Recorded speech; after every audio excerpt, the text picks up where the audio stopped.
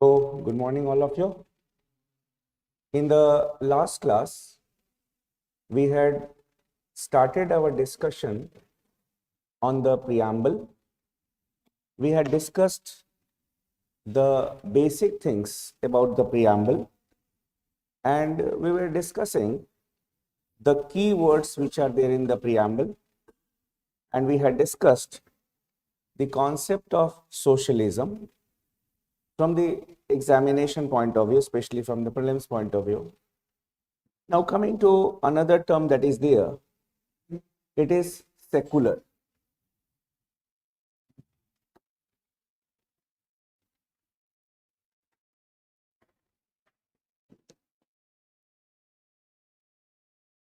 And we have this word secularism. Now, coming to the meaning of the term secularism, secularism is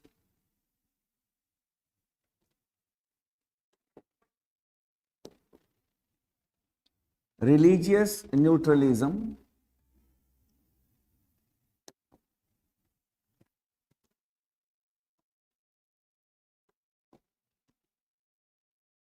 on the part of the state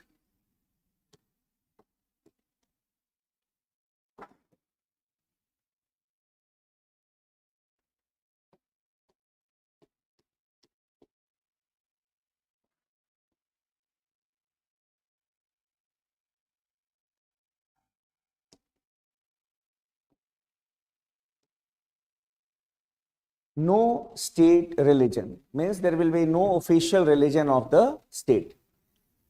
There can be some other statements with respect to secularism in the prelims examination. You can write some other statements also. The state shall not concern itself. The state shall not concern itself with religious beliefs,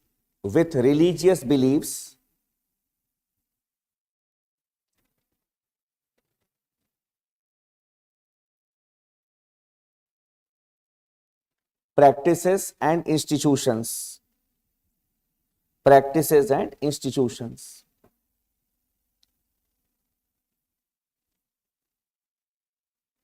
Next, the state shall not be associated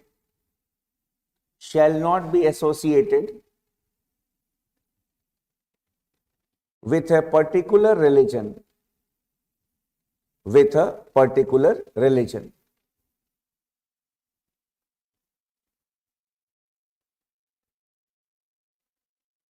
Next, the state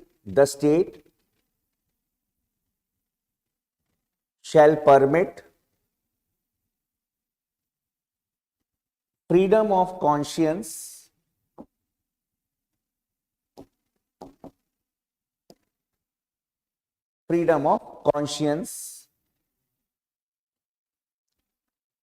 beliefs and religion for all its citizens.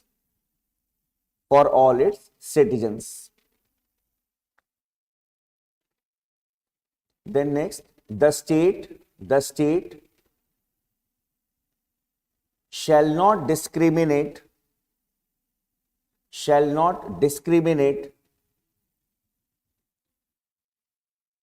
between the citizens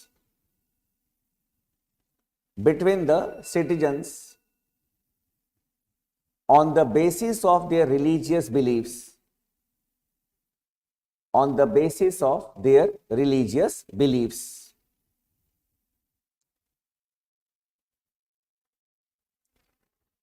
So there can be such type of statements in the prelims examination, that which of the following statements are correct about secularism.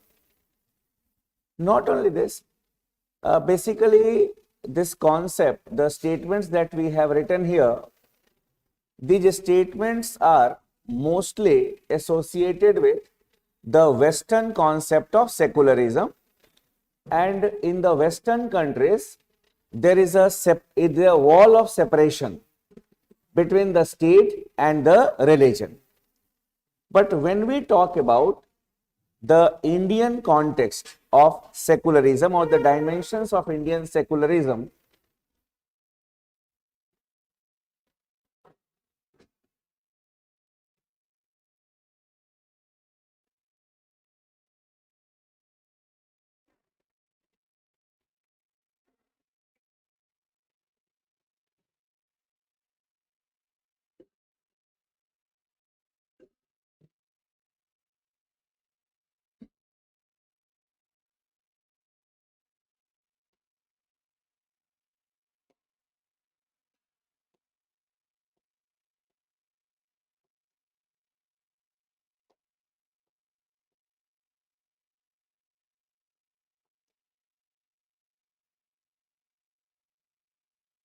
we have the Gandhian view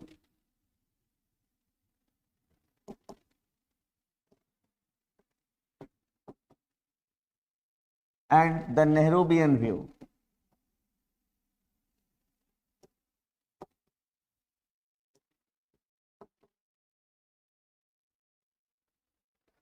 The Gandhian view of secularism is of Sarva Dharma Sambhava.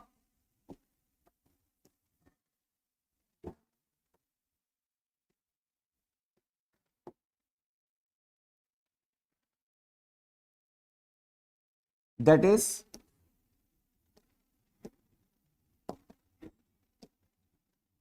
coexistence of all the religions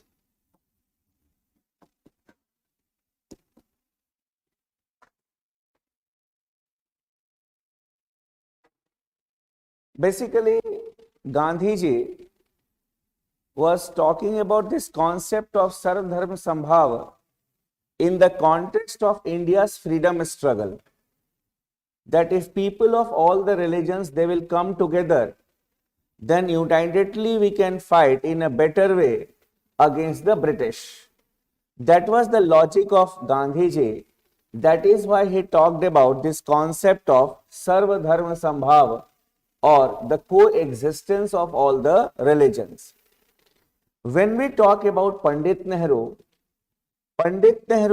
held that a secular state has got three characteristics. ये भी आप लिख लो. For Pandit Nehru, a secular state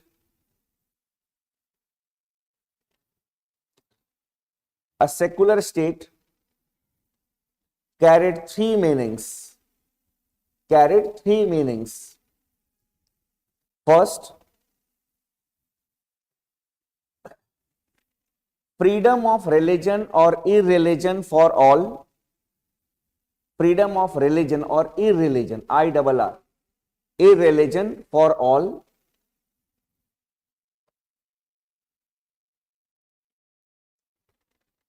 Secondly, the state shall honor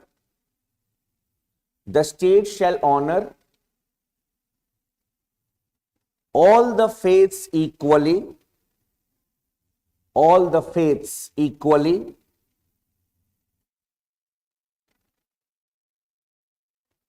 and thirdly, the state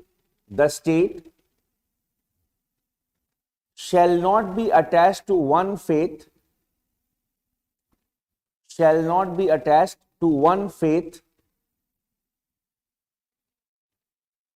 or religion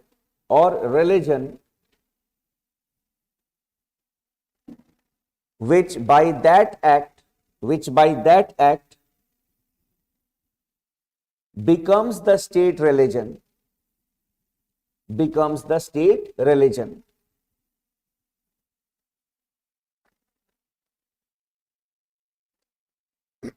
So in the examination, even if the name of Pandit Nehru is not there, which of the following is correct regarding secularism? Any of the statements that we have written, that can be asked, because secularism is in the news and it is always in the news in the country.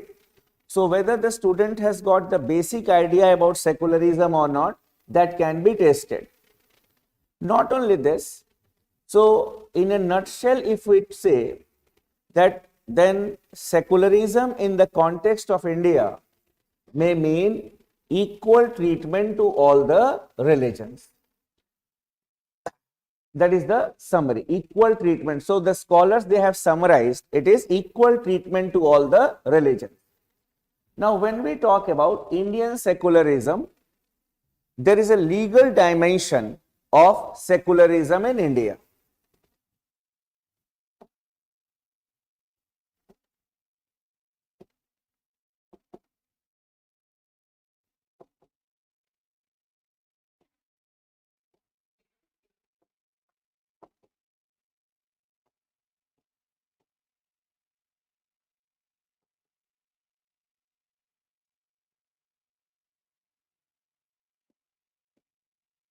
First of all,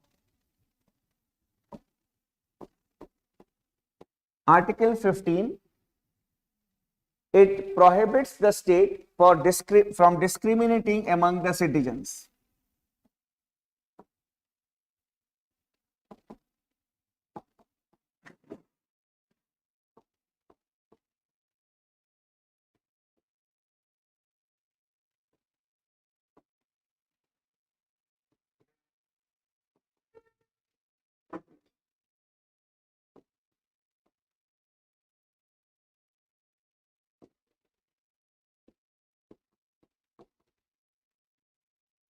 Citizens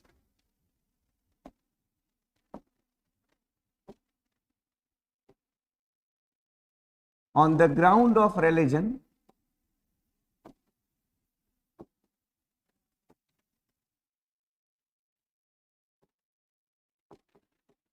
along with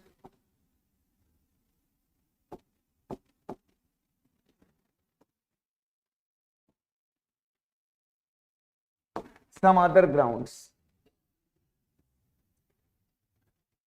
So there are other grounds which have been mentioned in Article 15, but as we are discussing the concept of secularism, that is why I have mentioned only religion. Then Article 16 provides for equality of opportunity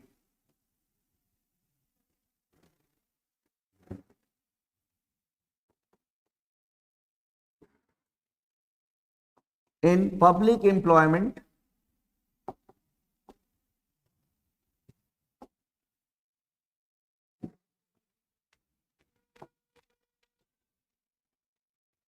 for all the citizens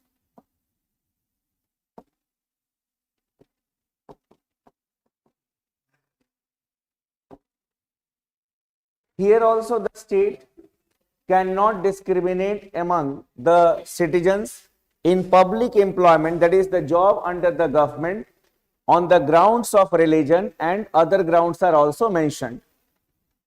Then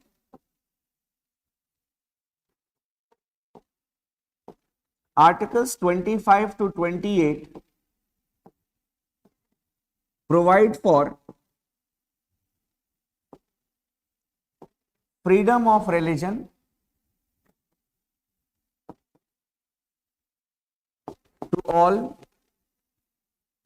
to all means all living within the territory of India, to all,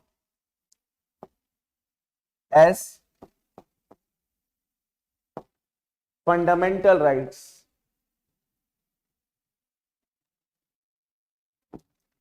And then Article 326,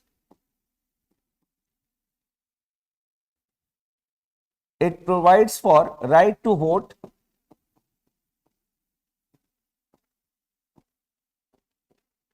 to all the citizens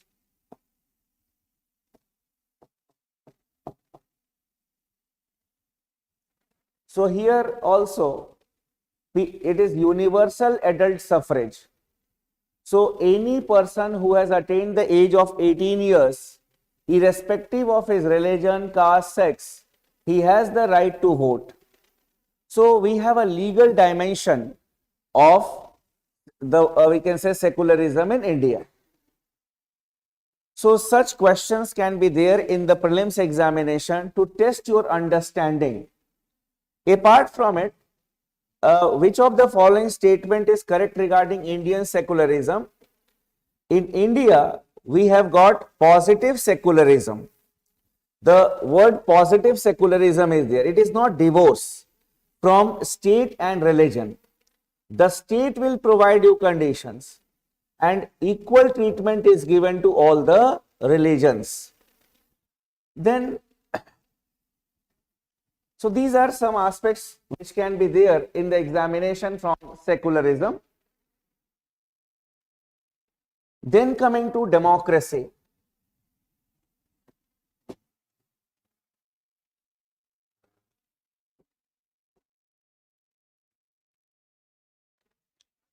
Democracy is a combination of two words, demos plus kratia. Demos means people and kratia means rule. So when we say democracy, it is rule by the people or rule of the people.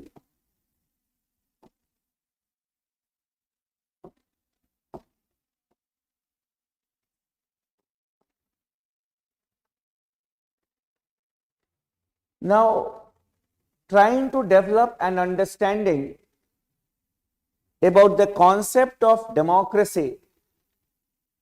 Democracy basically has got some dimensions. First of all, democracy as a form of government.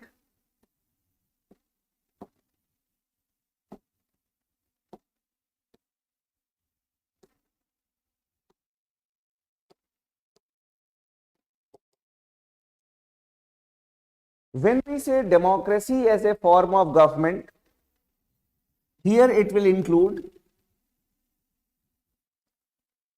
presence of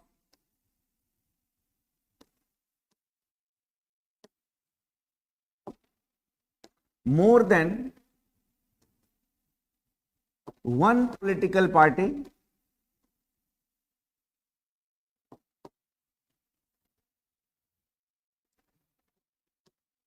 then regular elections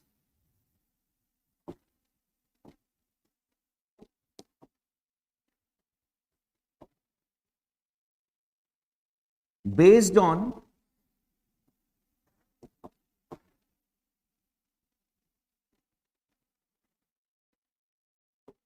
universal adult suffrage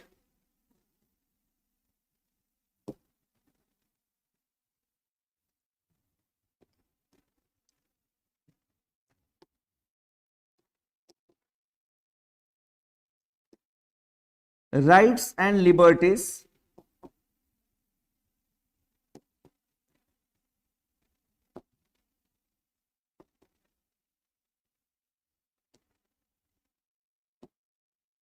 enjoyed by the citizens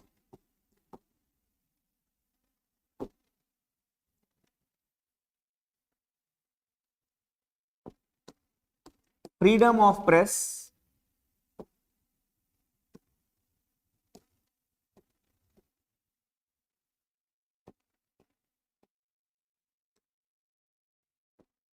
rule of the majority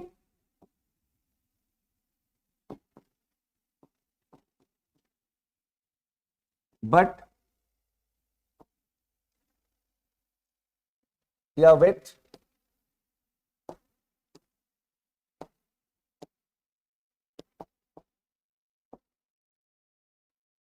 constitutional recognition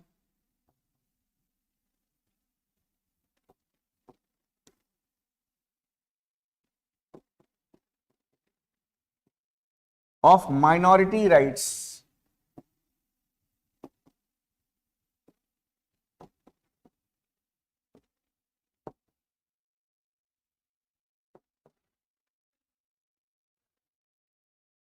Now, in the prelims examination, there can be a question, which of the following is a feature of liberal democracy? Because in the liberal countries, we have got these aspects.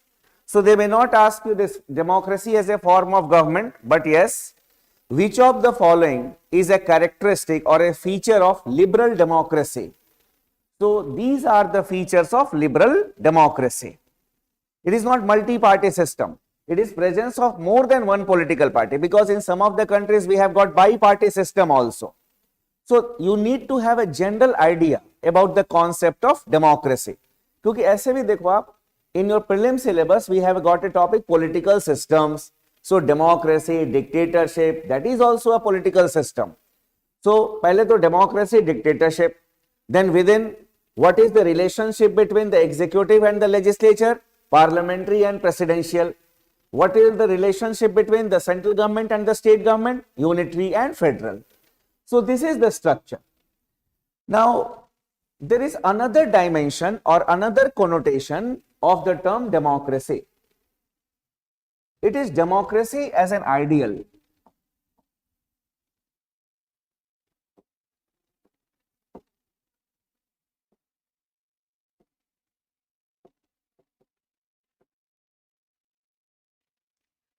Here we mean the substance of democracy.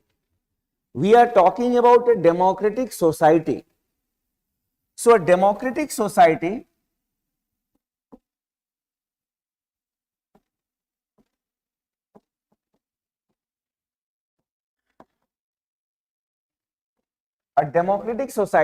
is that society where prevails justice, liberty and equality.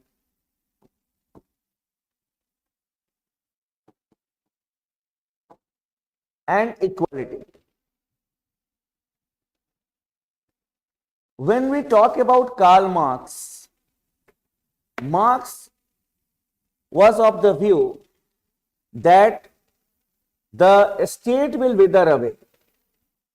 So with the withering away of the state, means when there will be a classless society, the state will not be there. And obviously if the state will not be there, democracy as a form of government will no longer be there.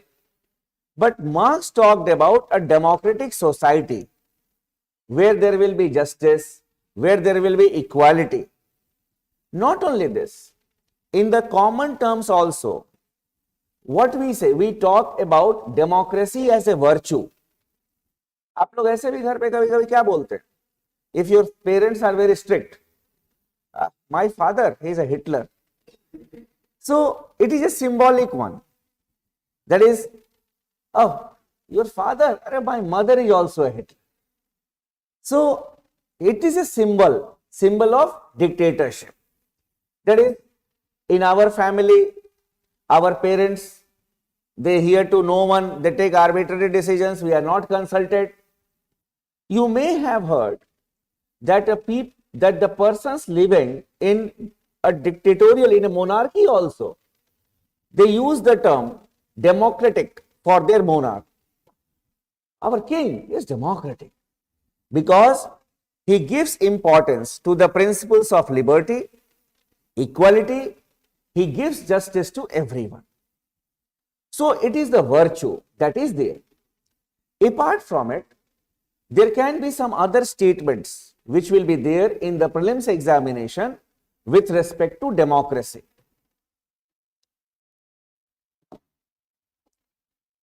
Here you can write, democracy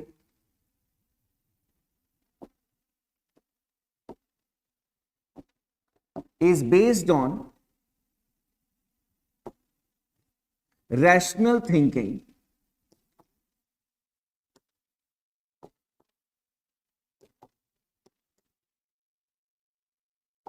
rational thinking. As the decisions are arrived at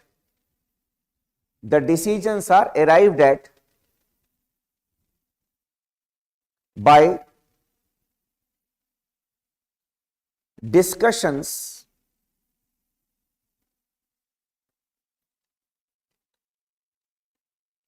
so rationality is the basis of democracy. Where in which of the countries democracy can be a failure? Where people will not behave in a rational manner. They will choose their representatives on the basis of the parochial identity.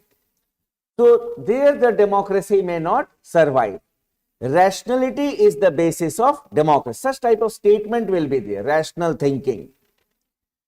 Now coming to another area from where the questions can be asked from democracy in the prelims examination, it is the types of democracy.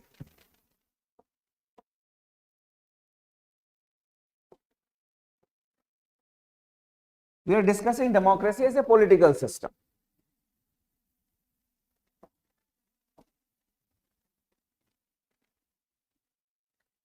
Broadly speaking, in some of the countries, direct democracy and indirect democracy.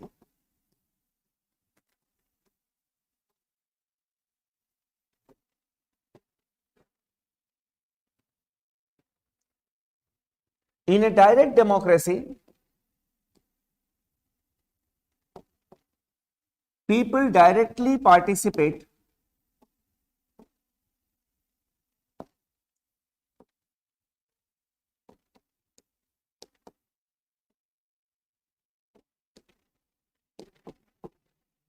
in the process of governance.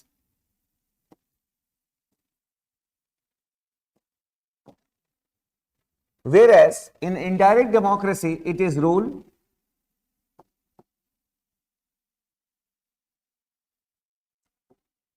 through the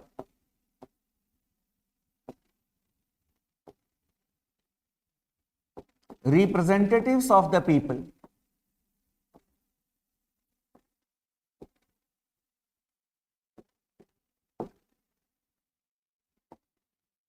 It is also known as representative democracy.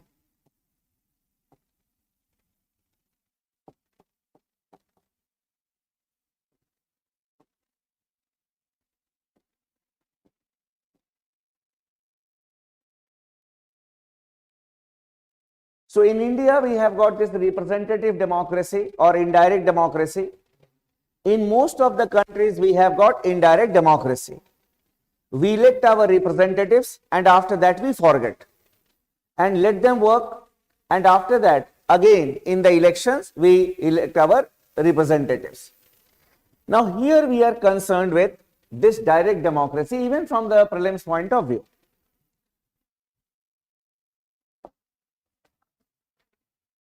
There are 4 devices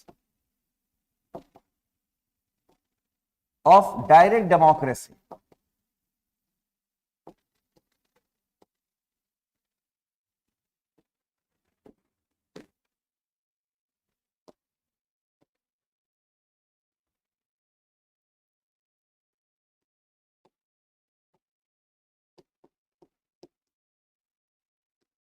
Initiative,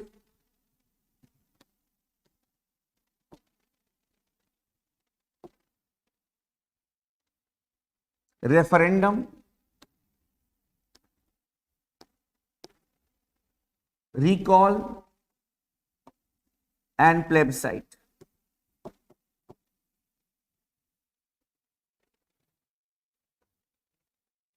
Initiative is a device by which people initiate the laws to be made, and it is not 5 people, 10 people or 100 people. They will go to the government and say it is direct democracy, you make a law on this.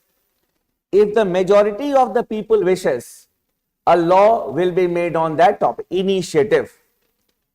When we say referendum, a law is made, then it is referred to the people for their approval. And if the majority of the voters they approve, then only the law will be implemented. Just as we vote in the elections, people vote that yes or no. That is referendum. A law is made, it is referred to the people for their approval. In indirect democracy, what happens? A law is made by the government, it is signed by the head of the state, it is notified in the Gazette, and it is implemented. Then the people come to know about it. But here, the law will be implemented only after the approval of the people. When we say recall, recall is a device by which the elected representatives can be called back if the majority wishes. So, in between the term of the representatives, if the people feel that our representative is not delivering, then they can pass a resolution, means the majority of the voters, then he can be called back. And plebiscite is a device by which the views of the people can be ascertained on an issue of political importance. Suppose if tomorrow the people of Jammu and Kashmir are asked that whether Jammu and Kashmir will be a part of India or not, or if Jammu and Kashmir should be given autonomy or not, such questions where we can say it is plebiscite. So, here in case of referendum, a law is made, it is referred to the people. Here, the views of the people can be ascertained on question of public or political importance. In the prelims examination, easy questions can be expected. Which one of the following is a device of direct democracy? 1 and 2, 2 and 3, only one, such questions can be there. Then republic, you all know what is the meaning of the term republic?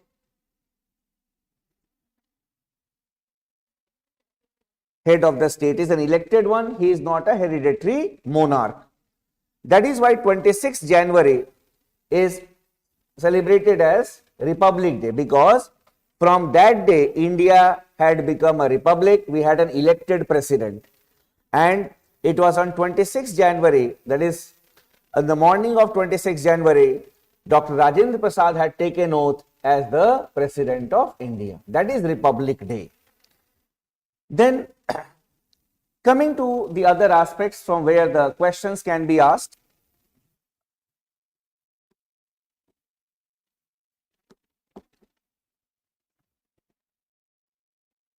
Justice, social, economic, and political. Now from here, which of the justice has been envisaged in the preamble? You see, we have no legal justice, social, economic, and political. These three words you need to remember, that the preamble envisages social, economic, and political justice. Social justice has to be achieved through Articles 15, 16, and some directive principles.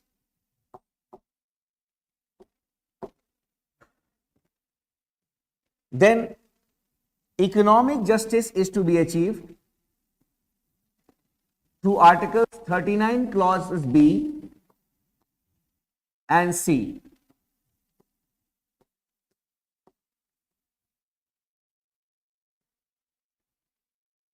And political justice is to be achieved through some fundamental rights and Article 326.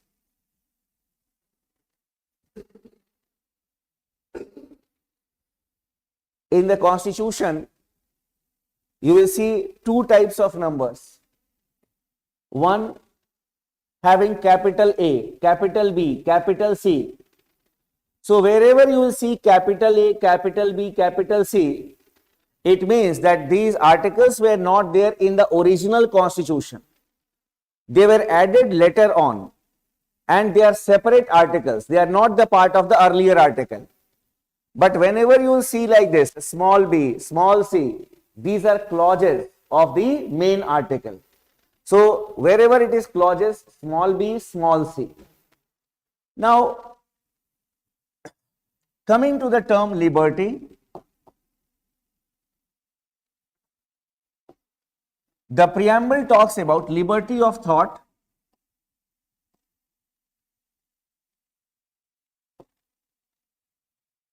और क्या है word, क्या क्या है, क्या याद है आप लोग को? Liberty of thought, expression,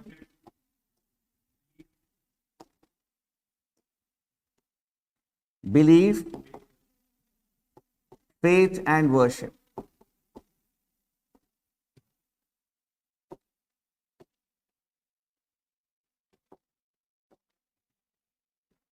Liberty of thought and expression, it is mentioned in article number 19 clause 1, subclause A. Belief, faith and worship, articles 25 and 26.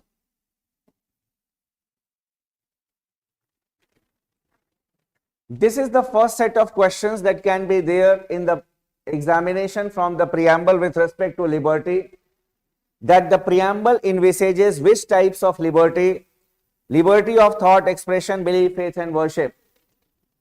There may be some other statements with respect to the understanding of the term liberty. So there you can write here as note. Note number 1.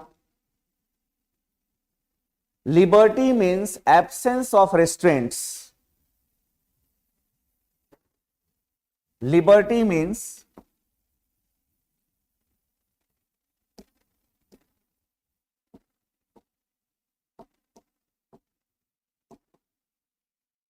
absence of restraints. Basically, this is the idea of negative liberty. That is, and the classical liberals, means when the liberalism was initially introduced, the classical liberals basically, they were of the view that the state was a necessary evil, and all restriction, all restraints, qua restraint is an evil. There should be no restrictions on the freedom of the individual. So liberty is absence of restraint. That is the first meaning. Second, note number 2 you can write.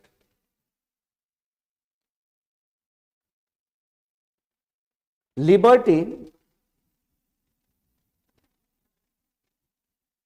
is the presence of conditions under which an individual can enjoy his or her freedom.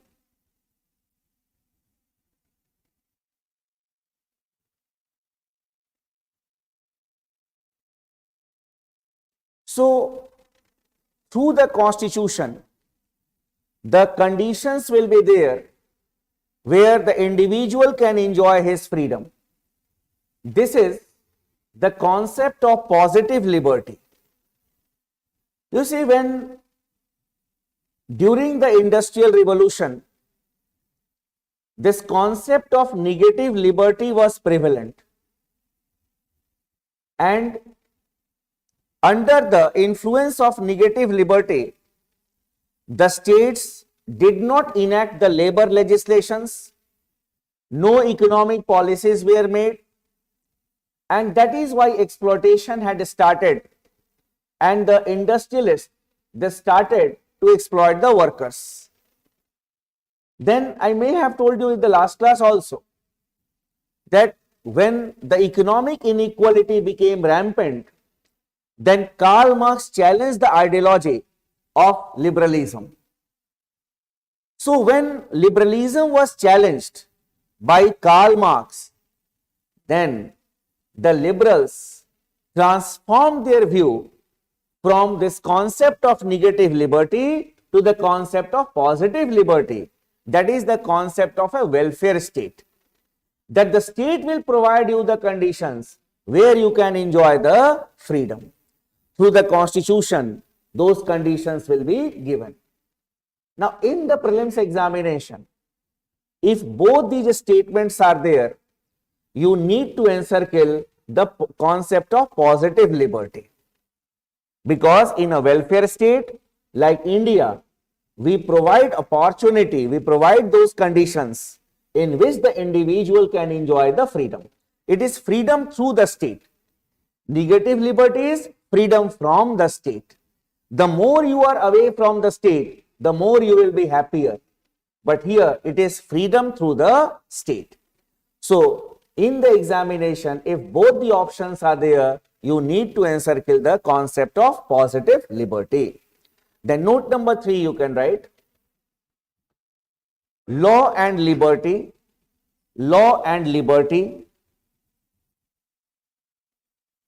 are not opposed to each other,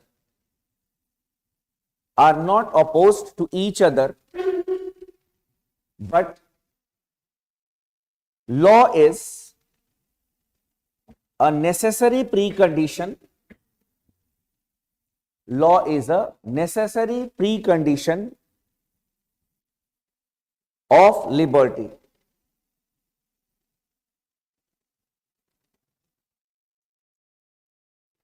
So, such understanding based statements may also be there in the examination. So, it is not that in the absence of law, we will be enjoying our liberty. If law is not there, we will not be able to enjoy our freedom. Why? Otherwise, it will become matasya nyaya. That is the survival of the strongest. So, that is why there has to be law. So, law and liberty are not opposed to each other. Such type of statements may also be there in your exam. These are unplanned statements which may be there in the, so you need to have an idea and understanding. So, this was from this concept of liberty. Then preamble also talks about equality.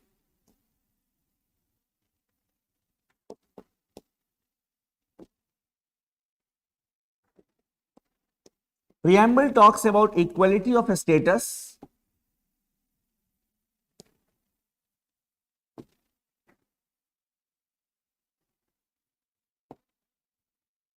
and of opportunity. Equality of status has been mentioned in Article 15 and opportunity has been mentioned in Article number 16.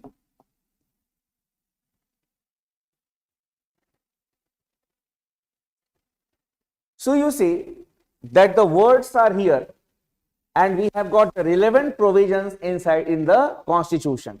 That is why the preamble is termed as the philosophy of the Constitution. That is, it contains the philosophy of the Constitution.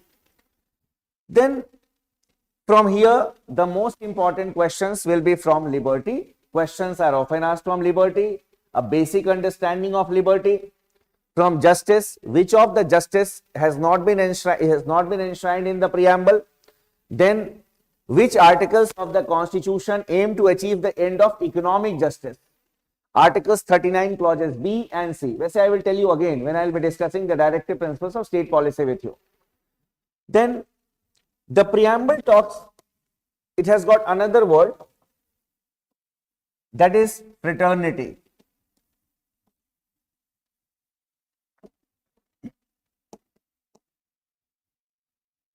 Fraternity is the concept of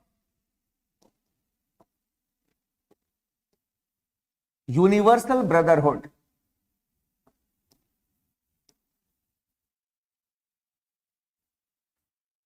The concept of Vasudhaiva Kutumbakam.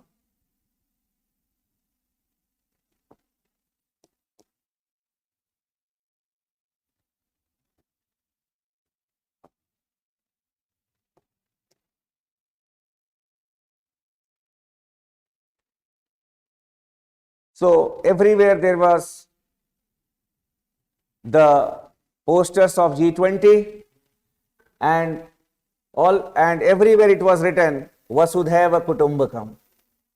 So Vasudhaiva Kutumbakam, it reflects the preambular objective, that is the objective of the preamble, that is to promote fraternity.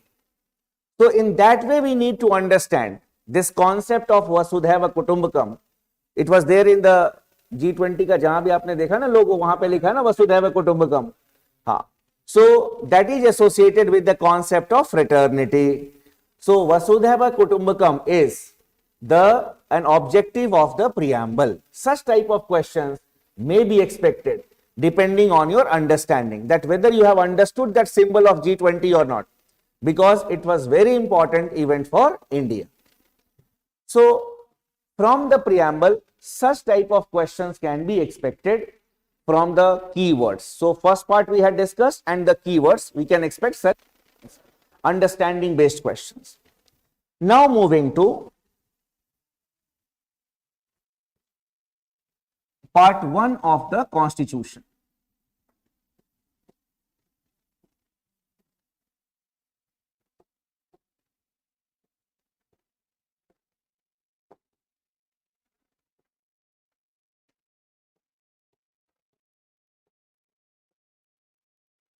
The Union and its territory.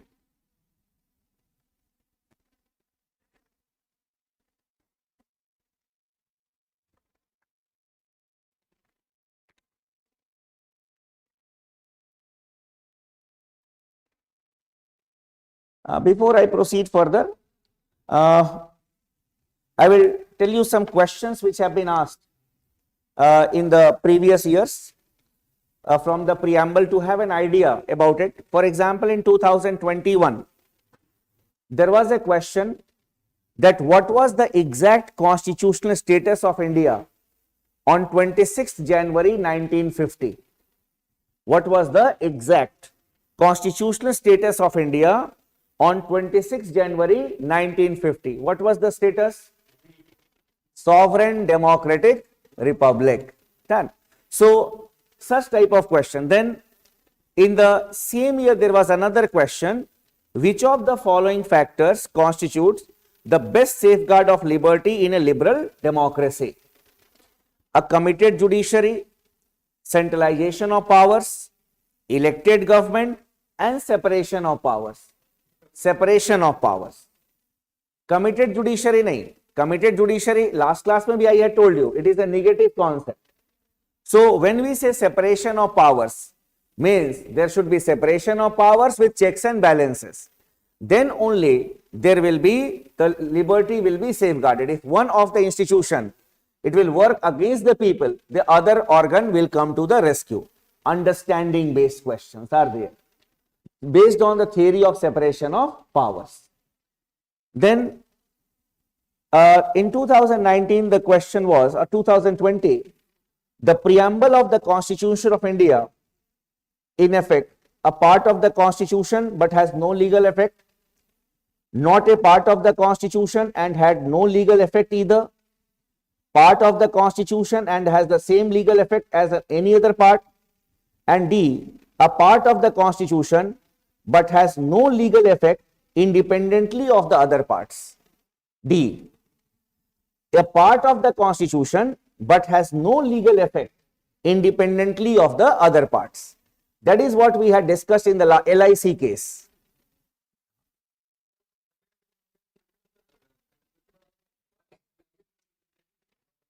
Elected representative कोई guarantee थोड़ी ना, elected representative तुम्हारे पाकिस्तान में भी है, हाँ, सब जगह है.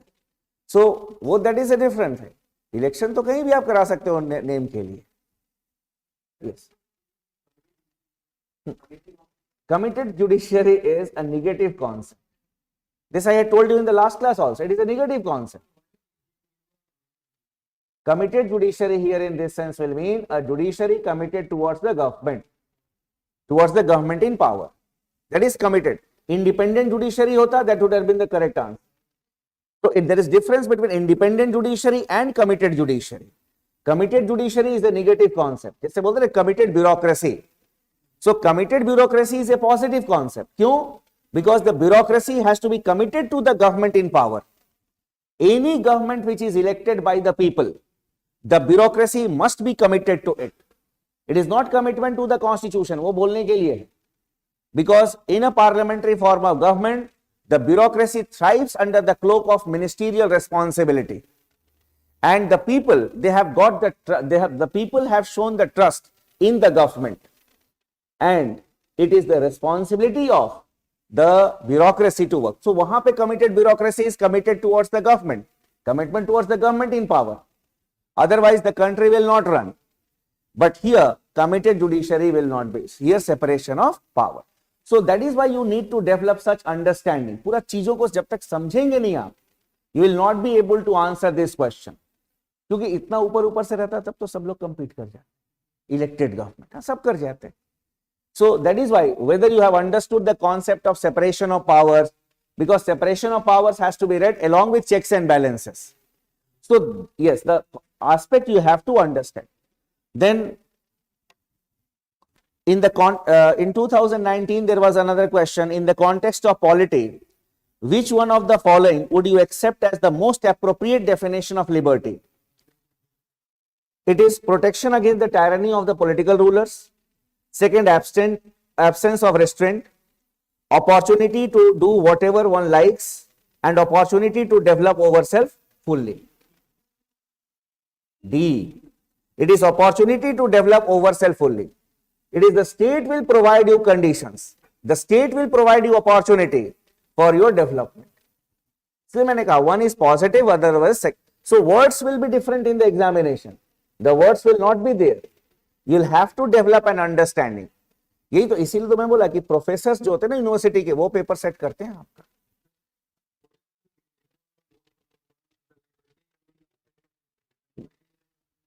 मैंने उसके बाद क्या बोला कि अगर दोनों ऑप्शन आएंगे तो कौन सा आप सही लिखोगे.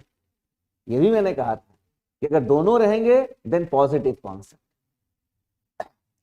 देन 2018 में there was another question related to liberty. Which of the following state is the nicest appropriate relationship between law and liberty? If there are more laws, there is less liberty. If there is no law, there is no liberty. If there is liberty, laws have to be made by the people. If laws are changed too often, liberty is in danger. If there are no laws, there is no liberty. So ऐसे ही है. One of the implication of equality in the society is the absence of क्या होगा? Privileges. यहाँ पे absence of privileges. And then the mind of the makers of the Constitution of India is reflected in which of the following? Preamble. तो अब वही है कि if you have not known, अब सिर्फ आप बेरुबरी यूनियन केस में आप पढ़ के चले गए कि नहीं preamble is not a part of the Constitution. लेकिन उसमें क्या कहा था? It is the key to the open the mind of the constitution makers. That is our understanding. Then democracy's superior virtue lies in the fact that it calls into activity the intelligence and character of ordinary men and women, the methods for strengthening executive leadership, a superior individual with dynamism and vision, a bond of dedicated party workers.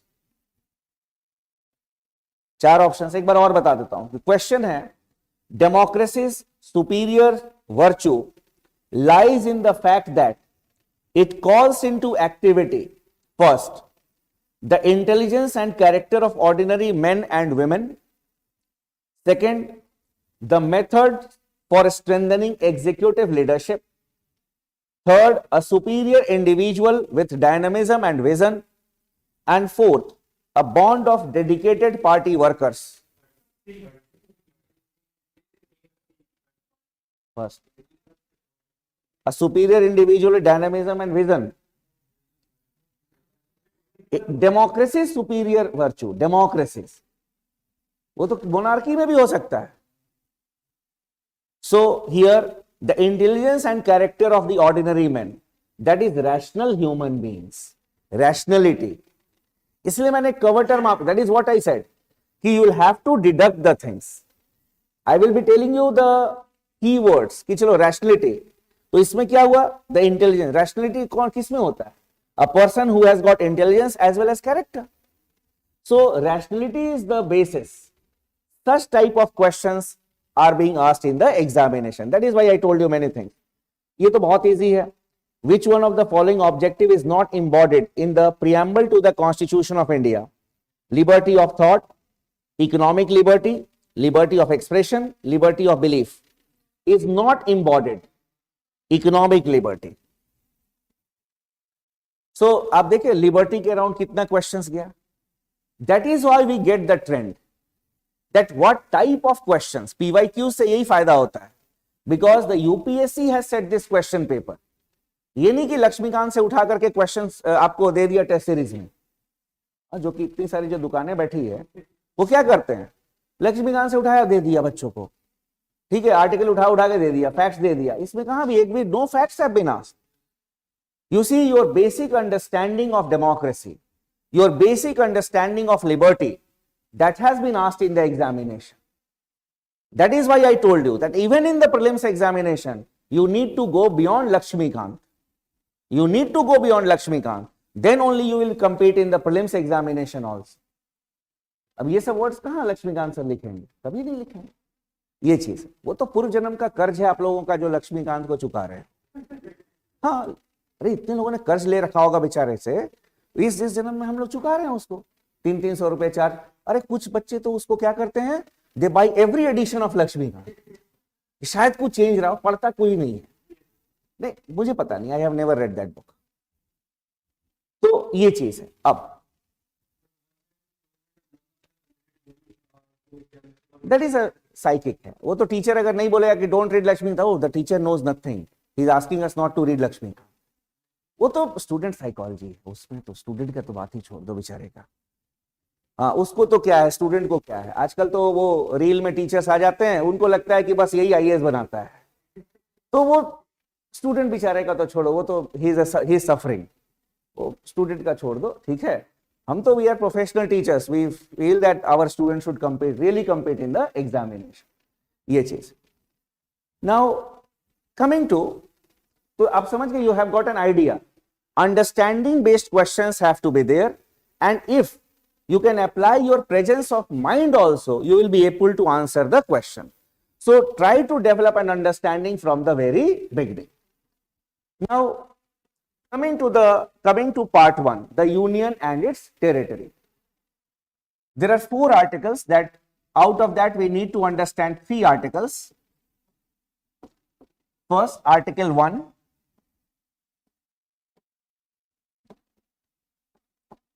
India, that is Bharat,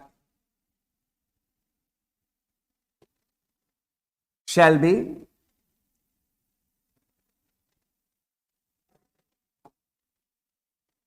union of states.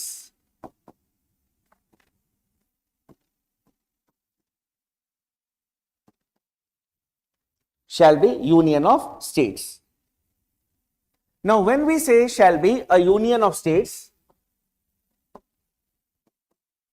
here comes your first question from the prelims point of view.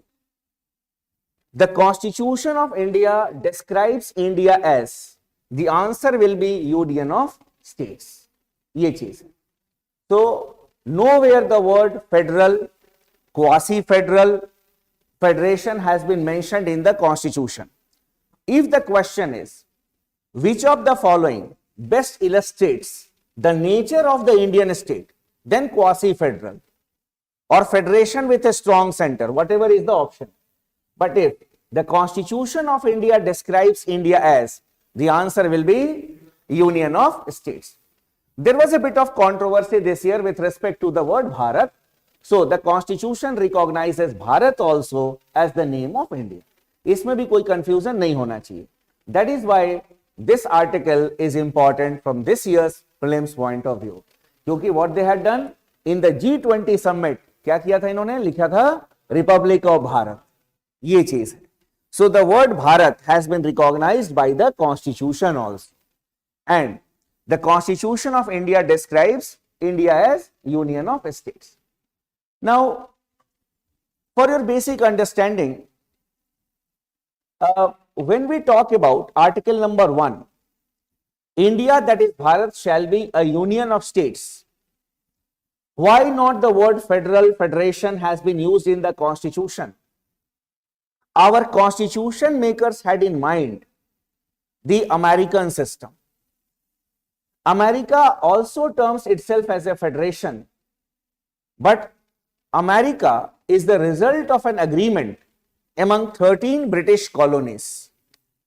So, and they had signed an agreement among themselves. And when you sign an agreement, you have the right to secede also. So, our constitution makers had that thing in mind, that the Indian Union is not the result of an agreement among the units, but the idea of India was already there. What had happened? That the states in India were created in accordance with the law, that is, in accordance with the provisions mentioned in the constitution, mostly because of administrative reasons. So, it is not an agreement among the units. So, it does not mean that in America the states have the right to secede. No. क्योंकि now, देखो, earlier there were 13 states. और ये तो पूरा एक development है, political development takes place, and gradually the central government becomes very strong. History का teacher आज भी बोलेगा कि नहीं नहीं ठीक है, it can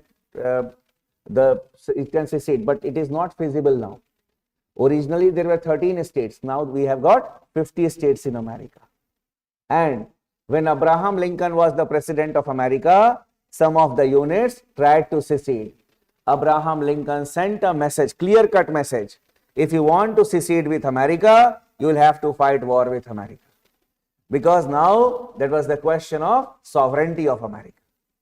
So gradually the things change. But we use the word union of states. Now here you can write as note.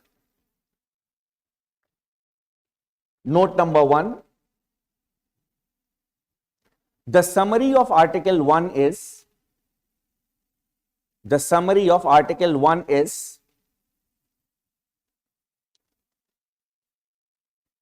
India is an indestructible union. India is an indestructible union.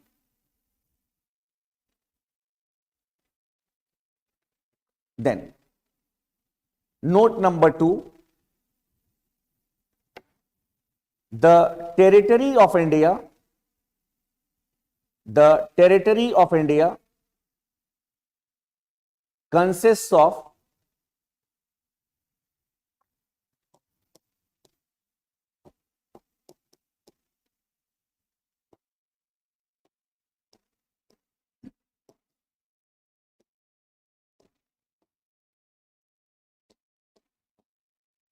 the territories of the states, the territories of the states, union territories,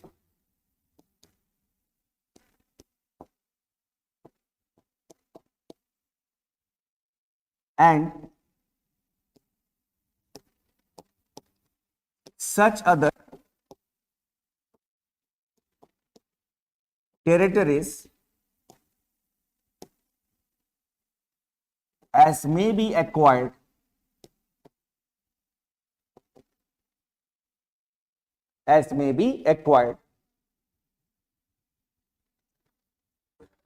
So in the prelims examination, 3 questions from article number 1. Constitution of India describes India as, what will be your answer? Union of states. ठीक हो गया आपका काम.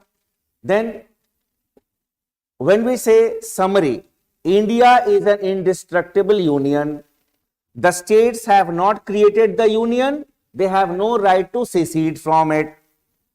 Clear? That is why the word union of states have been mentioned. That is why when any state tries to secede with India, the central government deals it with iron hands. The states have the units have no right to secede. And then thirdly, the territory of India consists of the territories of the states, the union territories, and such other territories as may be acquired. ये बहुत कम पूछते हैं, ये आपके state PCS वगैरह पूछ लेंगे, but yes, the two questions I told you, they are important. Article 2, even if you will not read, it is not that you will not compete in the examination. You can omit article number 2, कोई दिक्कत नहीं. Now coming to article number 3.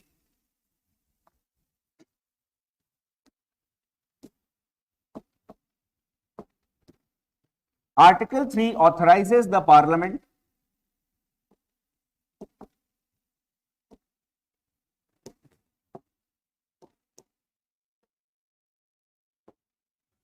to alter the areas or boundary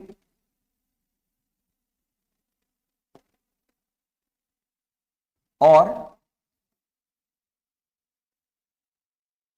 change the name of a state.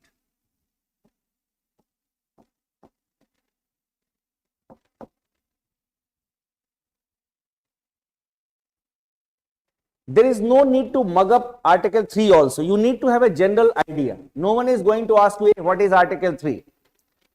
In the prelims examination, from Article 3, the process of the creation of new state can be asked, because that is the main aspect which is there in Article number 3.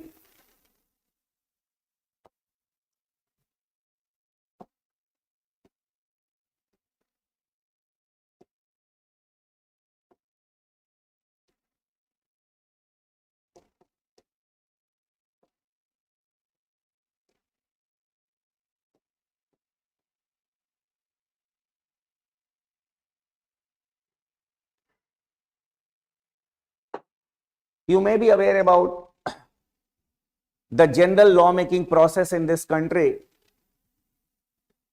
First of all, when the government decides that we need to have a law, then the concerned ministry, it prepares the draft of the law. And the draft of the law, that is the proposal for legislation, is known as the bill. If someone will ask you what is a bill, the bill is proposal for legislation, and the draft bill is prepared. After that, the draft bill is approved by the cabinet. The cabinet is the highest decision making body of this country, which is headed by the Prime Minister, and it consists of all the cabinet rank ministers. In the coming class, I'll tell you about the cabinet also, some facts. And after the cabinet approves the bill, it becomes the official bill of the government of India. And then the bill is introduced in the houses of the parliament. And then it is passed accordingly. And after getting the president's assent, the bill becomes the law. But when we talk about the creation of new state, here the request can be from any group. It can be from the state government, it can be from the people also. And principally, once the central government decides that we will have this state, then the process will start. For example, suppose we need to create Vidarbha.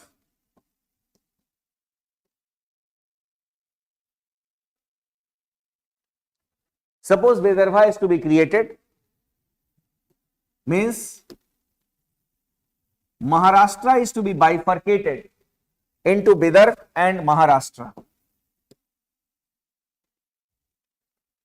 So it will be reorganization of Maharashtra. So first of all, the bill will be drafted, and after the approval of the cabinet, these things are not mentioned in the constitution. Then after that, it will not be directly presented or introduced in the parliament. First of all, it will be referred to the president. Without the recommendation of the president, the bill cannot be introduced. The president will first send it to the concerned state legislature, and the state legislature will have to give its views within a specified time, not consent, views. And after the lapse of the time frame, it will be presented or introduced in the parliament, and the parliament will have to pass the bill by a simple majority.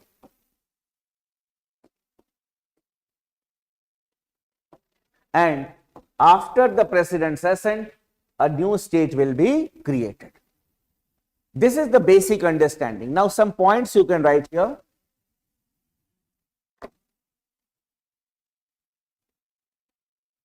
The draft bill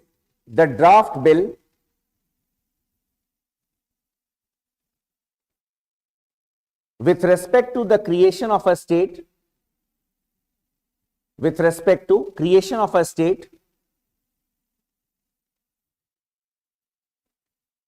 is prepared by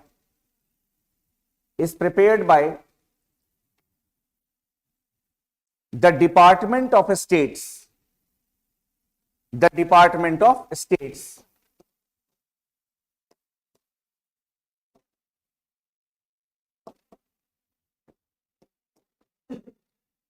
In bracket you can write Ministry of Home Affairs, MHA, Ministry of Home Affairs. So exam में ऐसे भी पूछेंगे which of the following department is associated with framing the bill or making the bill for the creation of a new state. So ministry तो सबको मालूम है MHA, but which specific department? It is Department of States. Then next point you can write, such a bill can be introduced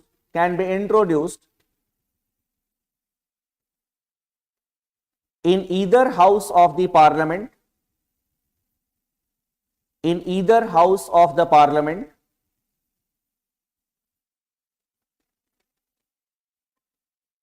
on the recommendation of the president,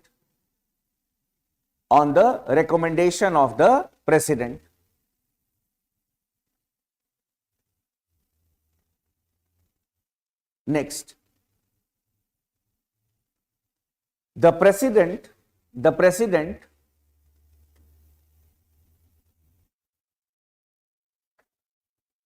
must refer the bill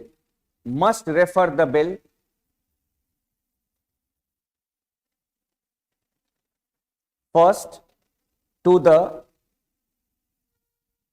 legislature of the concerned state,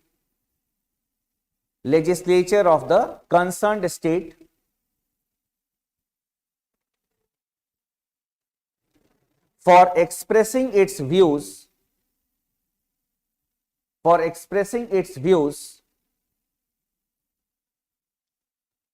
within a specified time.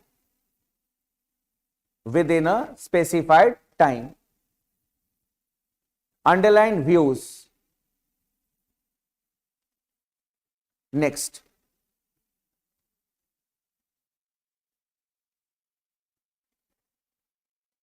after the lapse of the time frame,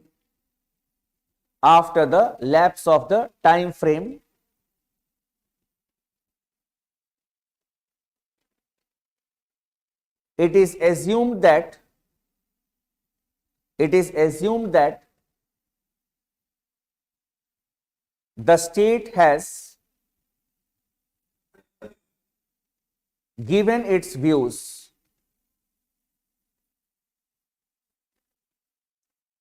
Next, after that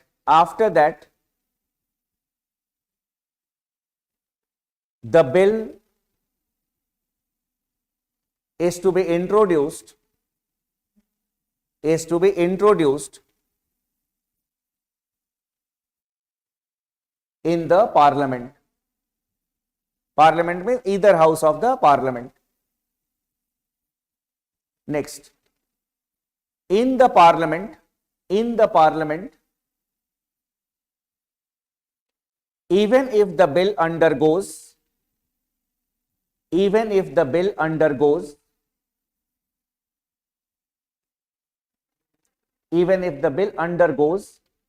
a large change in content, it may not be referred again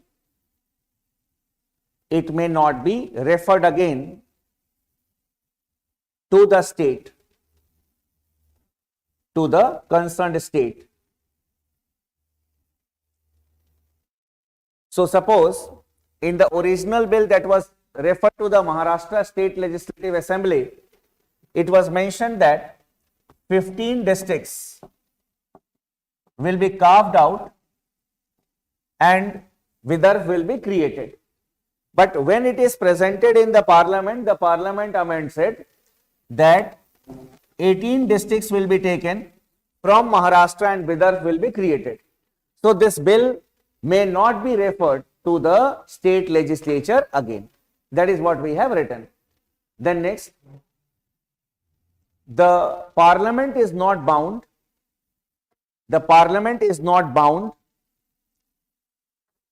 by the views of the state legislature. The parliament is not bound by the views of the state legislature.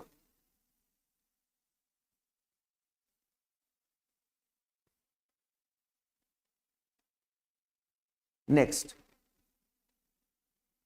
the parliament has to pass the bill by a simple majority. The parliament has to pass the bill by a simple majority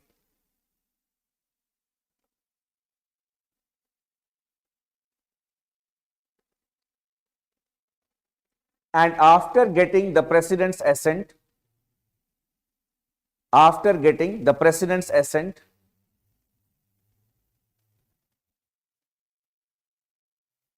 a new state is created.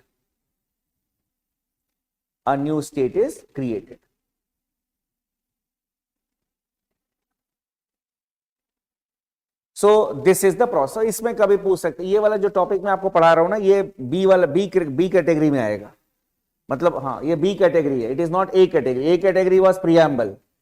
It is B category topic. So sometimes, suppose in the year in which you will be appearing in the prelims examination, if a demand for a new state is going on, then the question can be asked from here. Article number 1 is A category. वो सिर्फ एक क्यों? Because there was a controversy with respect to Bharat. कुछ लोग बोल रहे थे कि you are trying to change everything in India. So India के बदले भारत क्यों? So there was lot of rumor in this country also. कि now the Bharat will be official name. There will be nothing called India. Then तो ये जो Bharat word है ना, so that is why article 1 may be important. Otherwise ये state formation they may not ask. Now here you can write as note, NOTE. The summary of article 3 is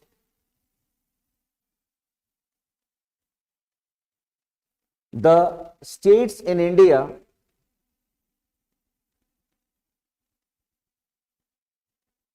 are destructible. The states in India are destructible. Then note number 2, the summary of articles 1 and 3,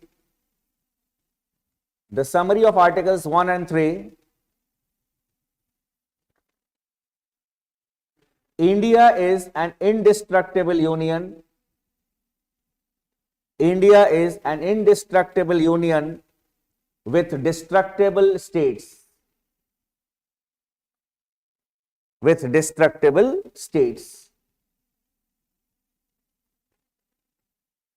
So the union is indestructible, but the states are destructible. So Article 1 and 3, this is the summary.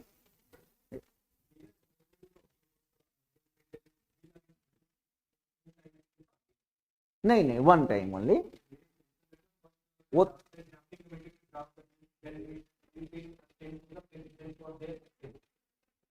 वो तो आपने लिख लिया है क्या? अरे नहीं, वो तो मैंने बोला ही नहीं लिखने के लिए, मैंने तो वो बोला ही नहीं था। मैंने आपको समझाया था कि how a bill basically is generally prepared. So in principle, first of all, the draft of the bill is prepared, then there is approval of the cabinet. After that, the bill is presented in the parliament. That was a general idea I gave. But here in this case, after the approval of the parliament, the cabinet, it is not written in the rule, we can say the constitution. So after that, what happens? That the constitution, how it starts? That such a bill can be introduced in either house of the parliament with the prior recommendation of the president. Done? Lekin, president will recommend when? Before recommending it, the president will send it to the concerned state legislature. इसलिए मैंने ये बना के आपको बताया कि directly ये नहीं, यहां से हो जाएगा, then the president will say कि चलो ठीक है, it will be introduced now. So this is the process that need to be followed. ये चीज. Now coming to article number 4. Article 4 clause 1.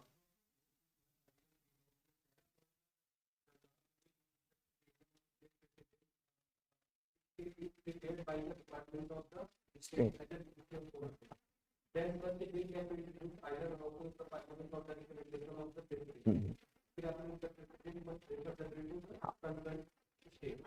And then after they are due and then again come back to the Parliament and then debate and then some legislation the content of the President and law will form. So this is the goal of it. Such a bill can be introduced either in the house. नहीं, वो आपने लिखा है कि that can be introduce. तो यहां आने से पहले the recommendation of the president will be required and the president before it. हर एक चीज is not mentioned in the constitution. वो समझते हैं कि हम लोग को समझ है, ठीक है. So basically, so here the president first of all he will be sending the, इसलिए हमारे कॉन्स्टिट्यूशन का जो लैंग्वेज है ना, इस बोलते हैं it is a lawyers paradise. आप और हम अगर आप पढ़ोगे ऐसे तो it is very difficult for you to understand each. इसीलिए मैं स्टूडेंट्स को बोलता हूं, don't try to read it word by word, नहीं तो वो ऑट शूट सैल में 4 साल बीत जाएगा, ना कंप्लीट करोगे ना कॉन्स्टिट्यूशन समझ पाओगे. यस, इसीलिए मैं आपको अपने भाषा में समझाया कि basically here what will happen, that it has to be introduced in the parliament, either house of the parliament on the recommendation of the president. But before the bill is introduced here, in between this happens. Now coming to article number 4. Article 4 clause 1.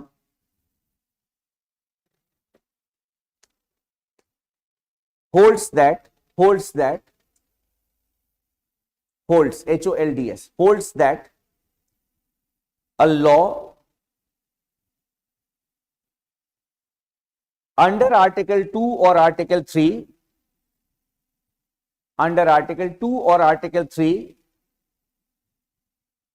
shall contain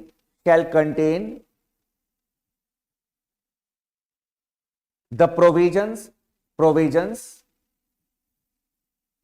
for the amendment of the first schedule,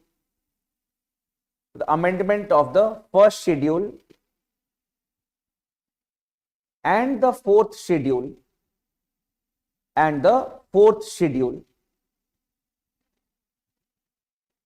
as may be necessary.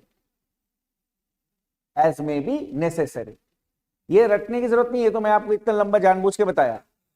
आपको ये याद रखना. अच्छा, if a new state is created under article 3, then there will be an amendment in schedule number 1 and schedule number 4.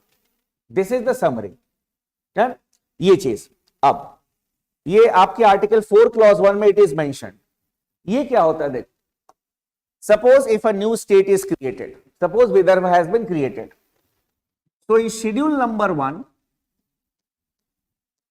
there will be an amendment and the name of Vidarbha will be written here.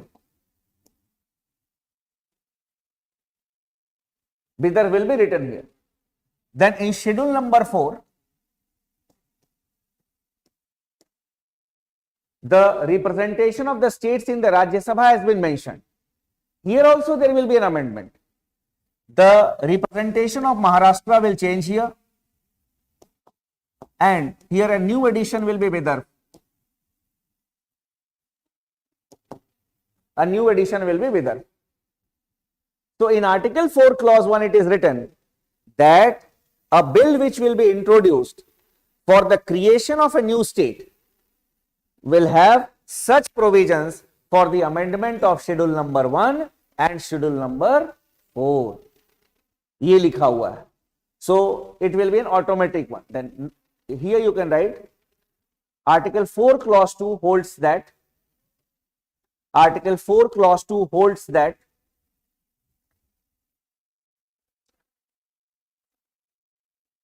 no such law, or a law ऐसा लिखना, a law made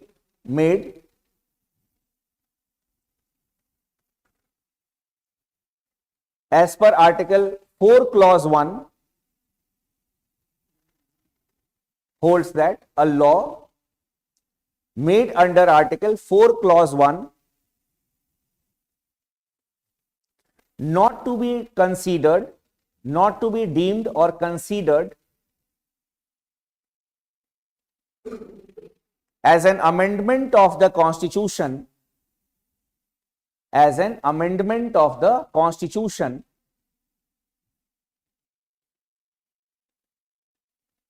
for the purposes of Article 368, for the purposes of Article 368.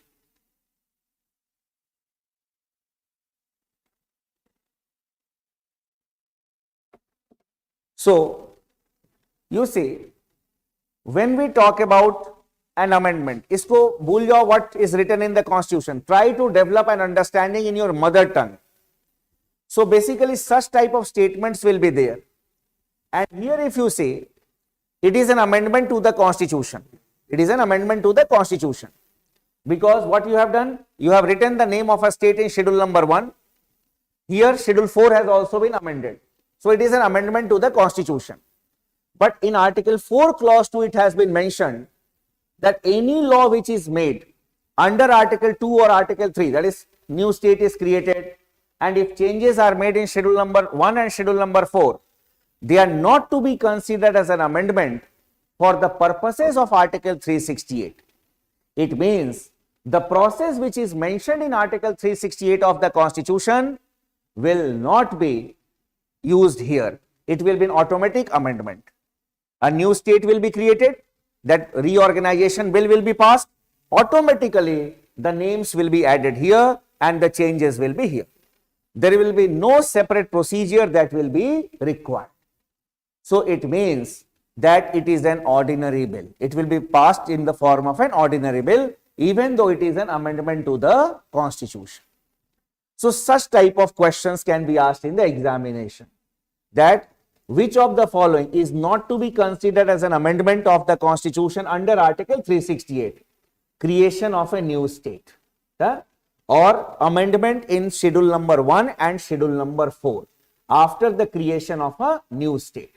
No doubt it is an amendment, but it will be an automatic amendment. Separate bill is not to be passed in the Parliament under Article 368. Now, when we talk about the dynamic aspect of Part 1 of the Constitution, when the Constituent Assembly was enacting the Constitution, then they basically put the names of the state in schedule number 1 in the form of 4 groups or 4 categories, A, B, C and D. But at that point of time, the merger of the princely states was taking place, and there was a general agreement in the Constituent Assembly that these 4 categories of states, they should not be the final one. You should think of reorganization of the states as soon as possible, because there was uneven development, there was linguistic concerns. In some of the princely states, 2 or 3 languages were spoken. So it was held that it should be a temporary one. You explored the possibility of the reorganization of the states.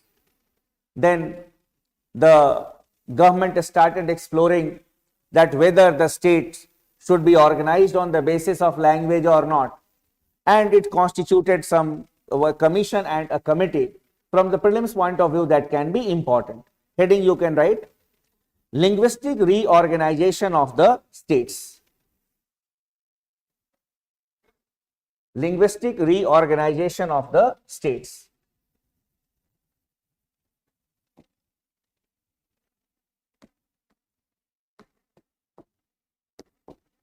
(1948) Dhar Commission.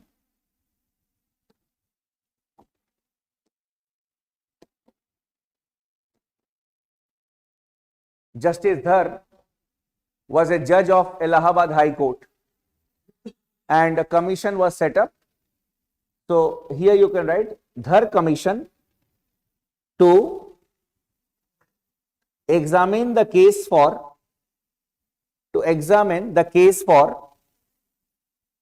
the reorganization of the states,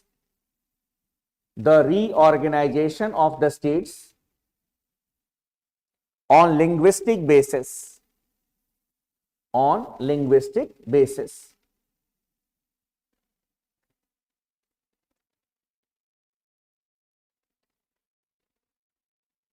full stop.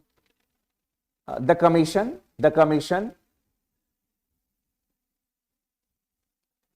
favored reorganization of the states,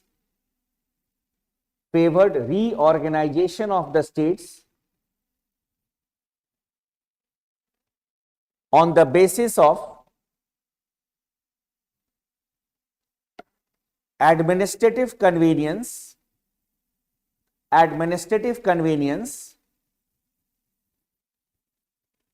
rather than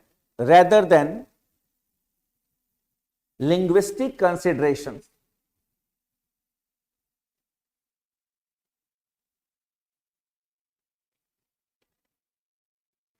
rather than linguistic consideration. तो सिर्फ आपको रखना है धर commission, linguistic reorganization of the states. Then in the same year, that is in 1948 only, the Congress constituted a committee of its own members, popular as the JVP committee.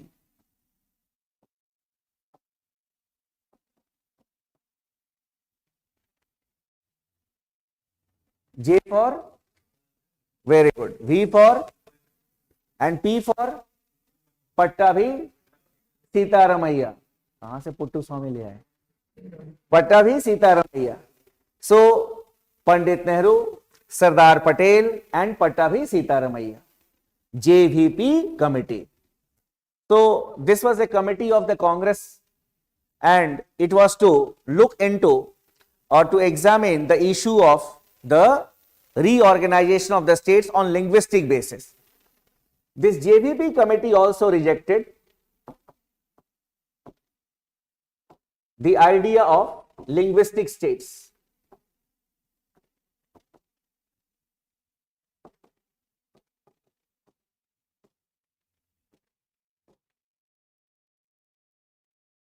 But as the politicians say, these people also said that the matter can be looked into if the demand comes.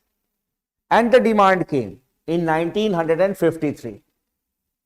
And in 1953, in the Telugu speaking areas of Madras state, there was a hunger strike by Sri Ramalu. He went for a hunger strike for 56 days and demanded a separate state on the basis of language, that is Telugu, in the state of Madras. He died, but the central government succumbed to the pressure of the death of Sri Ramalu And in 1953, Andhra was created as the first linguistic state.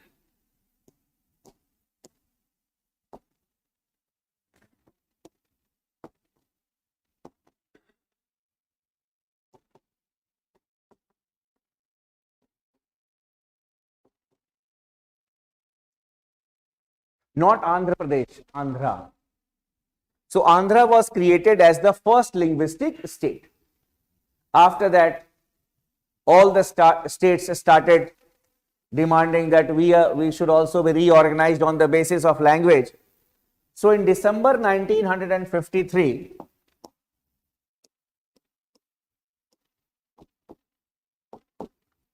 the central government, it appointed the States Reorganization Commission. State Reorganization Commission.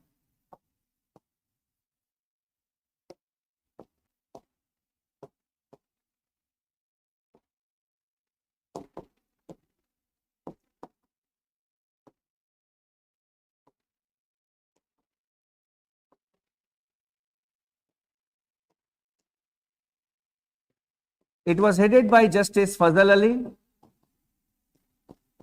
That is why it is also known as the Fazal Ali Commission.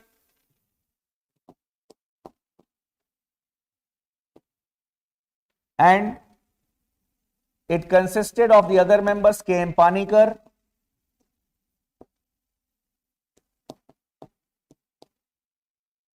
and H.N. Kunjru.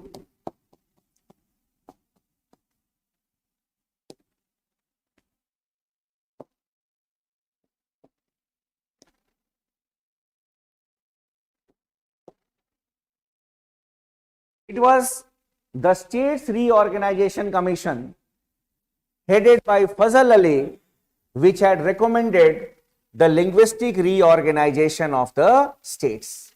So the Fazal Ali Commission, likh lo, this commission recommended to do away with the fourfold classification, to do away with the fourfold classification, to do away with means khatam kar dena, to do away with the fourfold classification of the states as provided in the original constitution, as provided in the original constitution,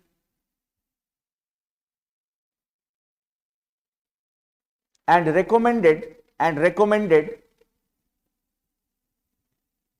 the reorganization of the states, and recommended the reorganization of the states on the basis of language,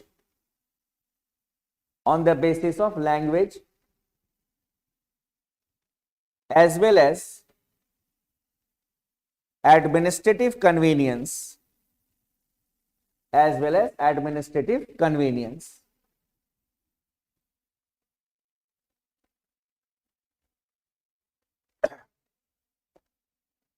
After that, in 1956, the States Reorganization Act came into force and it provided for 14 states and 6 union territories. You can write the name of the states.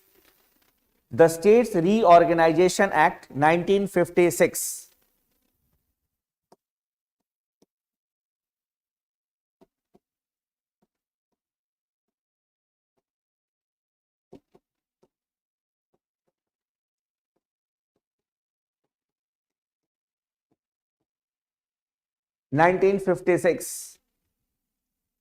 Provided for 14 states and 6 union territories.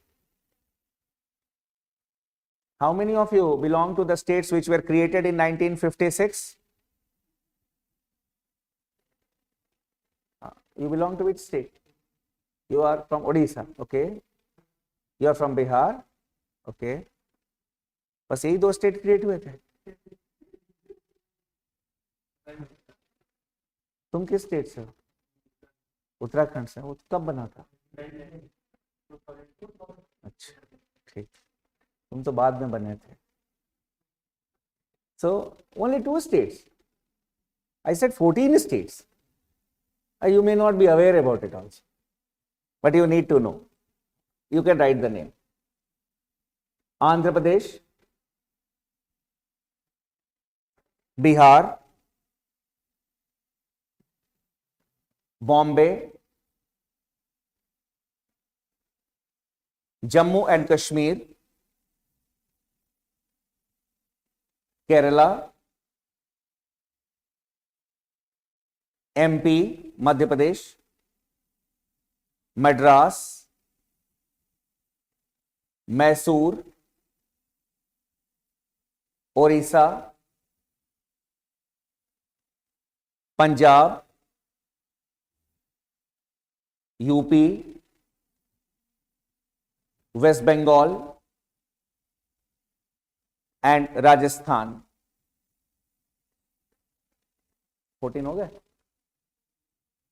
13 हुए। क्या miss हुआ? Assam miss हुआ, ठीक। Assam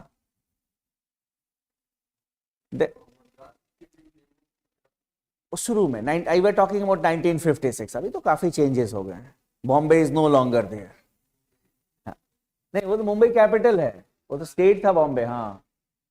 now coming to the union territories, 6 union territories were there. Andaman and Nicobar Islands, Andaman and Nicobar Islands, Delhi, Himachal Pradesh, Tripura, Manipur,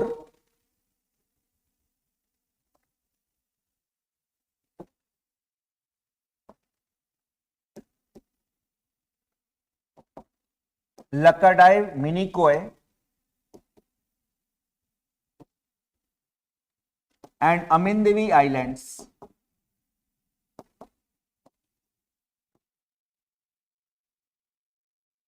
and Amenability Islands एक ही है। This was original one. Now what you will have to do is that one thing that you need to do, you need to remember the name of the states in chronological order, especially the northeastern states. And in the examination, what type of question can be there? There will be the name of 4 northeastern states. You will have to arrange them in the chronological order of their creation. Your keyword will be Assam. Assam, the first one. So if Assam is the first option in, we can say 2 of the options, then you can eliminate. उसके बाद you need to know. ये ध्यान दे दें, ठीक है? तो वो आप अपने से कर लेना कि ये शेड्यूल 1 में the list is there. Now coming to part 2 of the constitution, that is citizenship.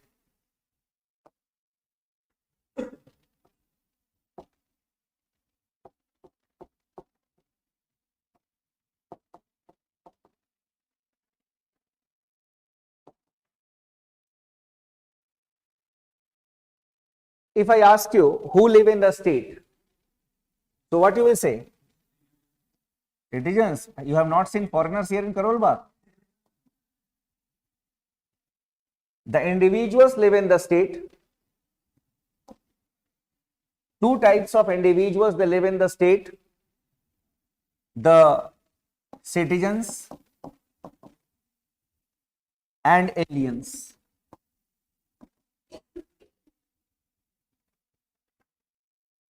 Aliens means the foreigners of friendly states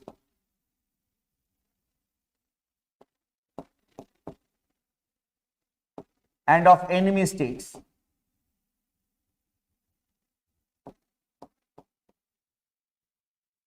No country is an enemy country during peacetime. Only when we are at war with that country will be termed as an enemy country. So no country is India's enemy country now. When officially we will be at war with the country, that country will be termed as an enemy country.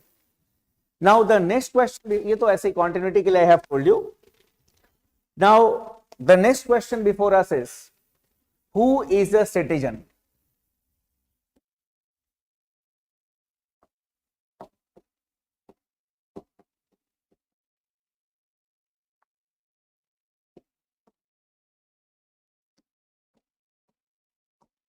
A citizen is an individual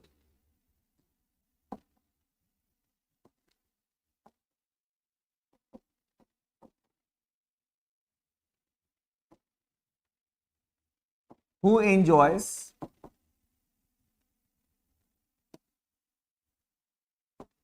full membership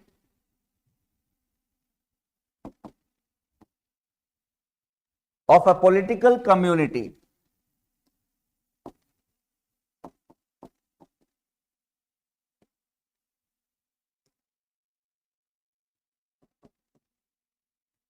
that is, he or she enjoys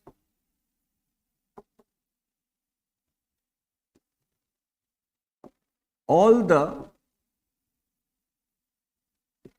legal and political rights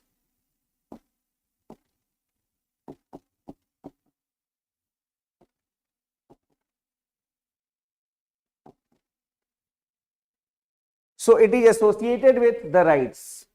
Full membership of the political community. Which of the following statement is correct regarding the, we can say correct regarding a citizen? So he will be enjoying all the legal and political rights.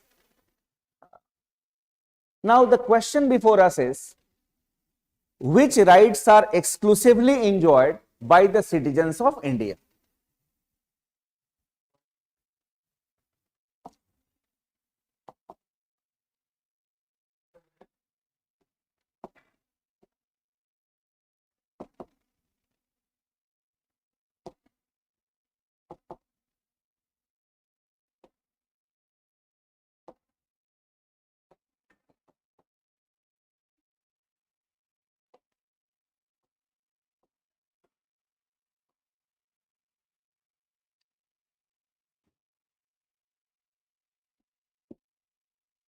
First, right against discrimination.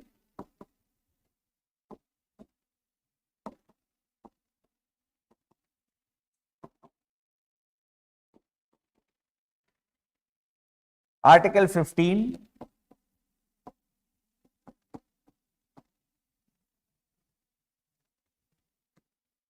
Then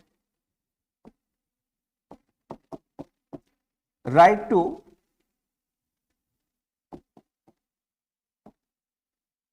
equality of opportunity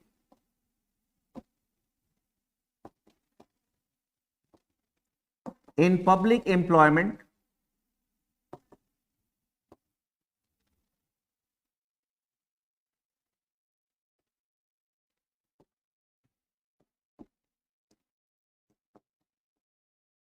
Article 16.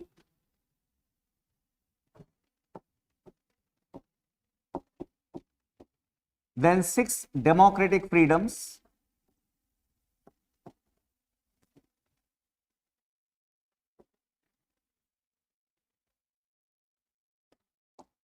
Under Article 19, Clause 1, the right to freedom of speech and expression, right to assemble, right to association, right to move freely throughout the territory of India, right to reside and settle down in any part of the country, and right to have an occupation. These 6 democratic freedoms are exclusively enjoyed by the citizens of India. Then, cultural and educational rights.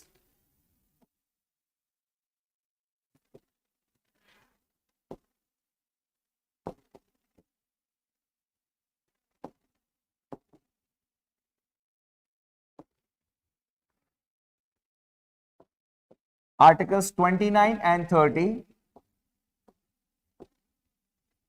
These are also known as minority rights. Then right to vote,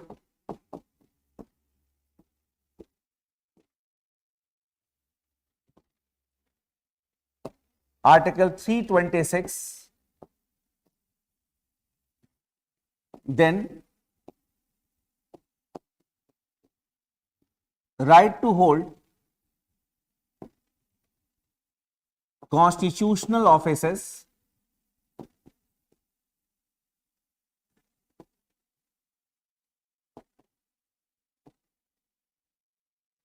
under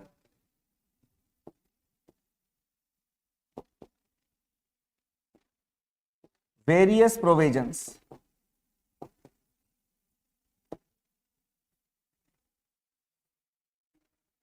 beginning from the office of the president. What is the qualification? Must be the citizen of India.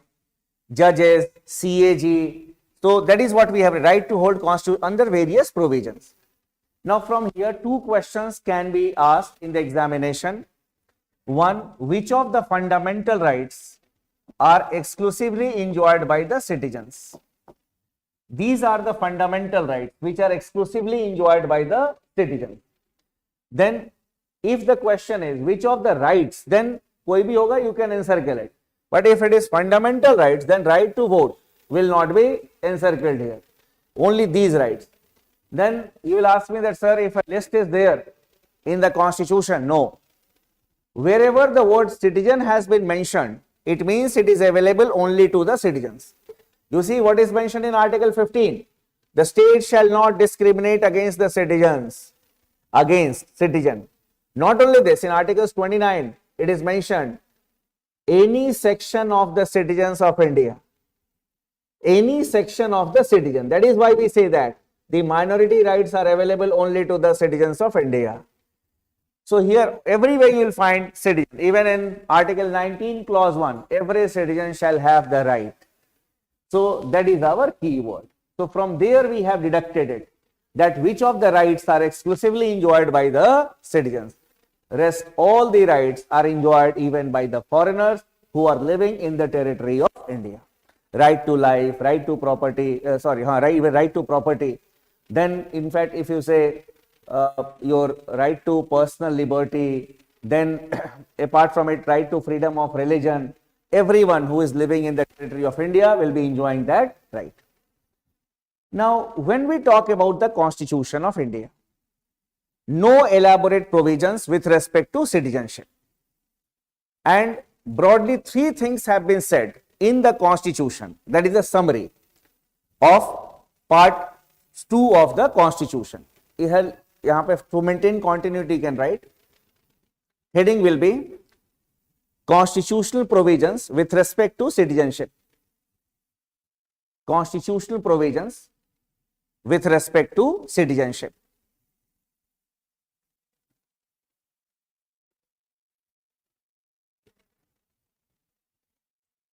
Here you can write the Constitution has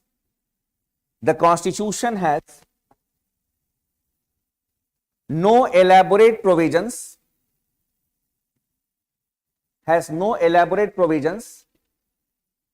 with respect to citizenship.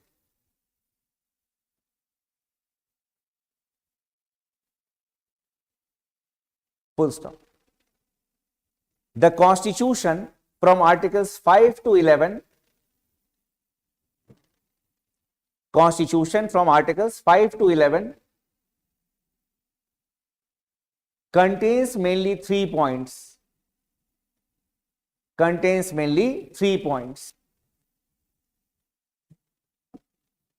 First,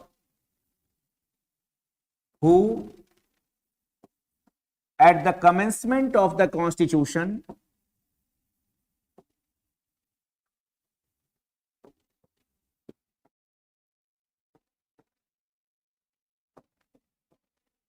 to be the, और इसको तो हो चुका है this,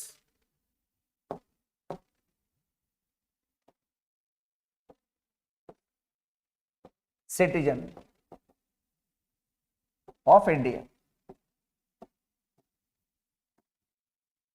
क्योंकि the word, the shall जब लिखा है ना, तो हो चुका, the Constituent Assembly had written shall. So, who on the commencement of the Constitution to be the citizen of India? Two things have been written here: by domicile and by migration.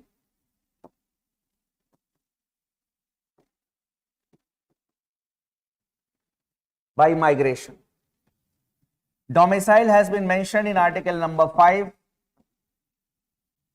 and migration has been mentioned in article number 6.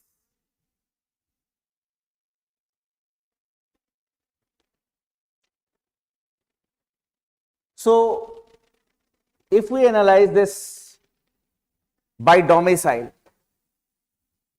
we are talking about 26th of November 1949. That is the date of the, because article 5th came into force from that day only. So who was a citizen of India on that day? Domicile. A person who was residing in India at that point of time. Or if a person whose one or both the parents are born in India. And third, a person who has been living in India 5 years before we can say the commencement of the Constitution. The Anglo-Indians, they come under that category because the Anglo-Indians were living in India 5 years prior to that. They lived in India, they did not go back to their own country. So these are the three conditions of domicile. If you wish, you can write it. First, who was born in the territory of India, who was born in the territory of India.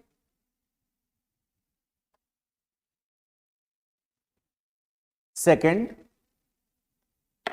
either of whose parents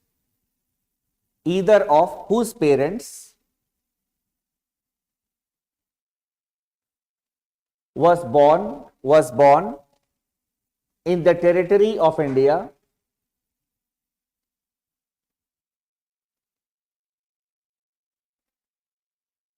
and a person who had been ordinarily residing in India for at least 5 years, ordinarily residing in India for at least 5 years before commencement of the Constitution. Before the commencement of the Constitution. So the Anglo-Indians basically come under this category.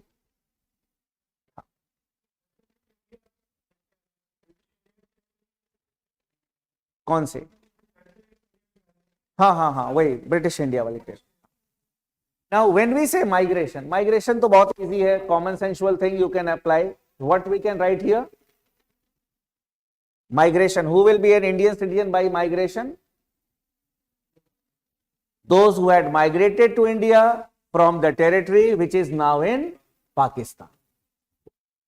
So, descriptive questions will not be asked. Just an idea I wanted to give you because minimum knowledge is required. Then, this is the first thing that our Constitution says. Then, secondly, it prohibits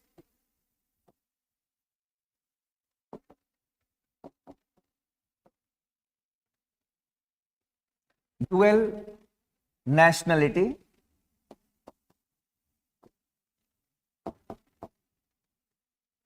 that is an Indian citizen cannot have the citizenship of another country along with the Indian citizenship. And thirdly, Article 11 authorizes the Parliament. Article 11 authorizes the Parliament to make any provision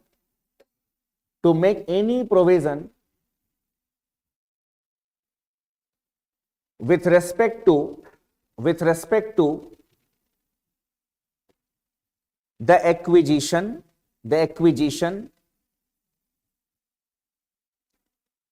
and termination of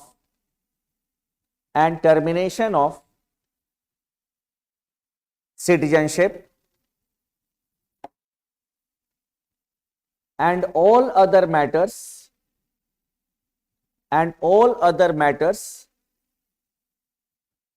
relating to citizenship. Because Constitution has no elaborate provisions. It is silent on how a person can become an Indian citizen after the commencement of the Constitution and the other aspects. So that is why Article 11 has authorized the Parliament to make laws. So when the Parliament was authorized by the Constitution, what the Parliament did? The Parliament passed the Citizenship Act 1955, which has been amended from time to time. So you can write it. Accordingly, the Parliament passed the Citizenship Act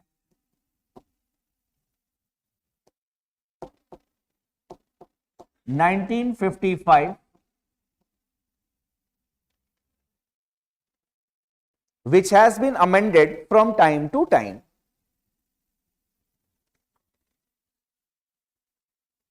Next, according to the Citizenship Act 1955, as amended in 1986 and 1992,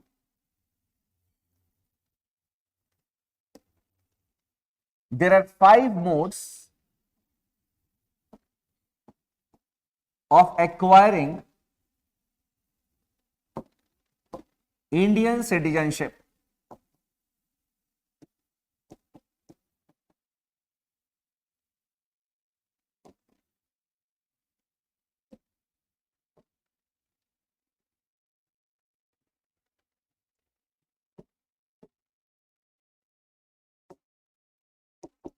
By birth,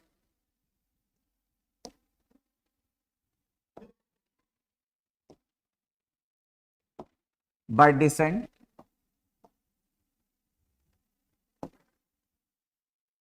by registration,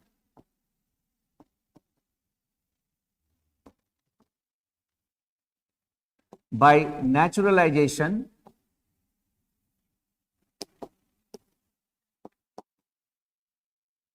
and by incorporation of a new territory.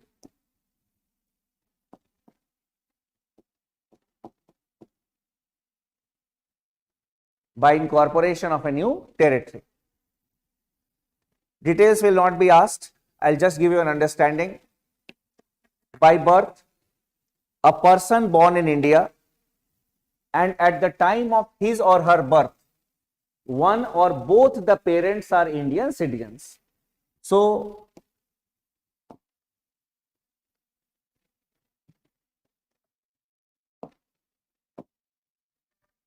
born in India.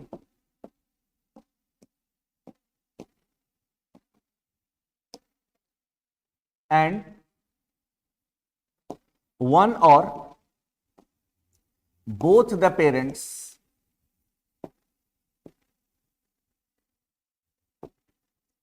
are Indian citizens.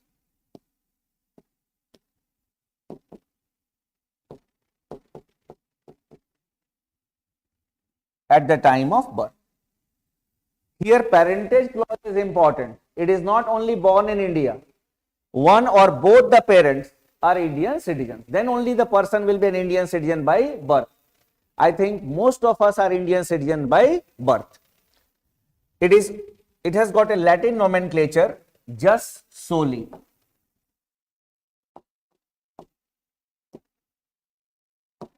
Law of soil. Law of soil. Then descent. Person born outside India.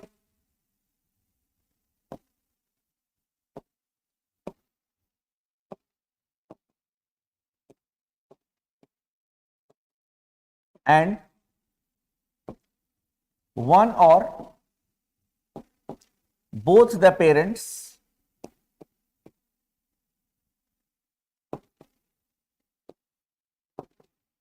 Indian citizens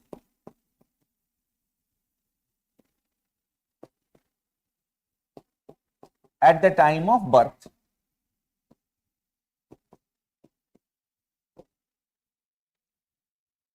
It has got a Latin nomenclature, jus sanguine.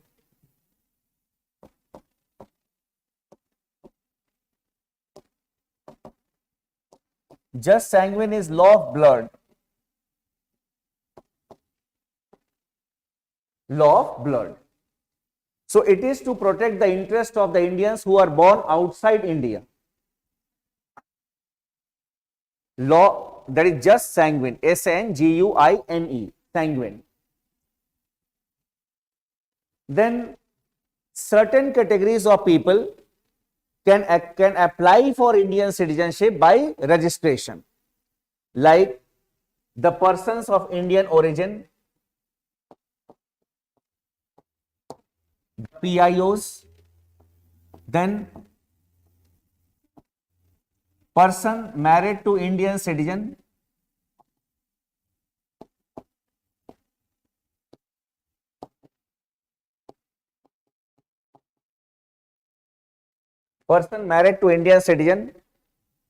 and thirdly, minor children of Indian parents.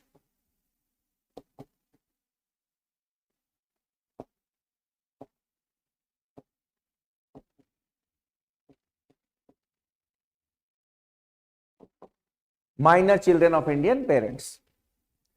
Now here, these categories of people will have to fulfill the residential qualification of living in India for 5 consecutive years.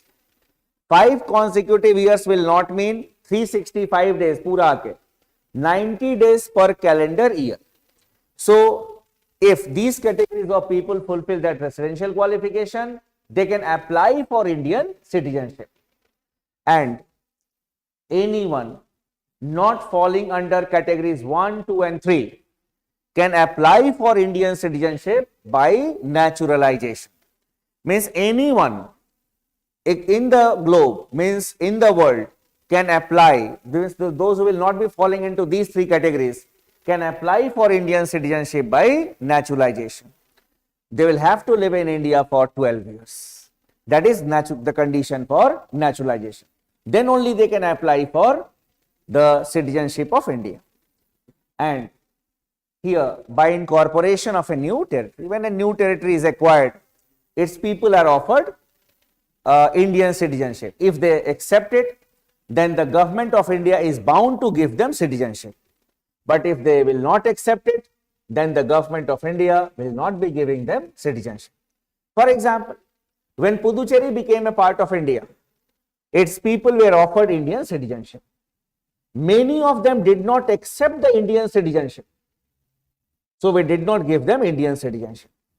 When Sikkim became a part of India, the citizenship was offered to all the people of Sikkim, and all of them accepted Indian citizenship, and it was given to all of them.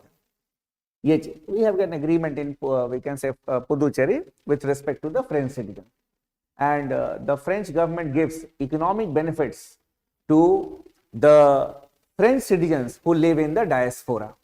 And you all know that vitamin M is the most important vitamin. So, in order to get that vitamin M from France, they did not accept the Indian citizenship. They vote even today.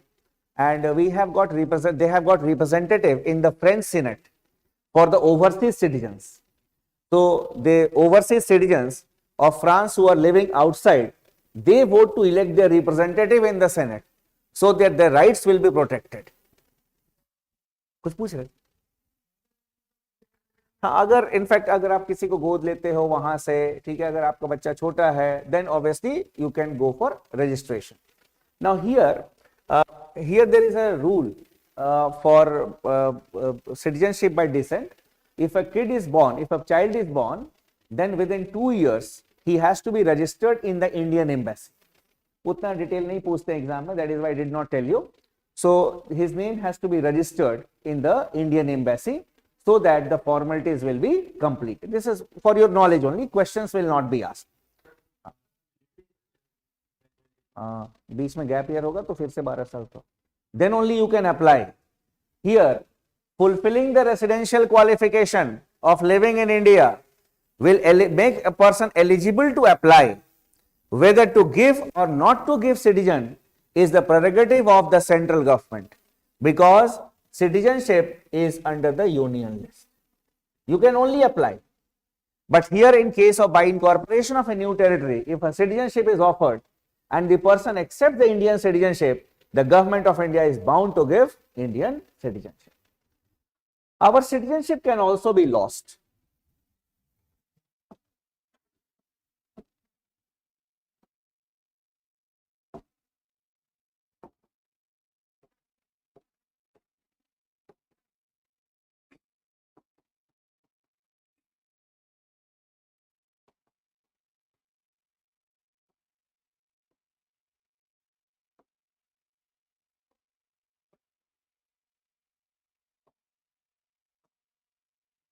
Renunciation,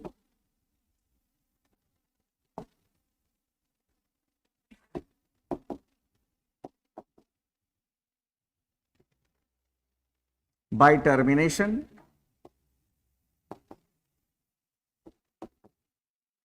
and by deprivation.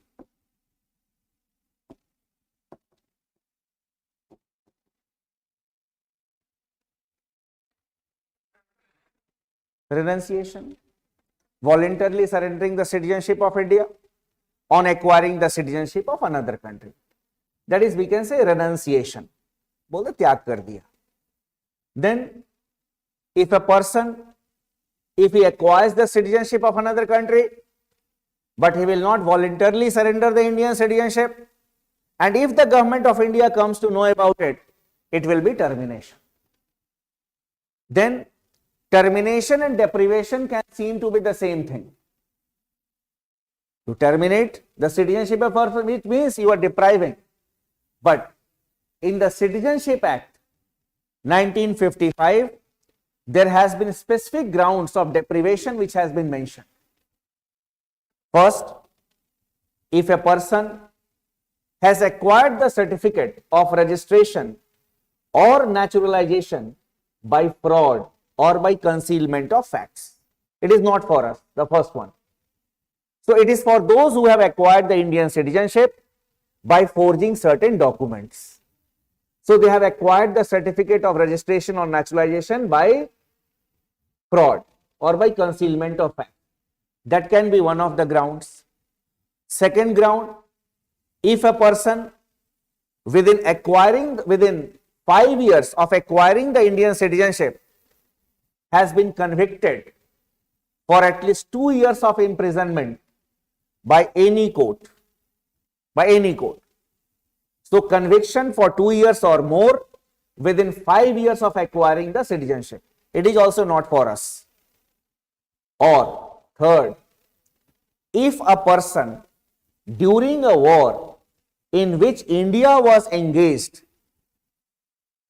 had illegally communicated with the enemy.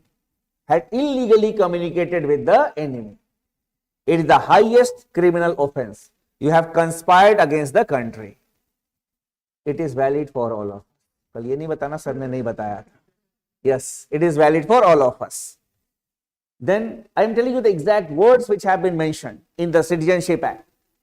And the fourth one is, if a person has been ordinarily living outside India for 7 years, कितना बताया मैंने? 7 years. And during these 7 years, he was never a student in any educational institution, nor employed under the government of India, or in any organization of which India was a member. You will go to any non-state actors and say, I am working there. It's not like that. Recognized by the government of India or under the government of India. Because your records will be there. That these students are reading here. These people are working in these institutions. So then, or if a person has not shown his intention of coming back to India and to retain his Indian citizenship. Some people go for their personal reasons. Their relatives may be there, or they may have gone for a long treatment. For such person who do not fall in the two categories, that is student category or employment category, they will have to visit the Indian consulate every year, and they will have to fill up a declaration form that I wish to go back to India and retain my Indian citizenship as soon as my obligation is over here. I am residing at this address. If a person has not done it for 7 long years, then this can be a ground of deprivation. Because logically, in some of the countries we have the law that you can become the citizen of that country if you live in that country for 7 years or 5 years. So it may be that you have acquired the citizenship of that country. That is why you have not signed, you are not filling the declaration. ये तो बहुत rare पूछते हैं in the exam में. Yes, it is only for the continuity I told you, because there is a minimum knowledge that is required. Mechanical नहीं हो चीजें इसीलिए. Now, another thing that you need to know, it is the dual citizenship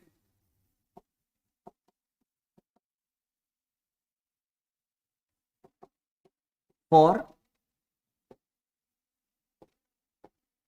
the OCI card holders.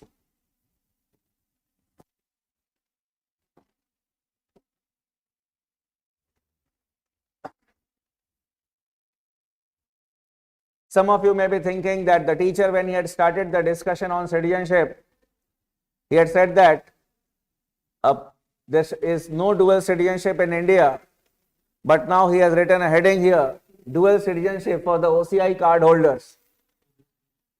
You see, it has nothing to do with the technical meaning of the term citizen. It is an economic term. And basically, this concept came in 2003 to woo the investments in India. Because before that, no concrete efforts were taken, as there was political instability going on in the country. The prime ministers used to come and go. And when Sri Atal Bihari Vajpayee became the prime minister for the 3rd term, he was the Indian prime minister first for 13 days, 13 months, and then for the 3rd term when he came, and when he was confident that he will complete the full term, then he started thinking about economic development. How to woo the investor was a big challenge. That is why the process started with wooing the persons of Indian origin. Who are the persons of Indian origin? Their ancestors were Indians, and many PIOs were doing well in the economic field in the world. So there was an emotional touch with them. So that is why the government of India felt that we should owe them. And that is why this concept of dual citizenship came. इसीलिए फिर हुआ प्रवासी दिवस सम्मेलन, फिर the concept of this dual citizenship came. So it started in 2003. Some facts you can write here. The Citizenship Amendment Act 2003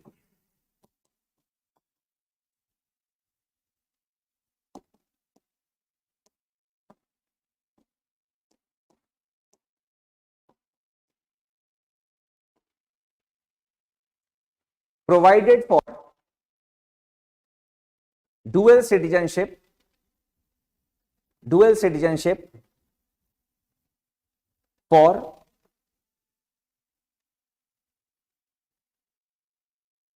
for the PIOs living in 16 countries.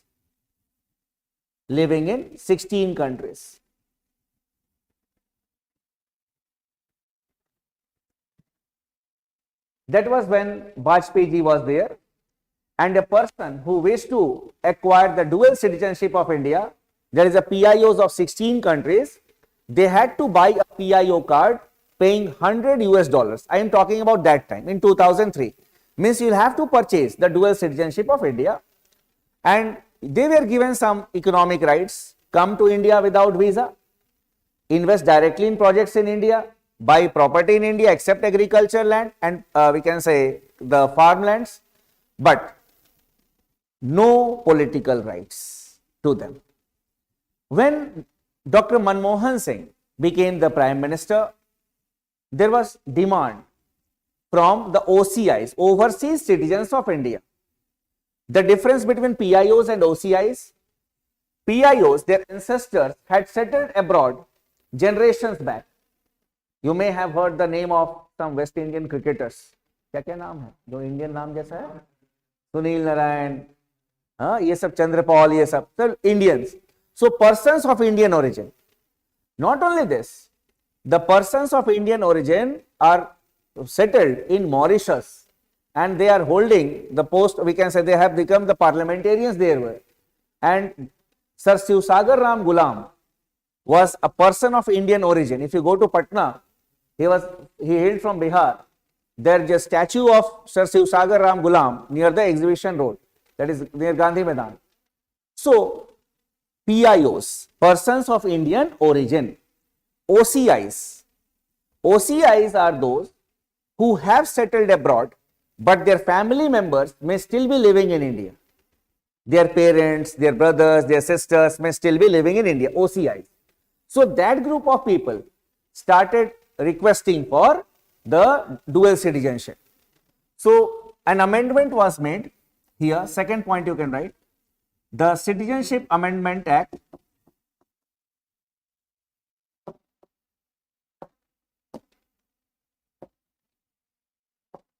2005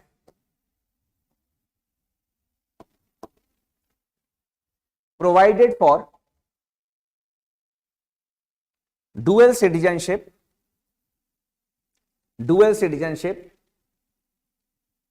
for the PIOs and the OCIs across the globe. PIOs and OCIs across the globe. Means the 16 countries cap was removed. Anyone can apply. So there were two cards, PIO card and OCI card. When Sri Narendra Modi became the Prime Minister of India, these cards were merged. The PIO card scheme was withdrawn and it has been merged with the OCI card scheme. लिख लो इसको भी. In 2015,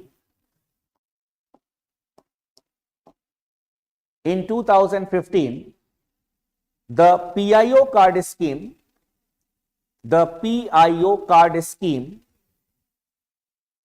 was merged with the OCI card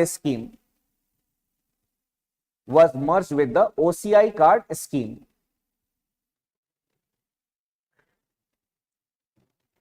So now there is only one term. Ab wo PIO term is also not there officially. The definition is that of OCI card holder. In the Citizenship Act, it is OCI card holder. So what are the rights of an OCI card holder? An OCI card holder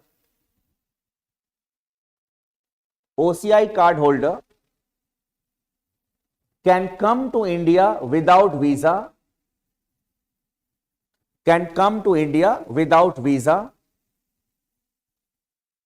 In bracket you can write multiple entries.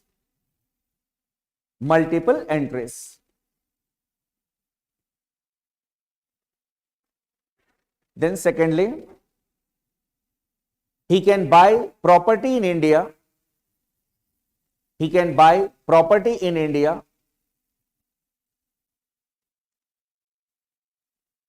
Except agricultural land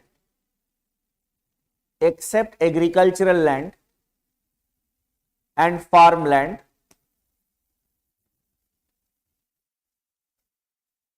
Farmland is the area where the cattle graze, charagah bolte hain. Then they can invest directly in projects in India.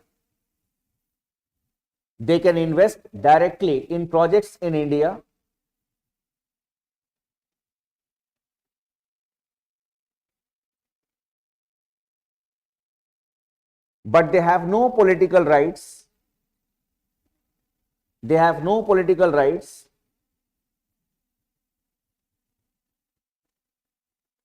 and cannot hold office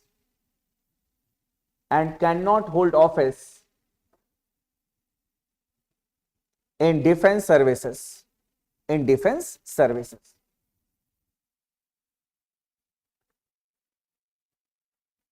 So they can be consulted in the civil jobs, but they cannot be even consultants in the defense services. Then क्या था, वो तो कुछ दे के आएंगे ना, तुमसे लेके थोड़ी ना जा रहे हैं, का वो तुम्हें देंगे, इंडस्ट्री बनाएंगे यहाँ पे, गरीब लोग थोड़ी ना आएंगे। हाँ, गरीब नहीं आएंगे, अमीर लोग आएंगे।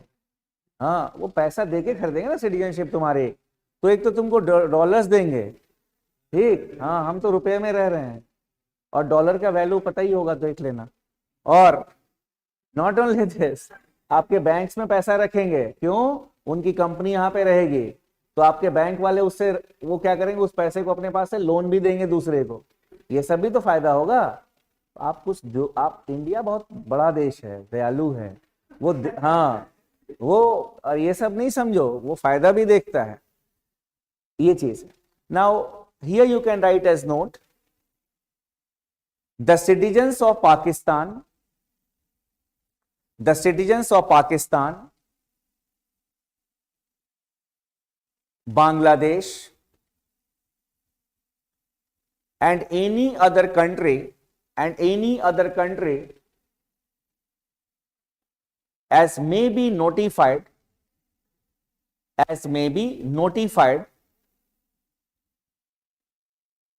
by the government of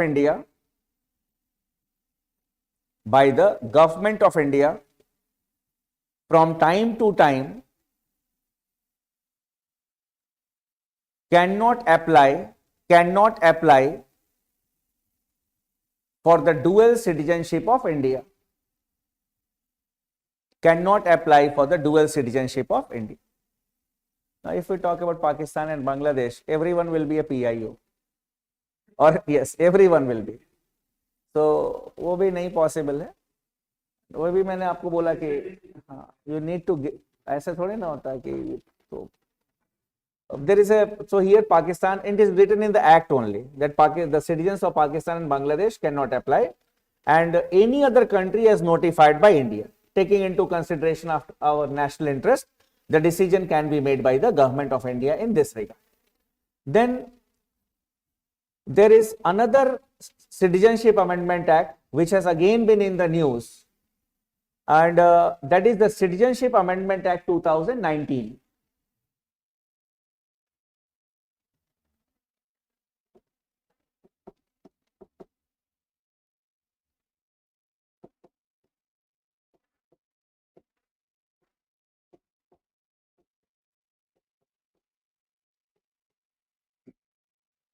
Citizenship Amendment Act 2019.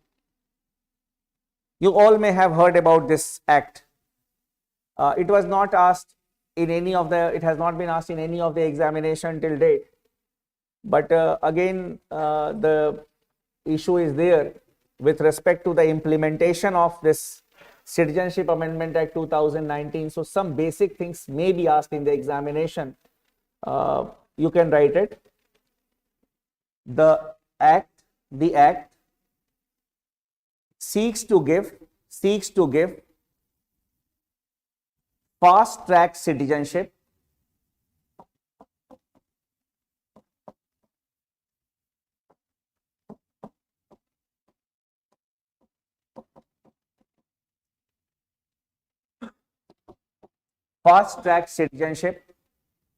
to the Hindus,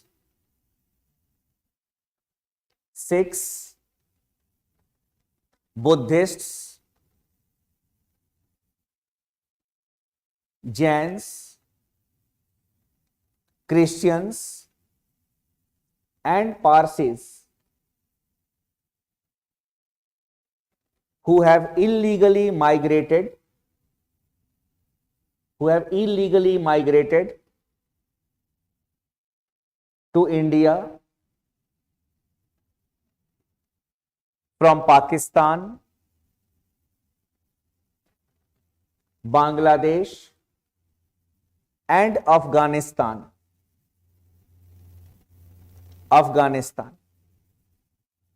Full stop.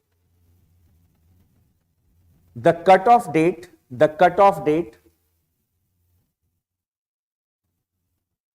was kept as 31st December 2014.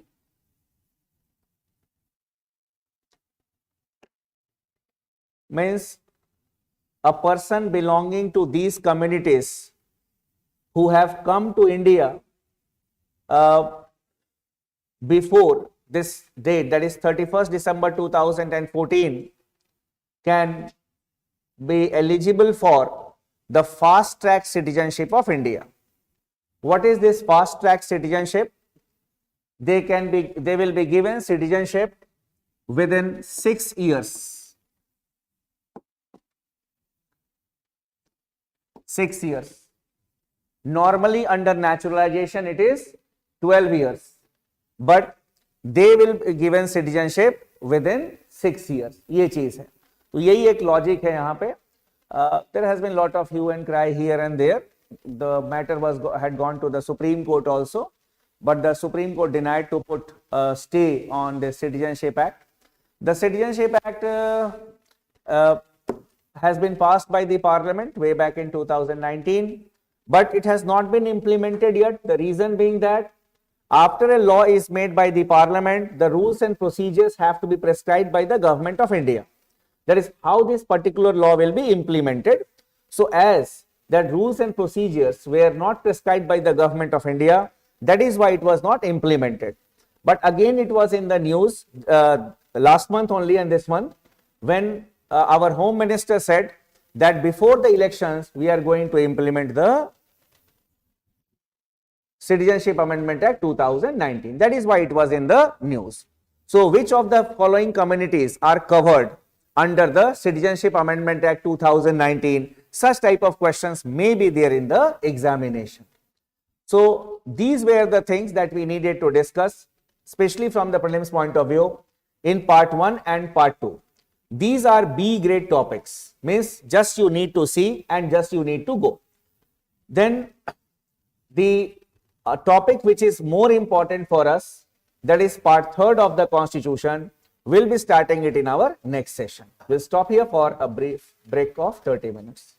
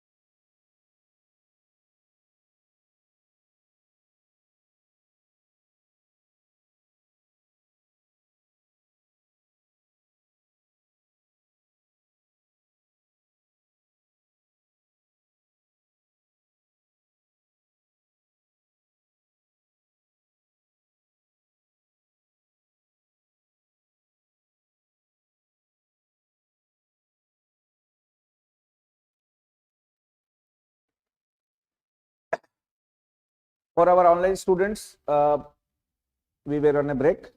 So we started the session a minute back and we had started our discussion on the fundamental rights. And therein we had introduced the concept of rights, and we had discussed that rights are the claims of an individual on an authority. Rights are not privileges, they are the claims, they are the legal things. And this is the legal dimension of rights. This is the moral dimension of rights.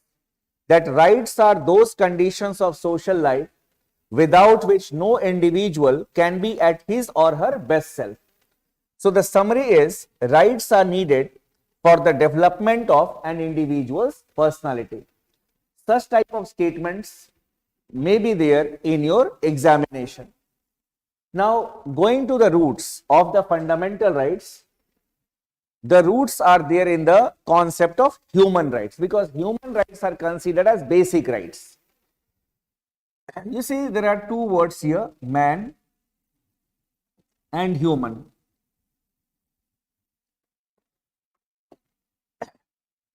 Man is a biological animal.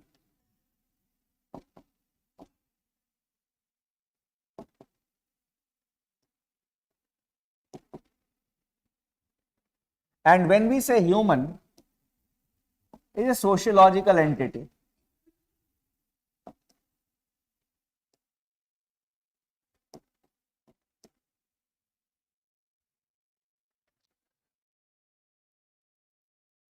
Suppose if you throw a food towards an animal, that animal will have that food. It will not ask, the doggy will not ask you that please you should treat me well, never. You throw a chapati towards a cow and the cow will have that. But suppose if someone will throw a chapati at you, hey, have it. Or even if you are given a packet of biscuit, hey, have it. What do you say? Hey, please treat me like a human being. I am not a doggy or I am not an animal. So basically, what you want? You want a dignified life. You want to be treated with dignity. That is the concept of human rights. That is not to be treated like a biological animal, like a sociological entity. Now here, so going by the easiest definition, the simplest definition of human rights are those rights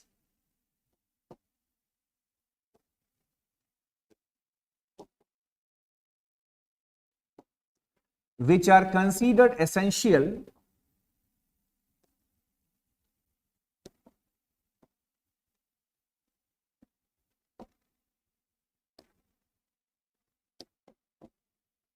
for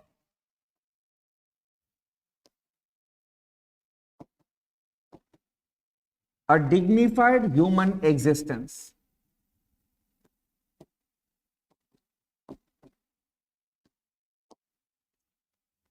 A dignified human existence. Now, going by the roots of the human rights have its root in the theory of natural rights. And the classical liberals, especially if we talk about the English philosopher John Locke talked about the concept of natural rights.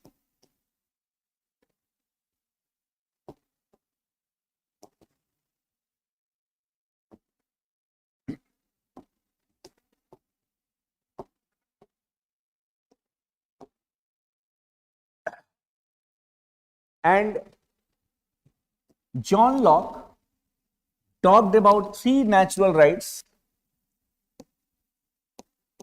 right to life, right to liberty, and right to property.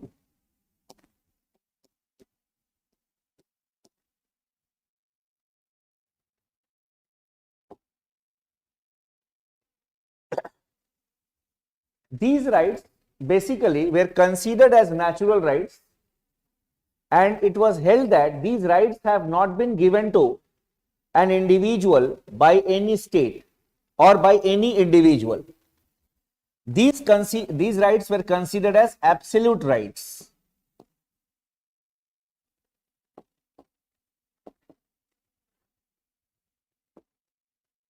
So it was held that these rights are there with the individuals because they are born as human beings.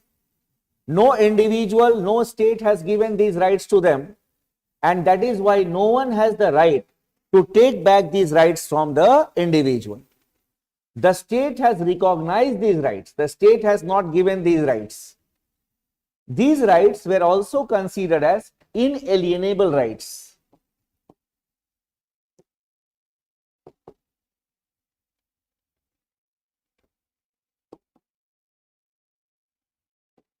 Inalienable rights. Now, the argument that was put forward here was that you cannot alienate a tree from its rights to have flowers, leaves, and fruits without ending its existence. You cannot. Similarly, these rights are inalienable. You cannot take these rights from an individual until and unless you will not end the existence of that particular individual. So, the concept of human rights has its roots in the theory of the natural rights. No theories of human right was evolved as such, but the concern of human rights was felt during the Second World War. Two incidents had taken place. One, the mass killing of the Jews by the forces of Hitler, and secondly, the atom bomb on Hiroshima and Nagasaki. It shattered the humanity at large, and the world community started thinking that if the human beings are to be treated like animals, that is why after the Second World War, the efforts were taken to stop the future wars, and the United Nations organization was created. The Charter of the UN says that its objective was to stop the future wars. But as far as the understanding goes, it wants to protect, it aims to protect the human rights of the people across the globe. Why? Because war is the greatest violation of human rights. War leads to loss of life, loss of property. People become refugees, children become orphans, women become widows. What else we want? So, and as the organization talks about stopping the future wars, we can say that the objective of the United Nations was to protect the human rights of the people. But in the Charter of the United Nations, there was no, we can say, description of the human rights of the people. The efforts continued, and it was on 10th December 1948 that the world community, it adopted the Universal Declaration of Human Rights. And in that document, UDHR, the human rights of the people across the globe has been mentioned. Those human rights which have been included in the Indian Constitution under Part 3rd, they have been termed as fundamental rights. So, some points you can write here. The UN General Assembly,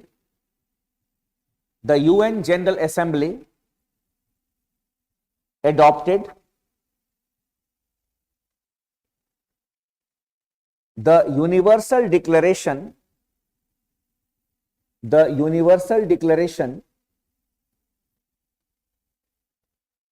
of Human Rights on 10th December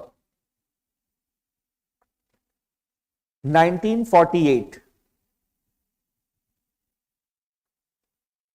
This day is observed as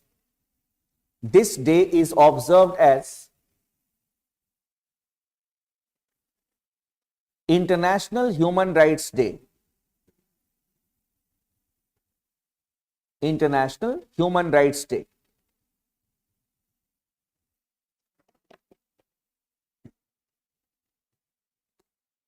The UDHR is the source of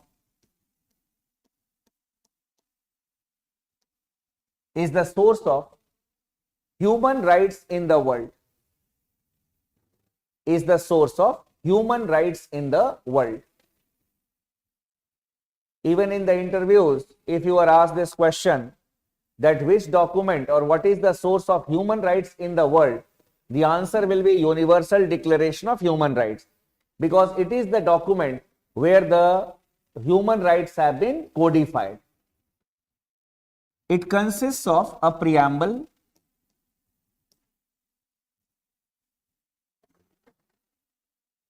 and 30 articles.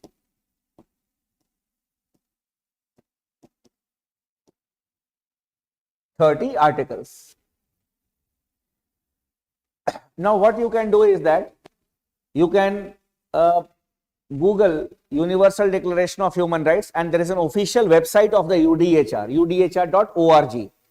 So you can just have a glance that what are your human rights, so that in examination, if the question is which one of the following is a human right, so you will have an idea that okay, these are our human rights.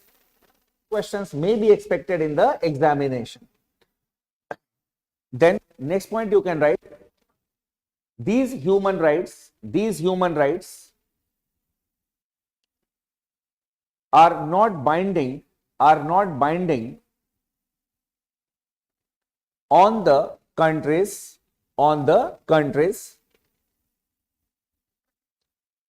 but it is expected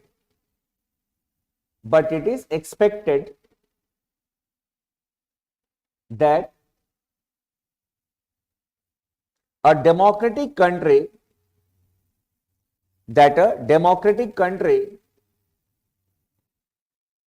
should incorporate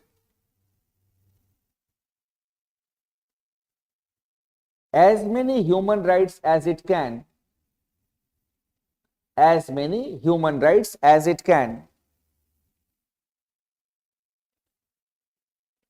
in its law. Full stop. Those human rights which have been incorporated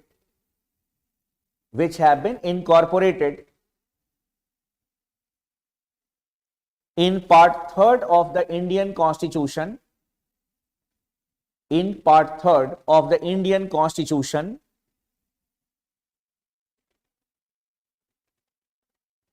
are termed as fundamental rights.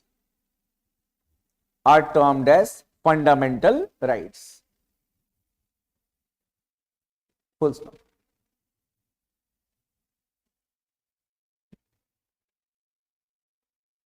Here you can write as note, NOTE.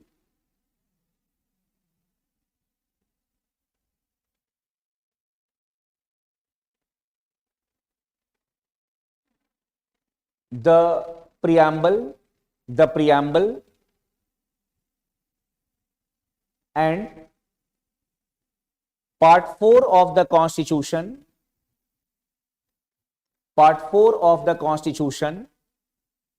that is Directive Principles of State Policy, also contain the human rights. So in the prelims examination, such statements will be there or question will be there that in which part of the Constitution the human rights have been mentioned.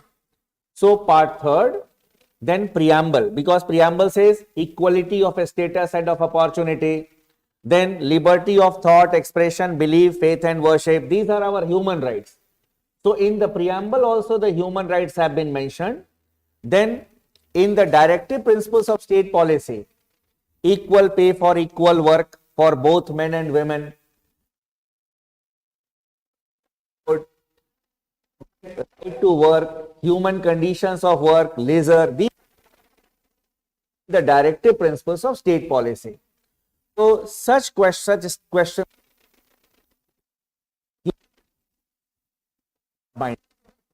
and we have not incorporated all the human rights also, but yes, now in this year prelims examination there can be a question, which of the following is of human right? Right to marry and have a family is a human right, but it is not a fundamental right. Earlier, 2 years earlier, the Supreme Court had said that it is a fundamental right, but there was lot of confusion and people went to the court for same-sex marriage. Then court said right to marriage is not a fundamental right under Article 21. So 2 साल तक we taught that. अब इस साल से we will not be teaching that, because the Supreme Court judgment is right to marriage is not a part of the Article 21. It is not a fundamental right. Earlier it was termed as an inferred right. Now, this was a brief introduction. From here the questions can be, which one of the following is a human right, and then which parts of the Constitution contain the human rights. Now coming to the next aspect, nature of fundamental rights.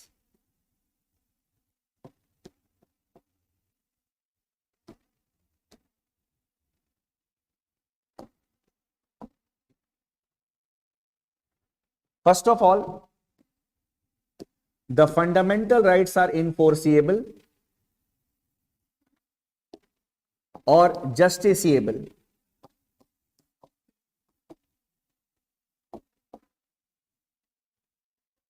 Everyone who is preparing for any examination in the country knows it, that if the fundamental rights are violated, one can go to the court, including the highest court of the country, that is the Supreme Court.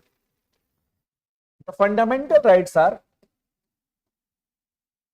negative obligations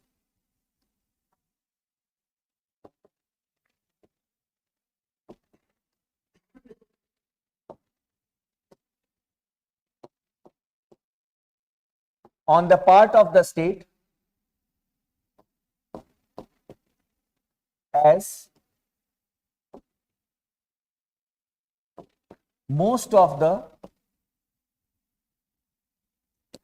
fundamental rights are negatively worded.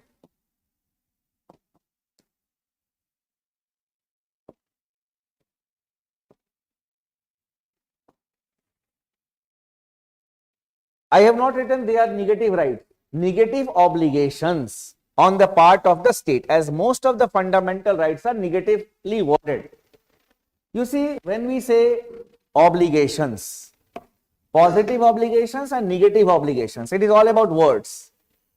If I say, please maintain silence in the class, it is your positive obligation. What you will say amongst yourself? Let us be silent in the class. Let us be silent in the class. So then if I say, don't disturb the class, it is negative obligation. We should not disturb the class. We should not. Similarly, if you talk about the words which have been used in the fundamental rights, most of them are negatively worded. The state shall not discriminate. What the state shall not do? So the state shall not discriminate. What the state is not supposed to do. So most of the fundamental rights, they are negatively worded. That is why negative obligations. Then these are not absolute, but restricted rights.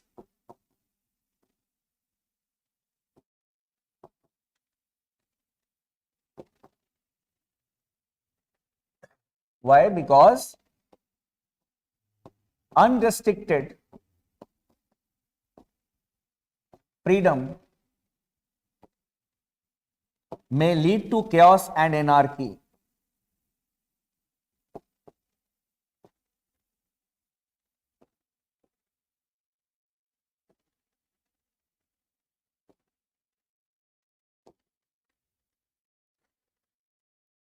Freedoms cannot be absolute.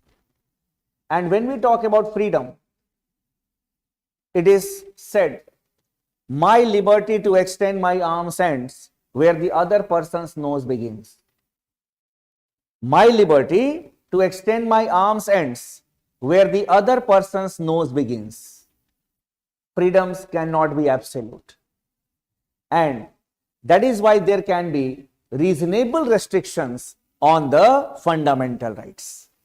So, अगर लोग समझते हैं ना कि fundamental rights है, absolute है, it is not like that. And only some of your fundamental rights are there which are absolute one. There can be no restrictions on them. Even your right to life, right to personal liberty is not absolute. The court will say hang till death, and your right to life will be taken. Then shoot at sight orders are given, your right to life can be taken. So what our constitution says, no one to be deprived of his right to life and personal liberty except according to the procedure established by law. Means it is not absolute, it can be taken. Then even some people say that right to religion is absolute.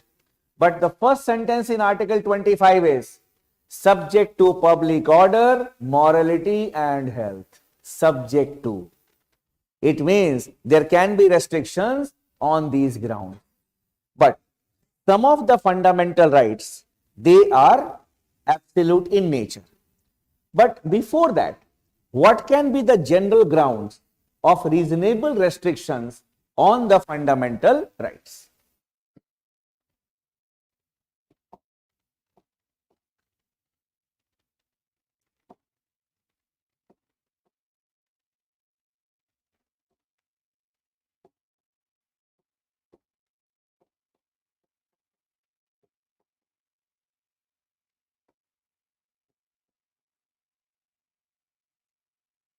First,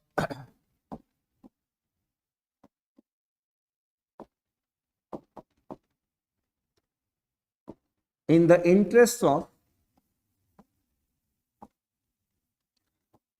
the sovereignty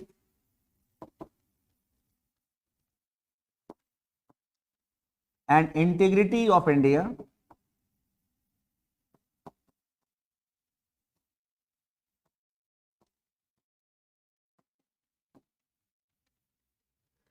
then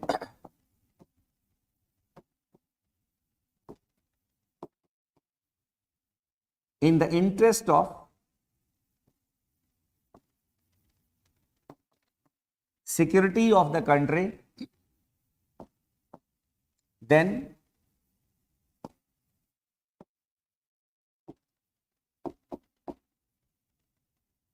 in the interest of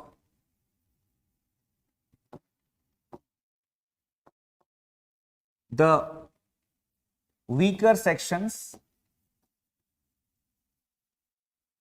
of the society,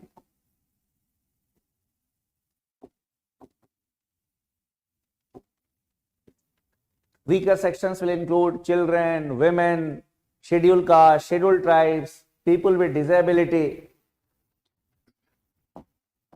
Then, to maintain public order,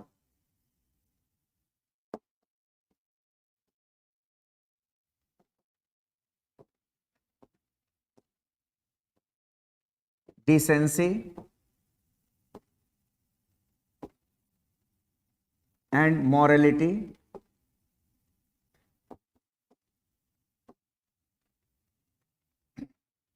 then contempt of court,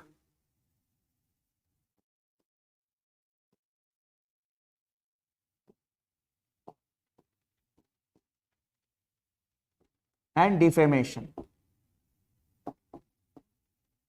Defamation is character assassination, मानहानि बोलते हैं. So these are the general grounds. Specific grounds are also there on which the fundamental rights can be taken.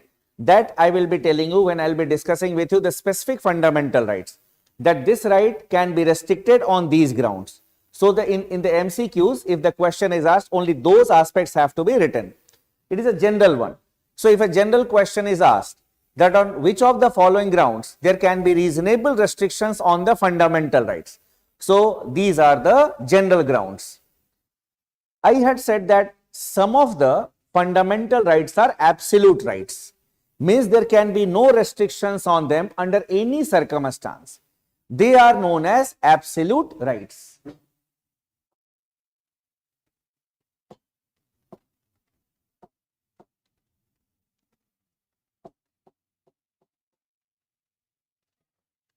Absolute fundamental rights. First,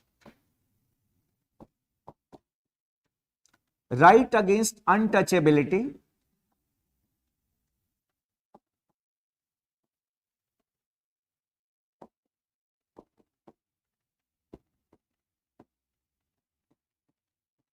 Article 17.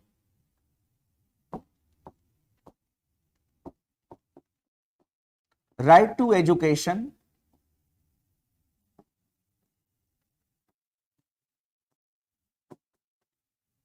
Article 21A. Then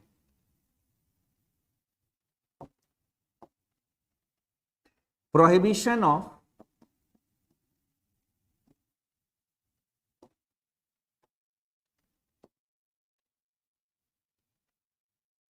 employment of children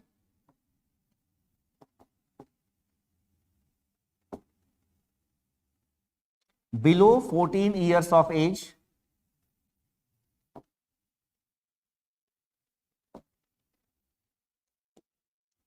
in hazardous occupations.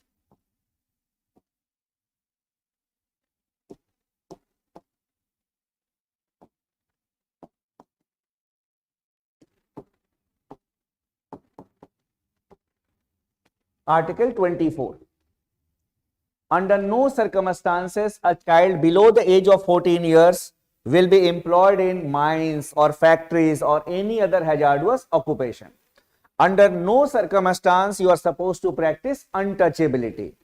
Untouchability has not been defined in the Constitution or any statute.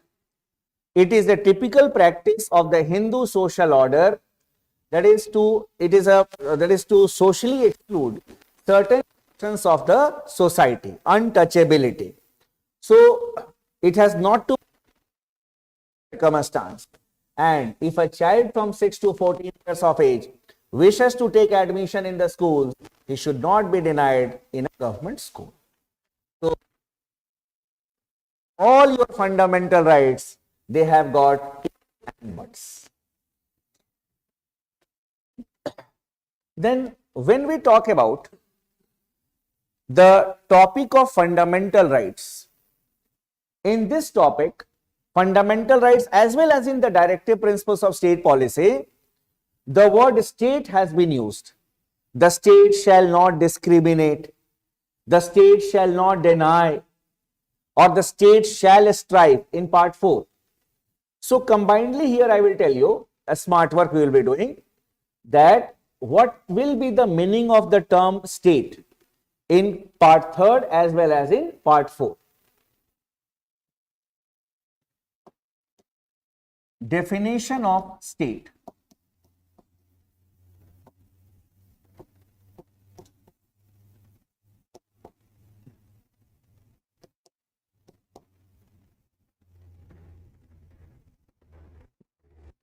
This definition of state has been mentioned in article number 12 of the Constitution. So here you can write article 12.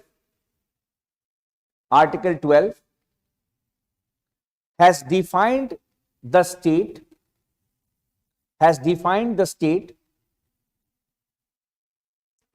for the purpose of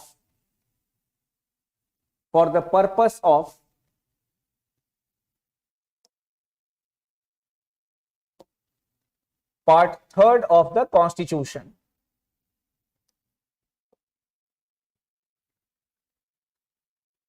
Full stop.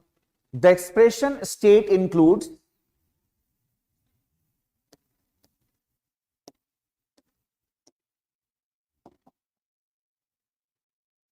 the government and Parliament of India,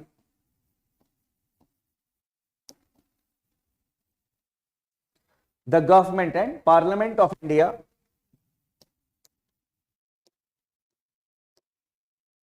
the government and legislature of each state,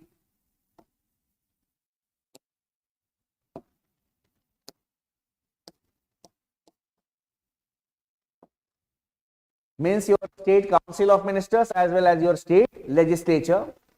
And thirdly, all local or other authority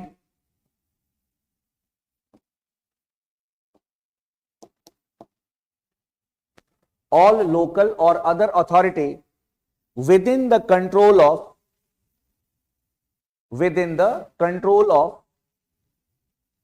or within the territory of India, we can write, or within other authority within the territory of India,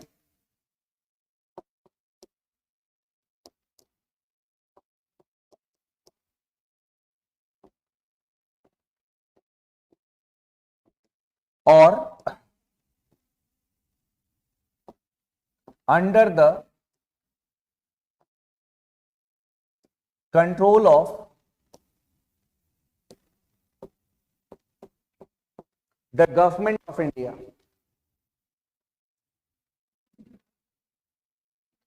So, means any government authority from the President of India till the PN of a Panchayati Raj institution in his official capacity will be considered as the state. Now, a basic question that is asked, generally asked, is whether the judiciary will come under authority or not, because you see here the word authority is there. So, where the judiciary will come under the definition of the state or not. Here, when the judiciary discharges its judicial functions, then it will not come under the definition of state, because you see the government of India takes the decision. It is challenged in the Supreme Court. It is versus Union of India. So here the judiciary will not be a state. It is fighting a case. It is looking into a case against the government of India, against the state. Then the parliament passes a law. For example, you see the Chief Election Commissioner, the Election Commissioner Services Act has been passed. So it has been challenged in the Supreme Court. So here it is looking into an act passed by the Parliament of India. So in this case, here the judiciary will not be a part of the state.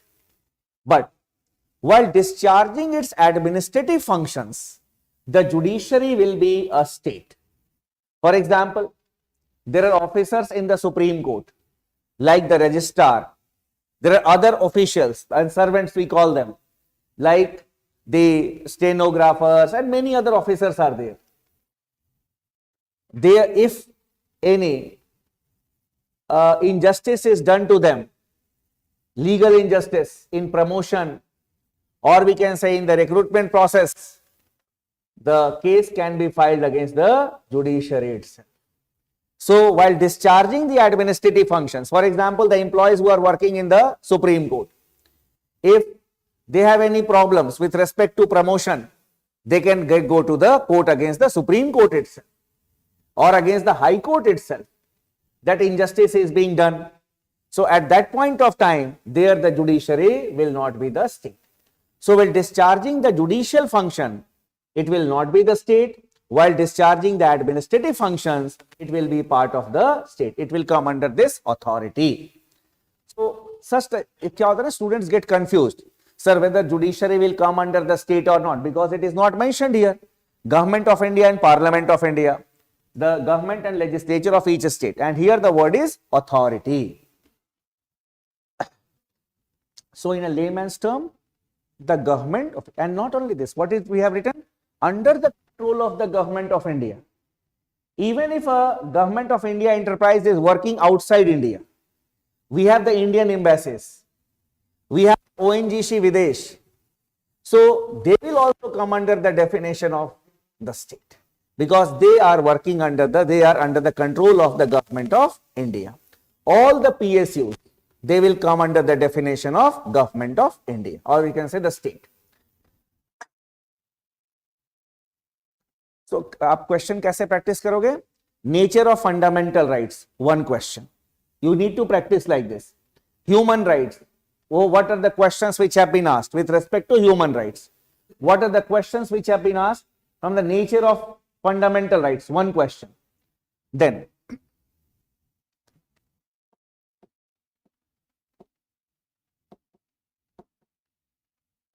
judicial review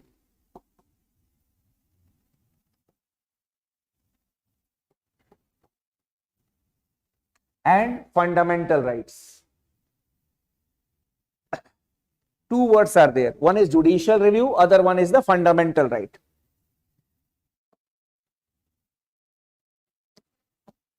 Judicial review is the power of the judiciary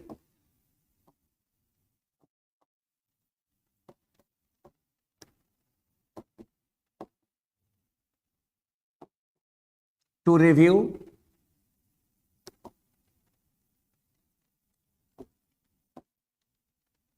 a legislative action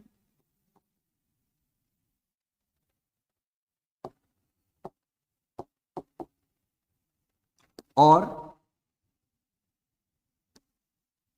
a decision of the executive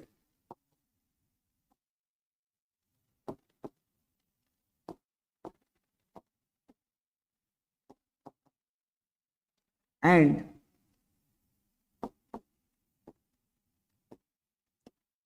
to declare it as void if it is inconsistent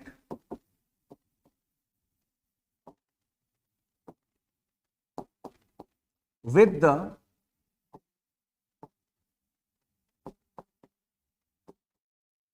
provisions of the Constitution or law.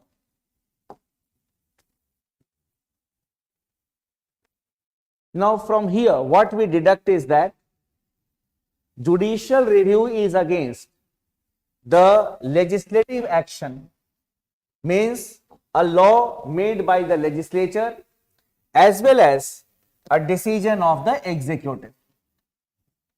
So the general perception is a law made by the parliament, it will be reviewed by the judiciary, it will be termed as a judicial review. No, even if the executive has taken a decision and if it is reviewed by the judiciary, it will be termed as judicial review. For example, if an appointment has been made of a CBI director and that is reviewed by the Supreme Court, it will be judicial review. So such type of questions can be there in the prelims examination, that judicial review is against both we can say a law made by the legislature as well as a decision of the executive. This concept of judicial review, it evolved in the US.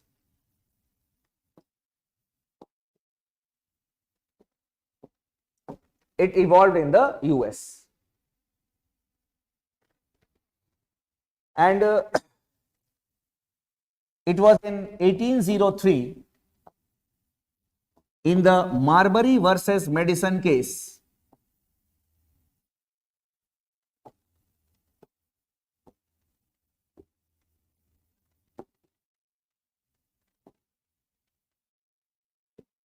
In the Marbury versus Madison case. Now what had happened, that in 1789 the US Congress had passed the Judicial Act, and it was challenged in the Supreme Court.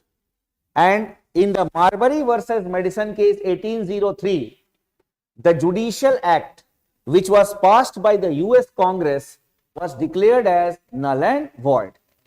So it is not mentioned in the US Constitution, but it is started in the United States of America. That is what we have written. It evolved in the US. And pronouncing the judgment, the Chief Justice of the US Supreme Court, Justice Marshall, had said that the US Constitution was the highest law of the land, and IFA, which has defined the powers of all the organs of the government. And if any law of the Congress will be against the Constitution, then the judiciary has every right, every power to declare it as null and void. So from there, the concept of judicial review evolved. Next, you can write here, in case of India,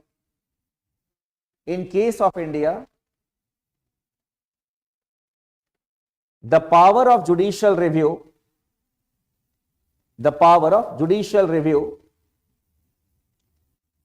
lies with the Supreme Court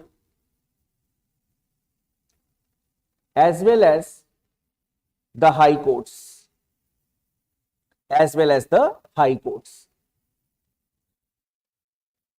Common sensual questions are asked from judicial review. Which of the following statement is correct regarding judicial review?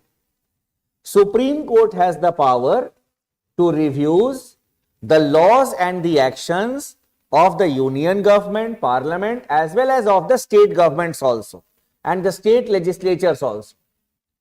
Whereas the high courts have the power of judicial review over only the decisions of the state government and the state legislatures. It cannot look into the validity of a law made by the parliament or a decision taken by the union executive. Now coming to the second part of it, ये तो था आपका basics, judicial review and fundamental rights.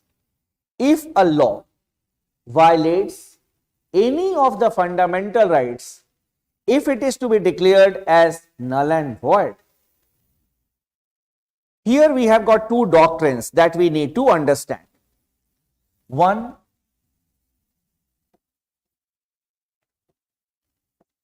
the doctrine of severability.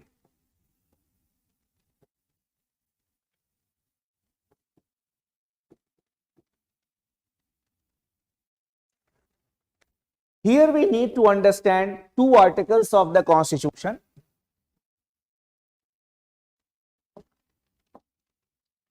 Article 13 clause 1 and Article 13 clause 2. They are termed as doctrine of severability. ये सब अपने ना mother tongue में याद रखना, मैं समझा दूंगा धीरे धीरे. You need to understand it in your mother tongue. Never try to mug up Article 13 clause 1. I have also not mugged up. I have got the understanding of it. Now coming to the summary of Article 13 clause 1, you can write here. Article 13 clause 1 holds that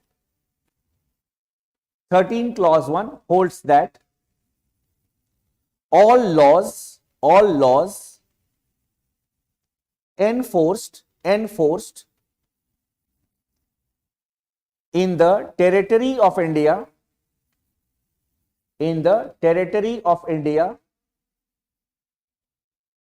immediately before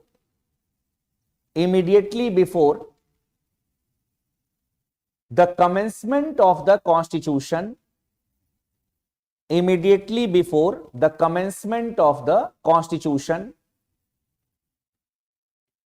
comma, insofar as they are inconsistent with the fundamental rights,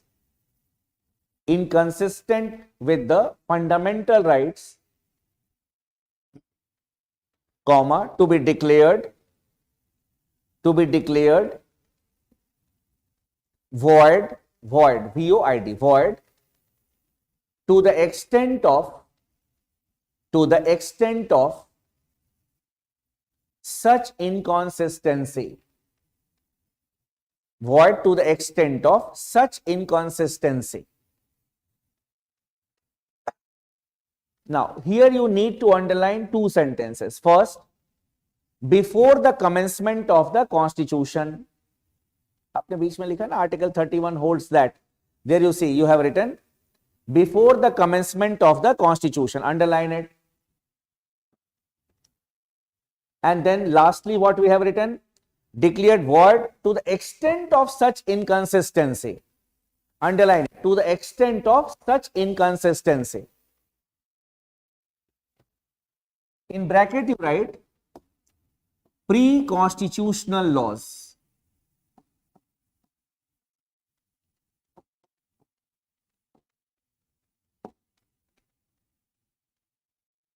Pre-constitutional laws. I'll explain it. अभी मैं सब समझा दूंगा आपको कि once you go outside this room, everything should be there in your mind.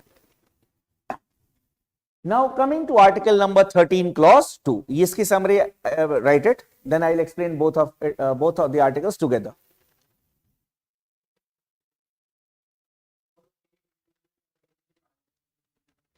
अभी तो just मैंने बताया ना High Court cannot. You can, the power is there with the Supreme Court. Parliamentary law can be challenged in the Supreme Court.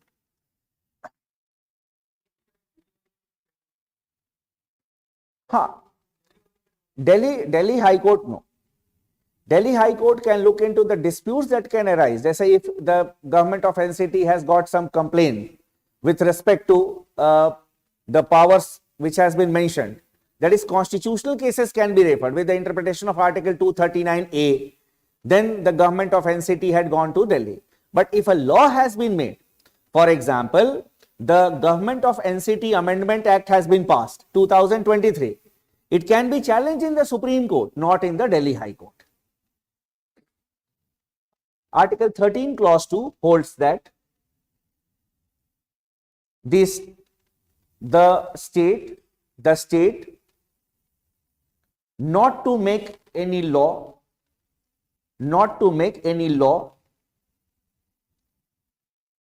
which takes away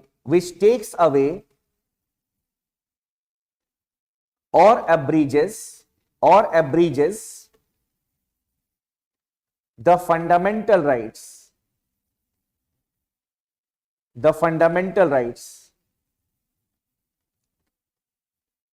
and any law made in contravention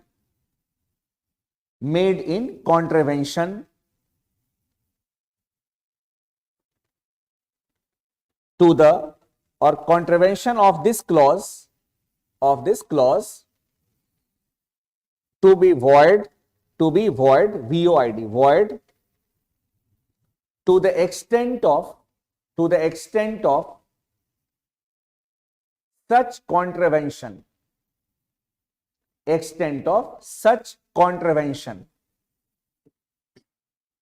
underline, to the extent of such contravention.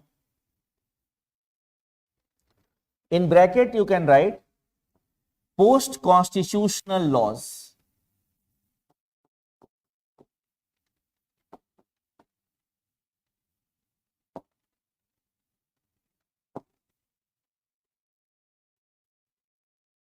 Now, when we say pre-constitutional law, Article 13 clause 1 is talking about the laws which were there before the commencement of the constitution, that is the 26th of January 1950. They were applicable.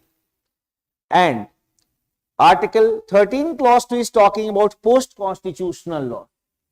Here many British laws will also come. For example, the Muslim personal law. It is an example of a pre-constitutional law. This law existed before the commencement of the constitution. So here we are talking about the pre-constitutional laws. Then, because many pre-constitutional laws are existing even today. and post-constitutional, not what we have written.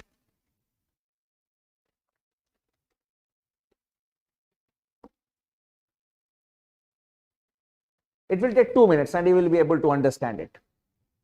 Suppose law A. Law A may be a pre-constitutional law or a post-constitutional. Means it may be there before the commencement of the constitution, or it has been enacted after the commencement of the constitution. That is after 26th of January 1950. Suppose law A has got some clauses.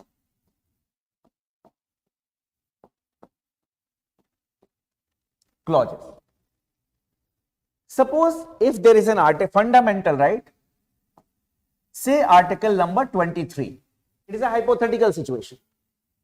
Now, if clauses C and D of law A, they are implemented, they will violate article 23 of the constitution. A, B and E, if they are implemented, they will not be violating any of the fundamental rights. But suppose clauses C and D, they are implemented, then they will violate article number 23. Then what we have written, I have made you to underline the last sentences. To the extent of such inconsistency. So a law, whether it is a pre-constitutional or a post-constitutional law, if it violates any of the fundamental rights, to be declared as null and void to the extent of such inconsistency. Means the whole law will not be declared as null and void. Only the clauses or the sub-clauses which are coming in conflict with the fundamental rights, only they will be declared as null and void. So what we have got? ऐसे imagine करना, अच्छा, a law has been made by the parliament or a law is there which is existing before the commencement of the constitution. It violates a some of its clauses have violated the fundamental rights. So only those clauses will be declared as null and void. In your mother tongue, you need to remember it. Because in the prelims examination, there are 4 options. It is not that you have mugged up all the things. You have whether you have understood it or not. So a law, the whole law will not be declared as null and void. Only the clauses or the sub-clauses which are coming in conflict with the fundamental rights, they will be declared as null and void. This is the doctrine of severability. We are severing the ties. हमने इससे रिश्ता खत्म कर लिया. Why? Because these 2 clauses were coming in conflict with the fundamental. समझ गए? लोग इसको समझते this is a rocket science. It is nothing. So the complete law will not be declared as null and void. ये चीज. So doctrine of severability associated with the fundamental rights. Up. Supreme Court is the final interpreter of the constitution. A gentleman called Bhikaji Narayan,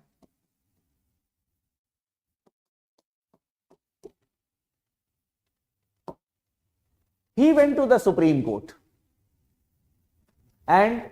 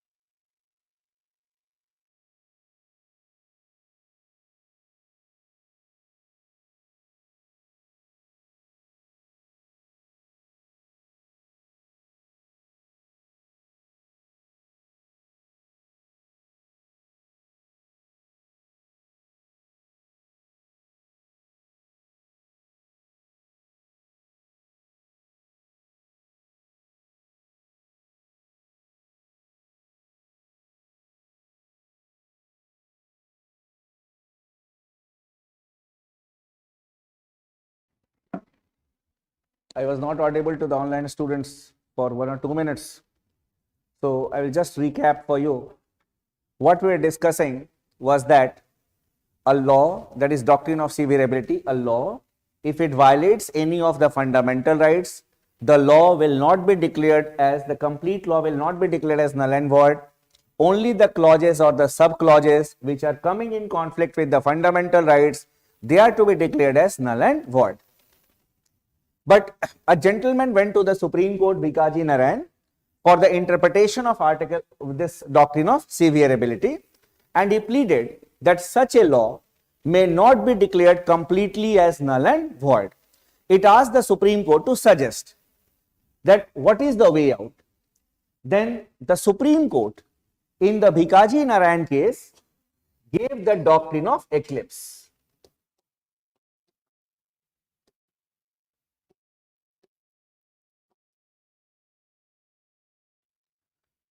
Doctrine of eclipse. What is this doctrine of eclipse? Something is written on the board, and suppose if I stand here,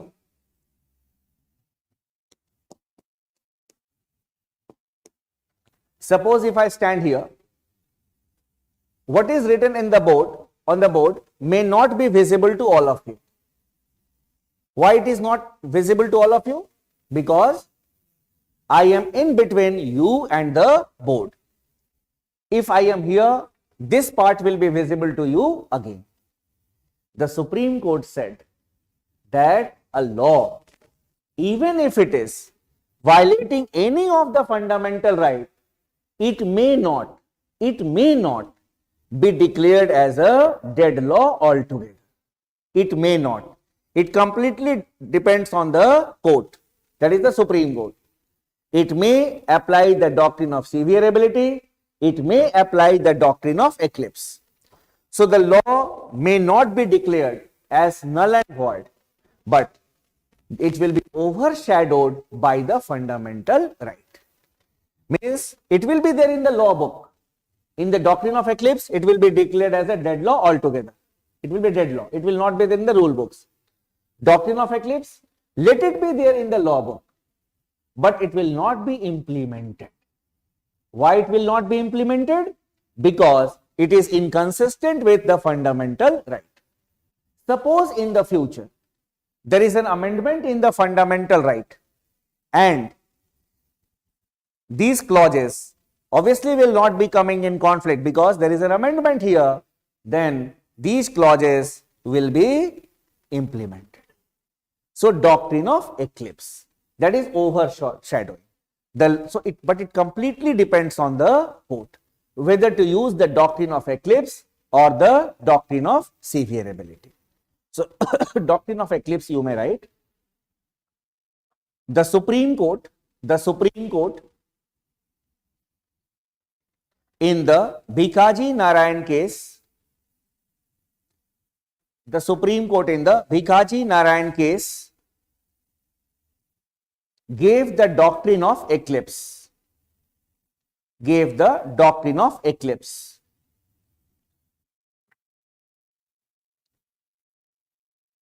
The court held that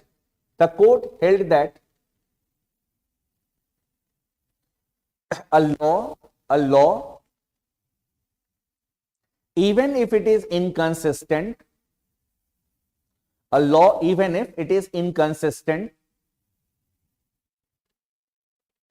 with any of the fundamental rights,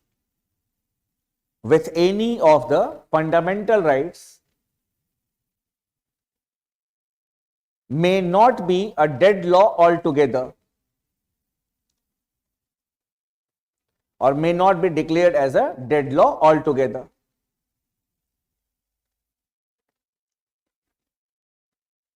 It will be overshadowed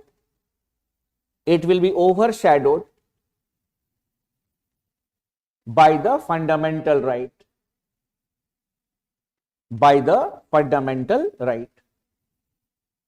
Full stop. The eclipsed part gets revived again, and effective again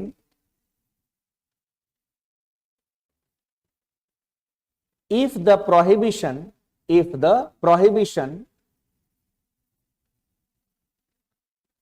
brought about by the fundamental right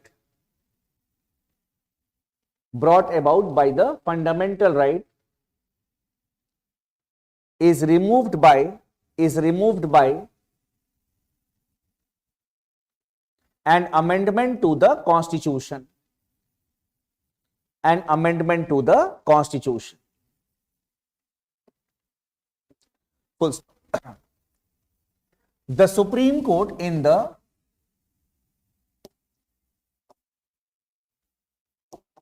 Sri Ambika Mills case,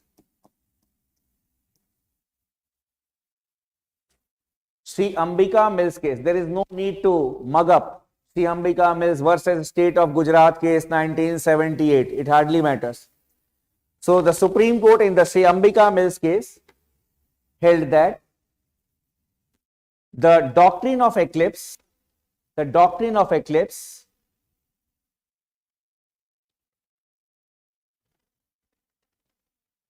to be applicable for pre as well as post constitutional laws. Pre as well as post constitutional laws. So which of the following statement is correct regarding the doctrine of eclipse? So the doctrine of eclipse was propounded in the Bikaji Narayan case. That is the correct statement. Then second statement may be the doctrine of eclipse is applicable in case of pre-constitutional laws only, then post-constitutional laws only, and in case of pre as well as post-constitutional laws. So 1 and 4, 2 are correct. Such type of questions may be there. Bikaji Narayan case was related only with the pre-constitutional laws. So that is why in the Sri Ambika Mills case there was a justification that it will be valid for the post-constitutional laws. क्या समझा आप लोगों ने? What you understood? A law will be declared as null and void. All the, we can say, clauses will be declared as null and void, or only those which are inconsistent. So in mother tongue you should. And what is doctrine of eclipse? The law may not be declared completely as null and void. It will be overshadowed by the fundamental. What happens in the eclipse? Overshadowed ho jata hai. So that will happen here also. So judicial review, doctrine of eclipse, doctrine of severability, one question.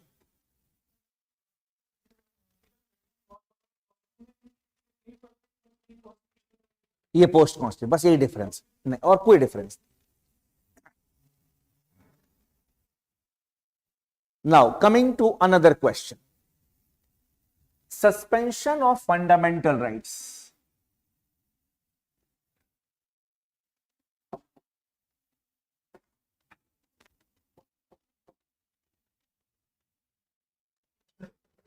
Means under what circumstances our fundamental rights can be suspended.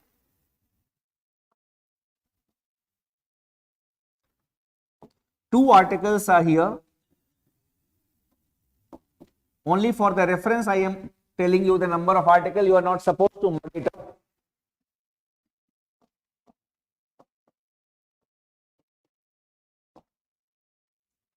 Now what is mentioned in article 358? It is under article. Means what is mentioned in article 358? Article 90, sorry. The fundamental rights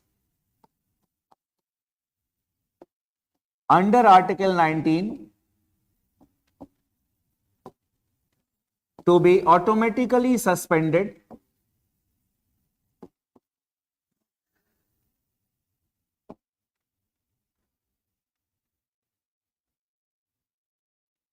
if the national emergency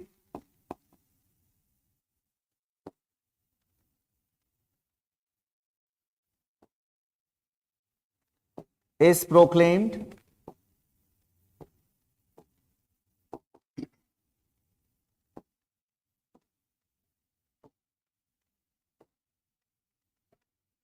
on the grounds of war or external aggression.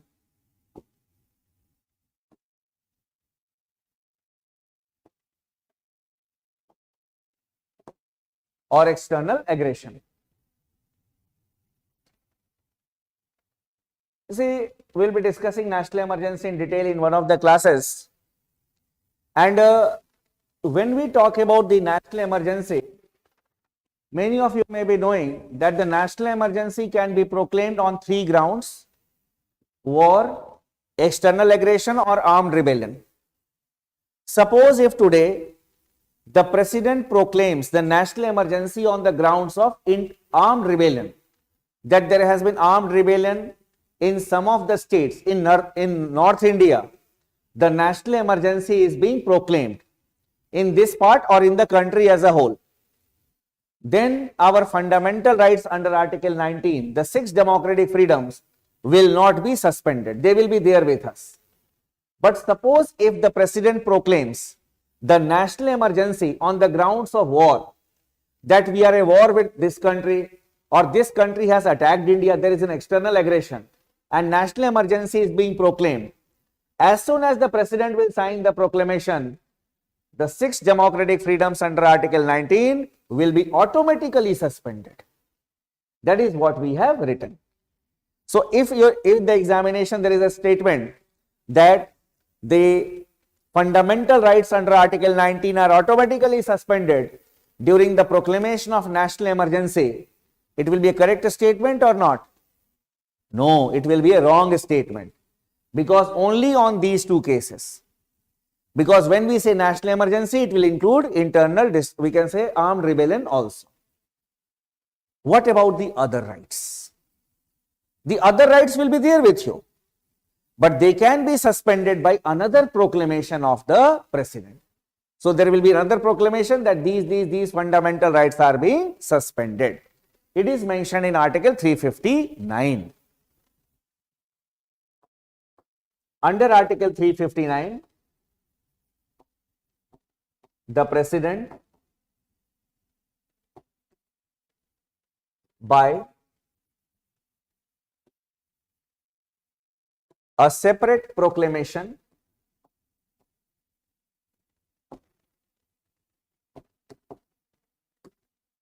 can suspend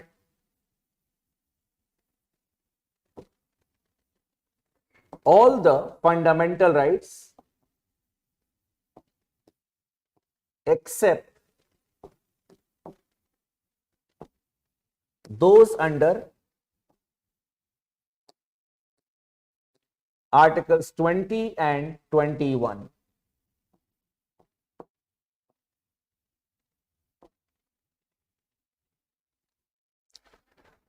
Articles 20 and 21 cannot be suspended. This aspect was not there in the original constitution. In the original Article 355, it was mentioned that the president by a separate proclamation can suspend all the fundamental rights. But this particular clause was added by the 44th Amendment Act, 1978. Again, I tell you this when I will be discussing emergency provisions with you. Because in 1975, when the national emergency was proclaimed, at that point of time, right to life, right to personal liberty, and then arbitrary arrests were made. That is why when the Janata Party government came to power, it amended Article 359. So, which of the fundamental rights cannot be suspended even during national emergency? those under Articles 20 and 21. And Article 19 will not be automatically suspended when the national emergency is proclaimed on the grounds of armed rebellion. So this is the summary. So one question from here you need to practice like this. Another area from where the UPSC is very fond of asking questions in the examination is the amendability of the fundamental rights.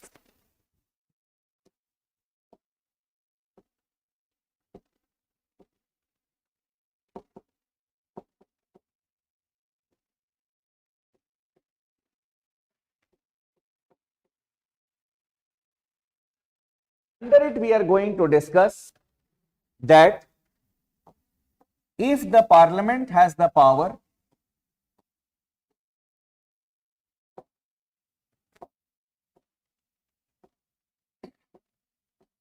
to amend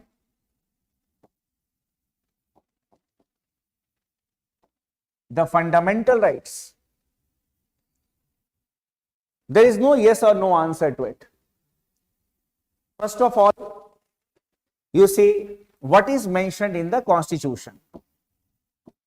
Article 13, Clause 2. The state not to make a law which takes away or abridges the fundamental rights. So, the parliament or the state cannot make a law which takes away or abridges the fundamental rights. Otherwise, it is to be declared as null and void to the extent of such contravention. Now, there is no need to write it again. We have written it. What happened? I'll tell you a big background of it. Otherwise, the things will be very mechanical for you. You see, the first Amendment Act was passed in 1951. ये आप लिख लो, you can write it. The first Amendment Act, 1951,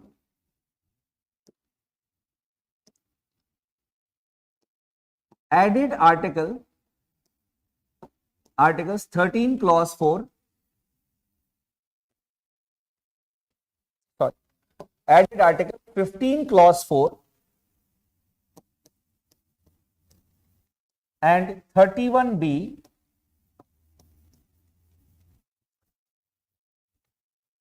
and the 9th schedule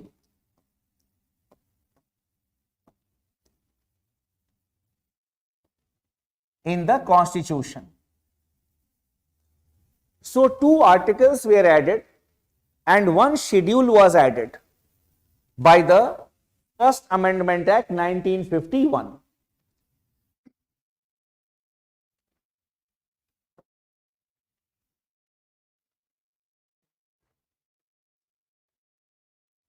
What was the subject matter of Article 15, Clause 4? Article 15, Clause 4 authorizes the state to make special provisions for the socially and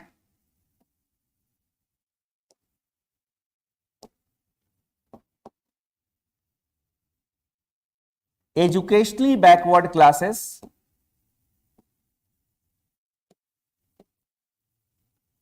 of citizens, including the scheduled castes and scheduled tribes.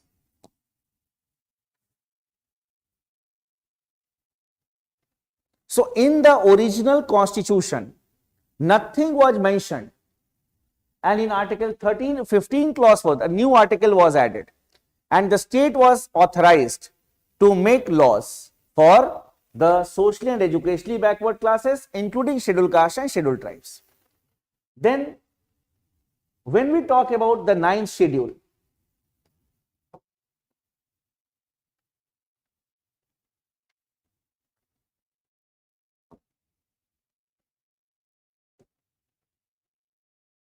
Coming to this 9th schedule, then I will coming to Article 31B. In the 9th schedule was added, and what was there in the 9th schedule? It contained the social legislations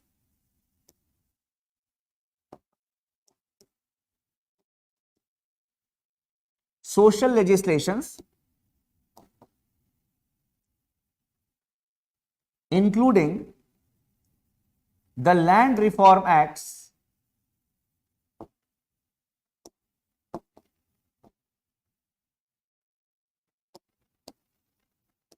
passed by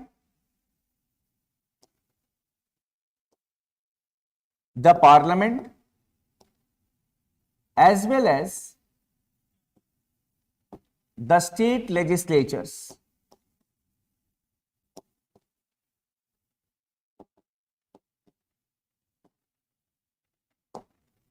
As well as the state legislatures. So, in the 9th schedule, social legislations were to be incorporated, and that will include the Land Reform Acts passed by both the Parliament as well as state legislature. Now, what was written in Article 31B? In Article 31B, it was mentioned that a law or a matter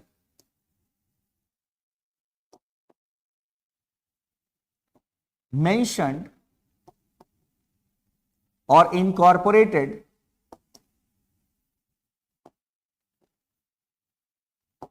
in the 9th schedule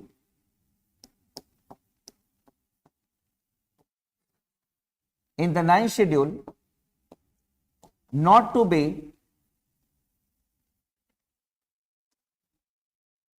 subject of judicial review.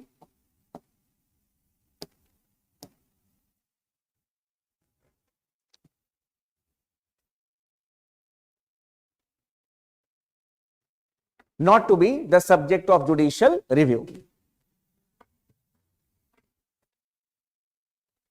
I just wanted to give you an idea because I don't know, some of you may have read, some of you may not have read. You may not have done your classes for even the GS portion. So, generally the students, they mug up the cases, then they feel that, oh, they know everything. But that is half the knowledge. Why the cases started coming to the Supreme Court? We will have to understand this background. The 9th schedule was added. And in the 9th schedule, what we have written, social legislations, means the social laws which were passed by the state and parliament were added. Suppose Bihar passed the Bihar Land Reforms Act. It was approved by the parliament and added in the 9th schedule. That Bihar Land Reform Act is a subject in the 9th schedule. Then Bengal Land Reforms, West Bengal Land Reforms Act, added in the 9th schedule. So, and it was mentioned in Article 31B that a law which has been incorporated here or mentioned under the 9th schedule will not be challenged in the Supreme Court, is not subject to judicial review. And when the Land Reform Acts were passed by the states and they were approved by the parliament and added in the 9th schedule, this Land Reform Act is a subject of the 9th schedule now. You cannot challenge that Land Reform Act in the Supreme Court. And what had happened to the Land Reform Acts? Jamindari was abolished. Land is a subject in the state list. So, just after independence, the state needed land for the infrastructure purpose, for offices, for educational institutions, for national highways, for industries. Land was needed. And it was private ownership of land. The British, they had given the land to the Jamindars. It was there with the Jamindars. So, the states basically, they started passing the Land Reform Acts that a person cannot keep more than this much of land. Generally, You are taught in the class or there is book. The First Amendment Act abolished Jamindari. How it abolished Jamindari?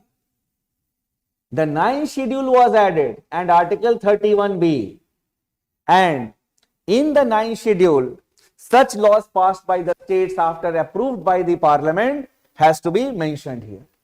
And the laws which are mentioned here cannot be challenged in the court of law. At that point of time, right to property was a fundamental right. So when you are abolishing Jamindari, you cannot even go to the court of law. It was against Article 31, that is right to property. And this amendment was against right to equality. Because Article 15 clause 1 says, that is, the state shall not discriminate against the citizens only on the certain grounds, place of birth, religion, caste, race, sex. But here what you are saying, the state can make special provisions for the socially and educationally backward classes. It violated Article 15 clause 1 of the Constitution, right to equality, and it violated right to property, because you are abolishing Jamindari. क्योंकि आप तो court भी नहीं जा सकते हो ना, तो जमींदारी abolished.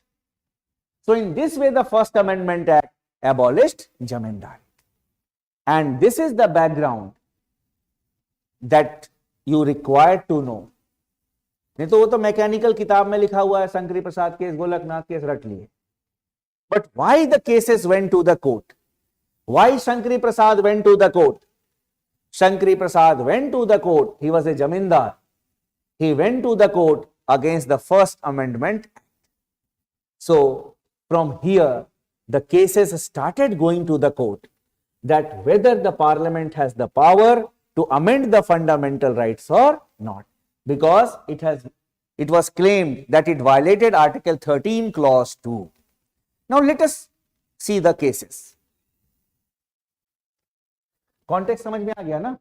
क्योंकि देखो प्रीलिम्स में भी देना है, इसका ये मतलब नहीं कि सिर्फ केस रट लो, क्योंकि क्या होता है ना, लॉन्ग में you will not be able to remember the things.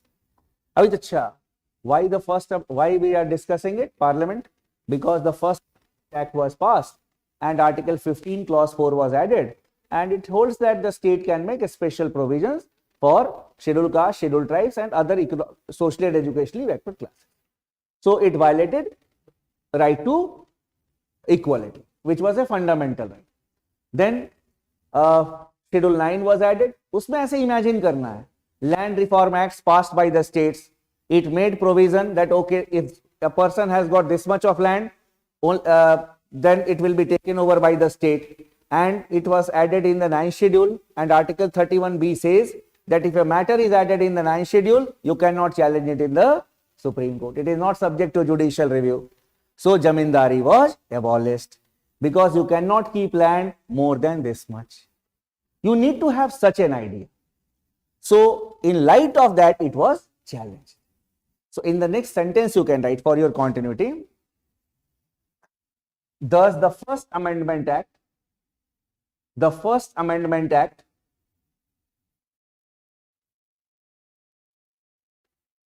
violated right to equality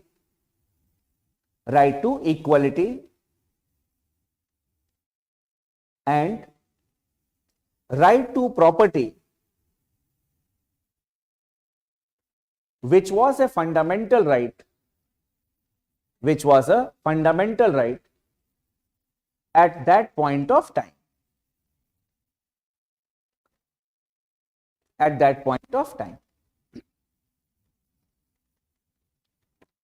Now you are getting the things. So such type of understanding has to be developed. The things will be very easy for you. Up, going to the court. In the Shankari Prasad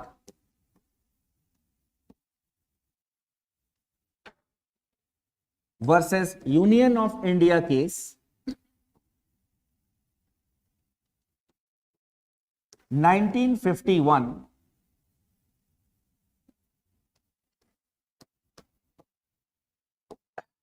the Supreme Court held that the Parliament has the power to amend the fundamental rights. Has the power to amend the fundamental rights. कुछ बोल रहे थे आप? So here basically the First Amendment Act was challenged, and in the Shankari case the Supreme Court held that socio-economic justice is important.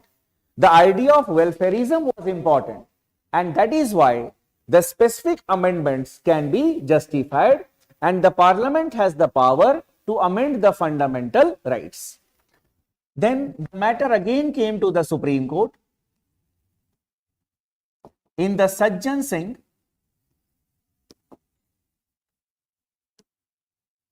versus State of Rajasthan case,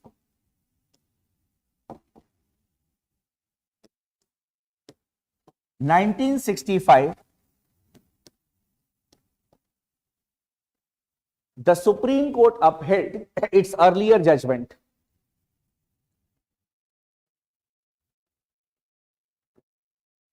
In the Sajjan Singh case, the Supreme Court upheld its earlier judgment. Means the same judgment was upheld. Then, in the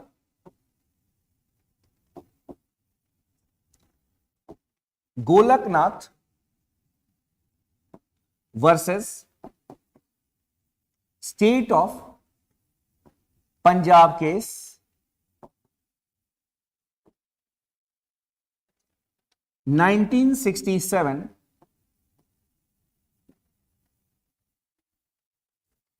an 11 judges bench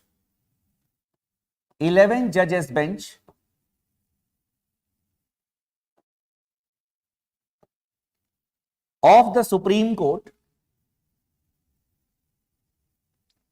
by a majority of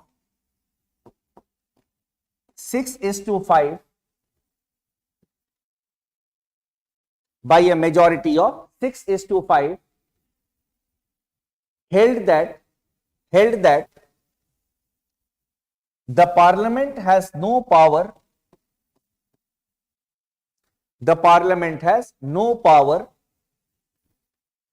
to amend the fundamental rights.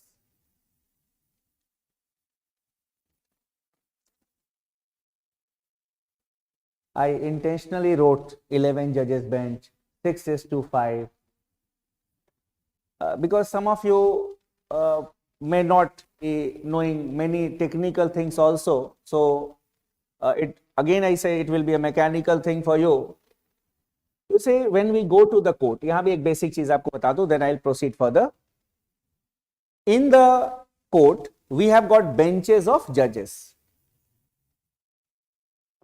आप कहीं भी side में लिख लेना as a extra knowledge जिनको नहीं पता है. Benches in a court. We have got single judge bench,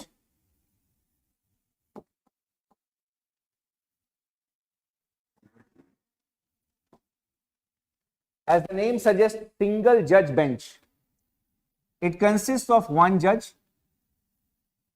and single judge bench looks into the civil and criminal cases.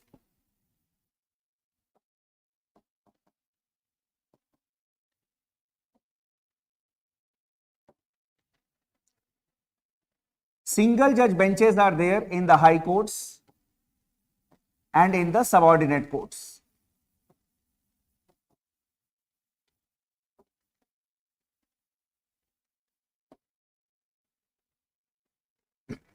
One judge will hear the case.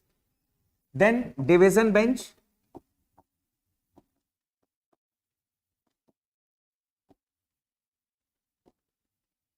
two judges. Division bench also looks into the civil and criminal cases. Division benches are there in the Supreme Court and in the high courts. They will also be looking into the civil and criminal cases. In the Supreme Court, all the cases are heard by a division bench. Two judges will be hearing. If it is a special bench, then 2 + 1. 3 judges will also be there. It completely depends on our Chief Justice. Then in the High Court also there can be special benches. That depends on the Chief Justice of the High Court, 3 judges. Then Constitutional Bench.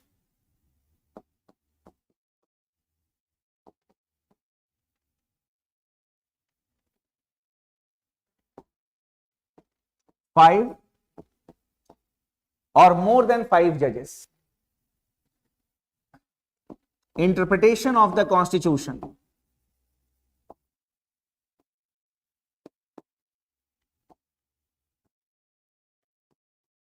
Or a law. Electoral bond scheme. It was reviewed by 5 judges bench.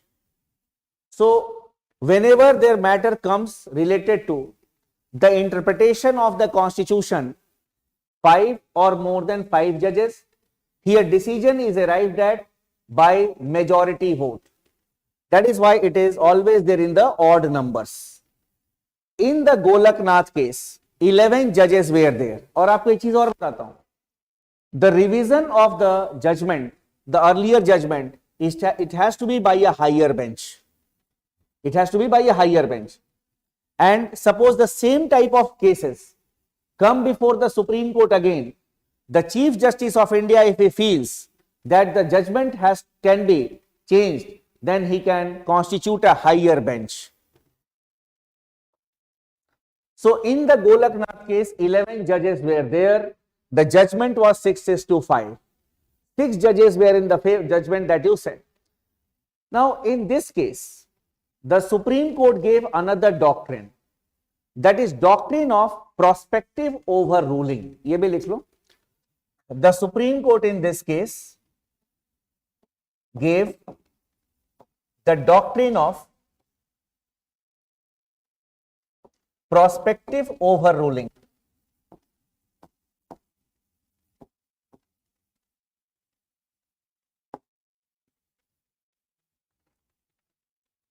That is, the judgment will have a prospective effect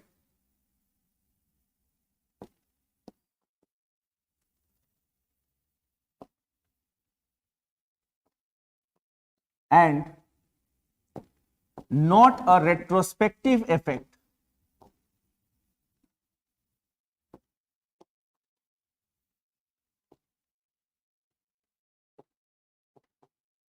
And not a retrospective effect. Because it was contended that your lordships, in the Shankari Prasad and in the Sajjan Singh case, the Honorable Court had held that the Parliament has the power to amend the fundamental rights. Many people would have been benefited, many people may have lost. So, what next? The Supreme Court said, let bygones be bygones. जो बीत गई सो बात खत्म. So this judgment will have a prospective effect, that is from a future date, not from a back date. That is the doctrine of prospective overruling. Golaknath case was a turning point in the history of India, and it was a setback for the government also. Because in a parliamentary form of government, the laws are initiated by the executive. That is, okay, we need to amend the fundamental rights, we need to do this. Now you are saying that it is against Article 13, Clause 2 of the Constitution. So we will not be allowing you to do that. Then from here, the tussle started between the legislature, that is the executive, and the judiciary. And in response to the Golaknath case, the Parliament passed the 24th Amendment Act. So what is the 24th Amendment Act? You can write it. The 24th Amendment Act, 1971,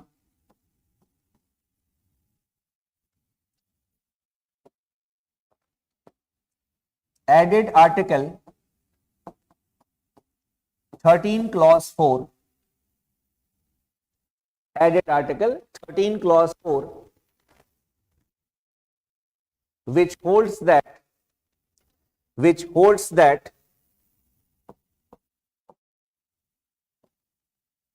an amendment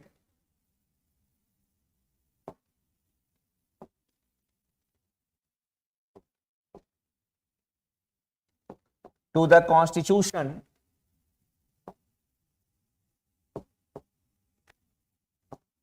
under Article 368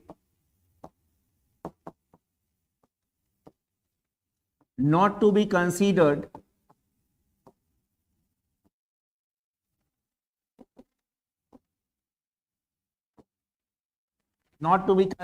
as a law for the purpose of Article 13. 13 means Article 13 Clause 2 specifically, but Article 13. Now, before I proceed here, ये भी बहुत ही mechanical, पढ़ोगे किताब से तो ऐसे भी समझ में नहीं आएगा है क्या. You see, first thing that you need to remember that Article 13 Clause 4 was added. In the original Constitution, this article was not there. Now, what is mentioned in Article 13 Clause 4 is that if an amendment is made in the Constitution under Article 368, it will not be considered as a law for the purposes of Article 13. Means it is a law for other purposes, but not for Article 13. Means wherever the word law is mentioned, if an amendment is done, it will not be considered. Now you will say, sir, what is this? ऐसे भी कहाँ समझ में आएगा तुम लोगों को? आया नहीं आया? देखो, अभी 1 मिनट लगेगा, you will be able to understand it. I will ask you a general question. If an amendment is made in the Constitution, if it is a law or not? Of course it is a law, constitutional law, anti-defection law. Added in the 10th schedule, it is a law now. Then right to education is a law now. 73rd Amendment Act, it is a law. So the general understanding is that an amendment is a law. But in Article 13 Clause 4, it is mentioned that an amendment, I have used my own words because the constitutional language can be difficult for you. A law under, we can say if an amendment is made, it is not to be considered as a law for the purposes of Article 13. It will be a law for other purposes, but not for this purpose. What is the logic? Suppose you people are the parliament. You amend the fundamental right. Now, that amendment is challenged before me. I am the Supreme Court. I will say that I am going to declare your amendment as null and void, your law as null and void. Then you will say, sir, why? I will say it is violation of Article 13 Clause 2. Because Article 13 Clause 2 says the state not to make any law which takes away or abridges the fundamental rights. You people have made a law which has taken away or abridged these fundamental rights. So I am going to declare your law as null and void. Then you will say, sir, in Article 13 Clause 4 it is mentioned that, in Article 13 Clause 2 it is mentioned that the state not to make any law. Sir, we have not made any law. We have amended. We have done an amendment. Here it is written law, but we have not made any law. We have amended. Then I will say, hey, where it is written that an amendment is not a law? You will say, sir, Article 13 Clause 4. It is mentioned here. Now you see, in this way, the Constitution used to be manipulated earlier. You can change the words so that if it is challenged in the court, ये तो क्या हुआ? बिना बात का बहस हुआ ना? अरे, you are holding the nose like this. You are making a law saying that an amendment is not a law. You have written here So it will not be the constitution, because it is mentioned now in constitution, it will not be unconstitutional. That is one thing. Then secondly, एक और problem, one more change was there. You can write it. The nature of Article 368 was changed. The nature of Article 368 was changed.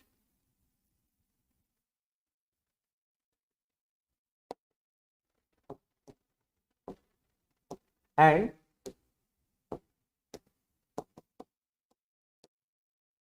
the Parliament was given the power, and the Parliament was given the power to amend any part of the Constitution. And the Parliament was given the power to amend any part of the Constitution. So earlier it was mentioned in Article 368, power of the Parliament to amend the Constitution. An amendment was made, power of the Parliament to amend any part of the Constitution. Any part will include the fundamental right also. आपने लिख दिया any, so there will be no confusion now. This Constitution has given the power to amend any part of the Constitution.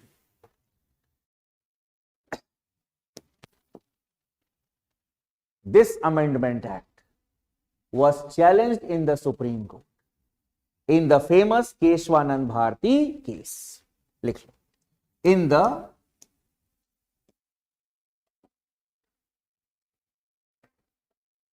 Keshwanand Bharati versus State of Kerala case,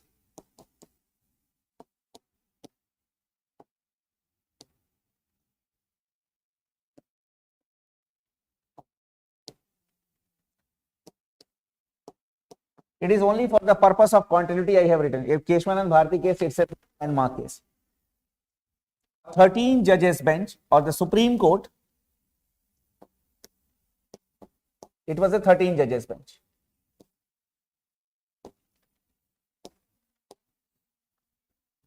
In the Keshwanand Bharati case, the Supreme Court gave the judicial innovation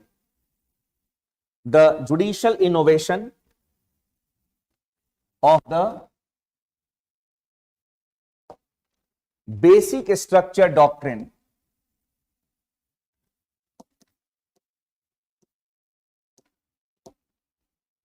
Basic structure doctrine.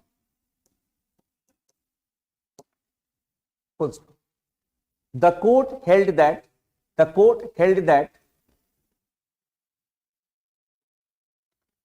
Parliament has the power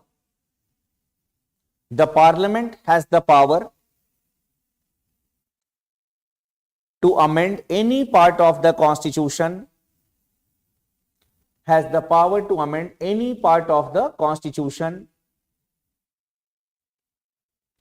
but the basic structure not to be disturbed.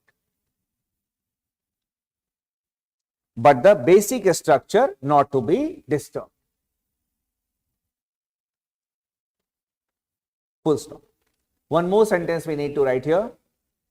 The Supreme Court in this case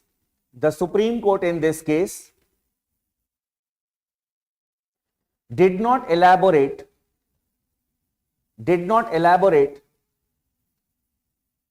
on what constitutes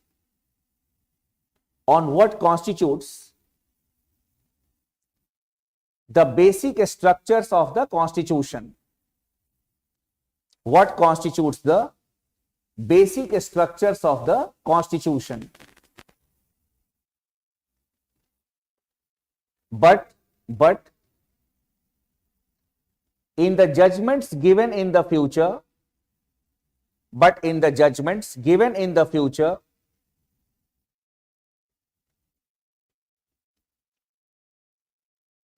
it has held that the following aspects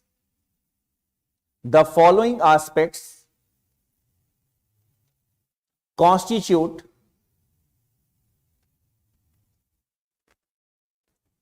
the basic structures of the Constitution. The following aspects constitute the basic structures of the Constitution. Underline following aspects. So, in the Keshwan and Bharti case, the list of the basic structure doctrine was not given. But in the future, that is, for example, in the Minerva Mills case, the Supreme Court said that the balance between the fundamental rights and directive principles was a part of the basic structure. Then in the S.R. Bommai case, the Supreme Court said that secularism was a part of the basic structure. Then in L. Chandrakumar case and in some other cases, the Supreme Court said that judicial review is a part of the basic structure. Then in the NJAC Act case, the Supreme Court said independence of judiciary was a part of the basic structure. So that is what we have written in the different judgments. So by following the, we can say, the judgments, we got that list. So the list has not been mentioned anywhere. It completely depends on the Supreme Court. It is an evolving list. So what are the basic structures? Let us have some ideas. First, the sovereignty of India,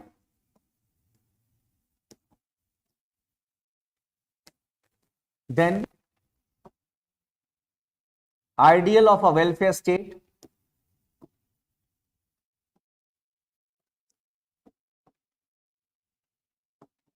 ideal of a welfare state,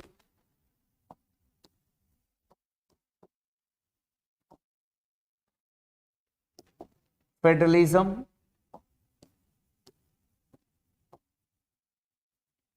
secularism,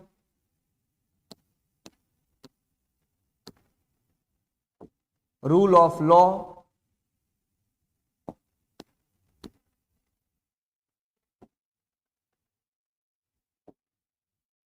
supremacy of the Constitution,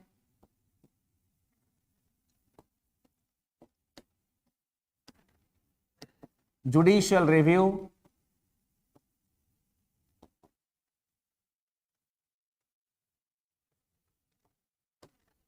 then independence of judiciary,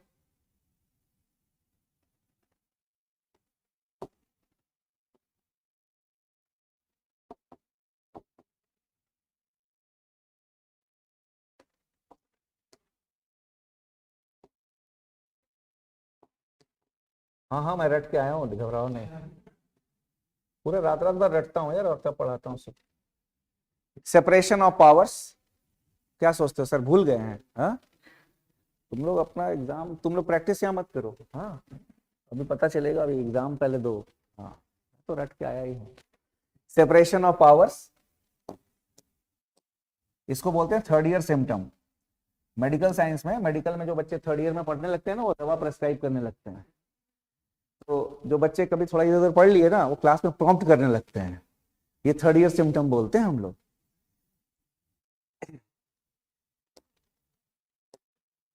balance between the fundamental rights and directive principles.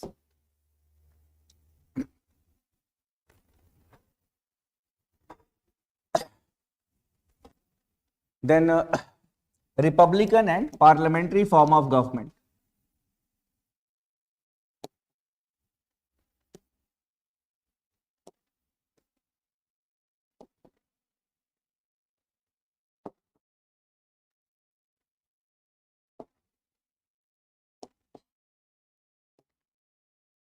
Now, from here the questions can be asked in the examination. Which of the following is correct regarding the basic structure? It is a judicial innovation. ऐसा आ सकता है, the basic structure doctrine is a social legislation, social innovation, executive innovation, a legislative innovation, judicial innovation. It is a judicial innovation. Then who is to decide that what are the basic structures? It is the Supreme Court which has to decide that what are the basic structures. Then which of the following are the basic structures of the Constitution? These are some of the basic structures. अगर ऐसा भी आएगा, the basic structure is static, no it is not static, it is evolving, it is dynamic. So basically the understanding based questions will be there in the prelims examination on the basic structure doctrine. Then this doctrine basically was upheld by the Supreme Court in the Minerva Mills Limited case. So last में लिख लेना, the Supreme Court in the Minerva Mills versus Union of India case, ये मैं ऐसे ही लिख रहा हूं for continuity, versus Union of India case 1980, upheld basic structure doctrine.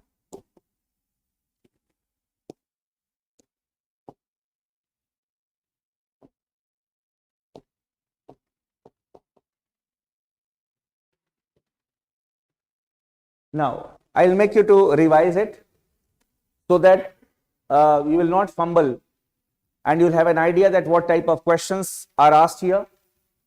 First, the question can be with respect to the First Amendment Act.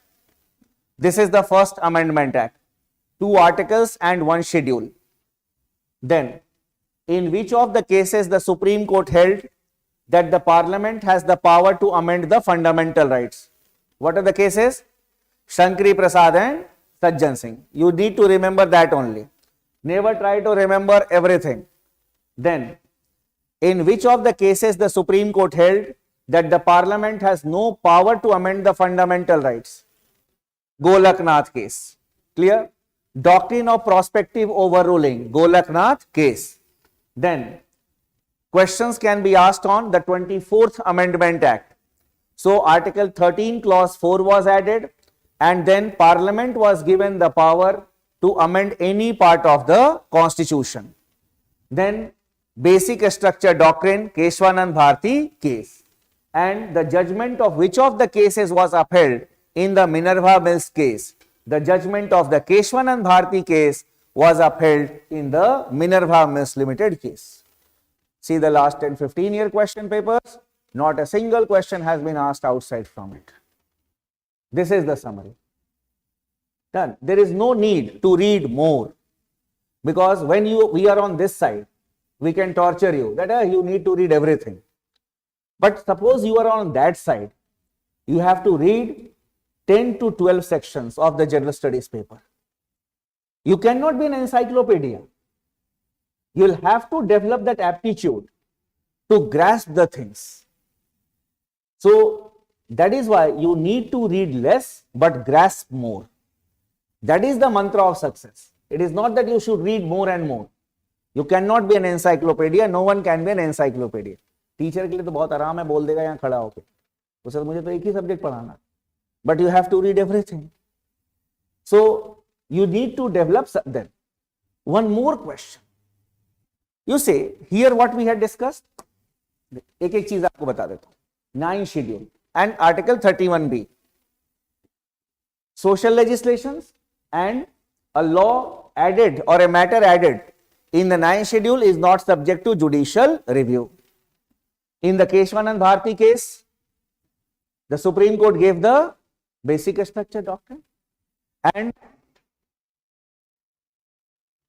judicial review is one of the basic structures, the Supreme Court has said, and Article 31B says that a matter added in the 9th schedule not subject to judicial review. अब क्या होगा? The matter went to the Supreme Court with respect to the status. It is a question of the UPSC examination, you can write as note. The Supreme Court in the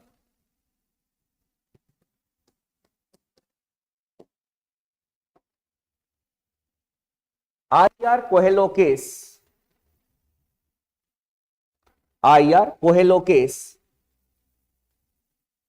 2007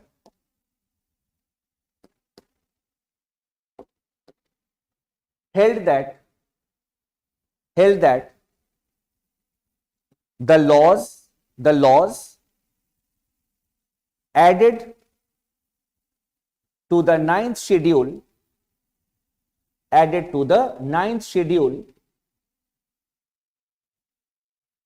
by amendments made after 24th April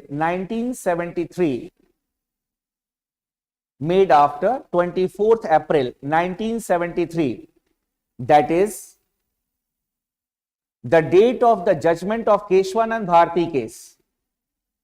bracket में लिख लो, जिसको नहीं आता, नहीं पता है.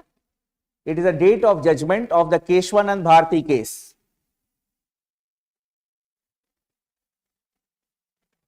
Are subject to judicial review.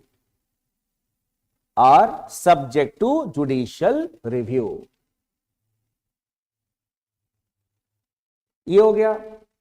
So till 1973, 24th of April, whatever subject has been added in the ninth schedule, you cannot challenge it in the Supreme Court. That is not subject to judicial review. So the summary here, one more sentence can be there. देखो, I said understanding. ये तो direct judgment is there. So what is the understanding? You can write here in the next sentence. The ninth schedule is subject to partial judicial review. The Supreme Court is subject to partial judicial review. Partial, not fully. Partial मतलब 1970 judgment के बाद जो भी आया. So what had happened basically was that the Tamil Nadu government had provided for more than, कितना reservation है तमिलनाडु में, कितना है? What is the Supreme Court limit for reservation? 50%. And Tamil Nadu, the reservation is 67 or 69%, and it was added in the ninth schedule. The matter went to the Supreme Court that you have mentioned that the upper limit will be 50%. इसमें the states will make laws, they will add in the ninth schedule, and it will not be subject to judicial review. The Supreme Court said okay. Then the Supreme Court said that it is subject to partial judicial review. Any matter that has been added after 24th April 1973, it can be questioned in the court, and we can look into the validity of such statements will be there with respect to the ninth schedule in the Constitution. बाकी ninth schedule से और कोई question आपके exam में नहीं आएगा except this statement. So here, with respect to basic structure and the ninth schedule, you see we need to correlate the things. Then it will be polity. Otherwise, it will be only a constitution. Till now, we have not discussed a single fundamental right. But if you see the previous year question papers, most of the questions are asked from these areas: human rights, nature of fundamental rights, judicial review and fundamental rights, and then amendability of the fundamental rights. So that is why we gave more emphasis on these aspects, because if you develop an understanding, then you will be able to answer the questions. Then now coming to the classification of the fundamental rights. We all know that there are 6 categories of fundamental rights. So some of the fundamental rights have to be discussed in detail, some in very brief, just to have a continuity.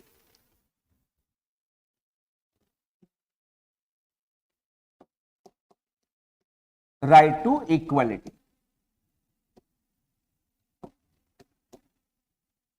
Your heading will be classification of the fundamental rights.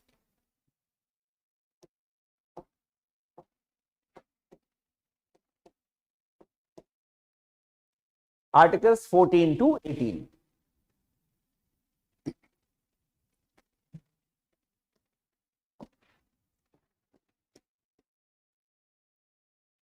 Coming to article number 14.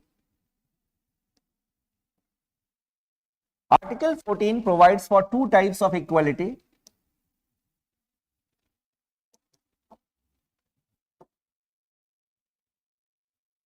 Equality before law and equal protection of laws.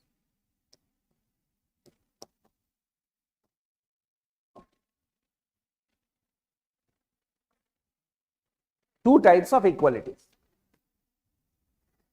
Now, one by one, we will be looking into it. First of all, coming to this equality before law.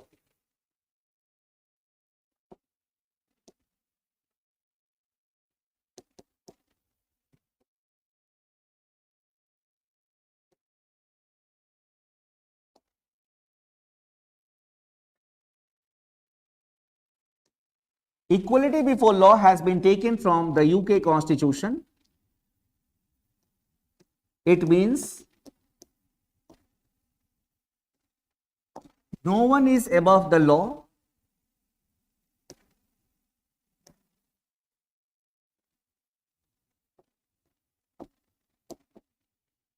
All are equal in the eyes of law.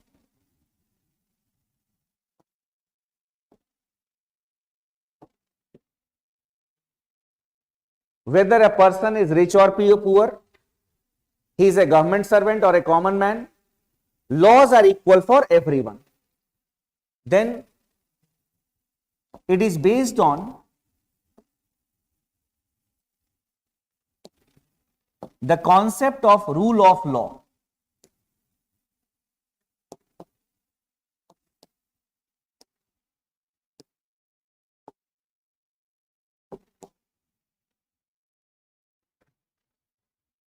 You see, rule of law, it establishes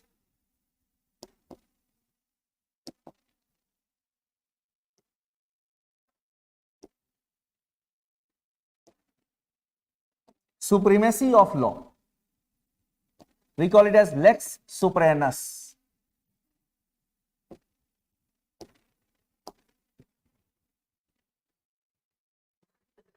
Law is supreme. This concept of rule of law, lex means law. This concept of rule of law was propounded by Aristotle.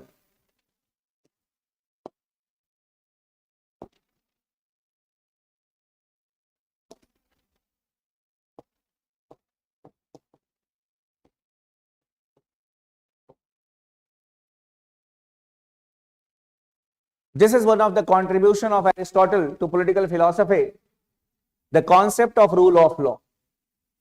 And Aristotle was of the view that rule of law was better than rule of men. And in the absence of the written laws, even the most honest magistrate may not be honest. That is why there has to be laws according to which the magistrates, the judges, they should rule.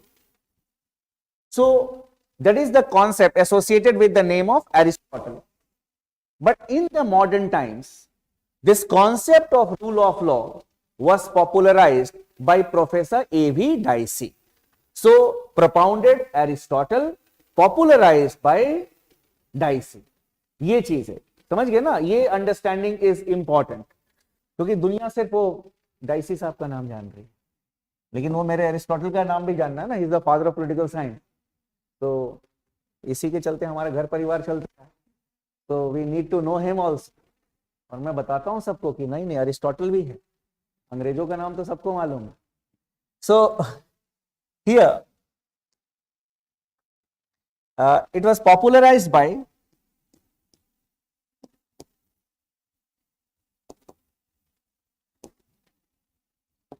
the English scholar Professor A.V. Dicey. A.V. Dicey.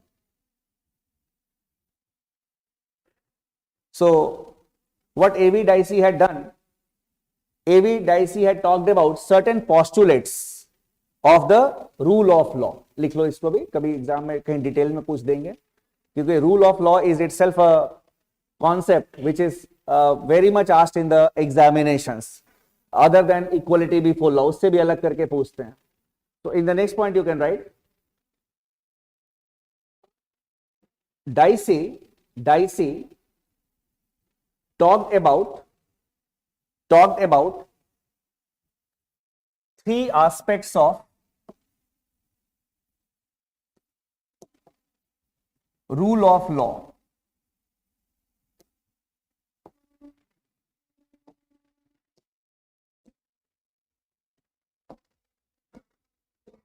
Three aspects of rule of law. First, supremacy of law.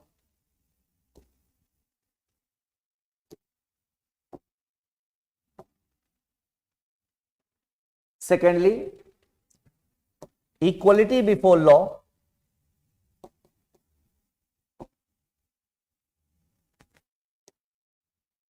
And third, predominance of the legal spirit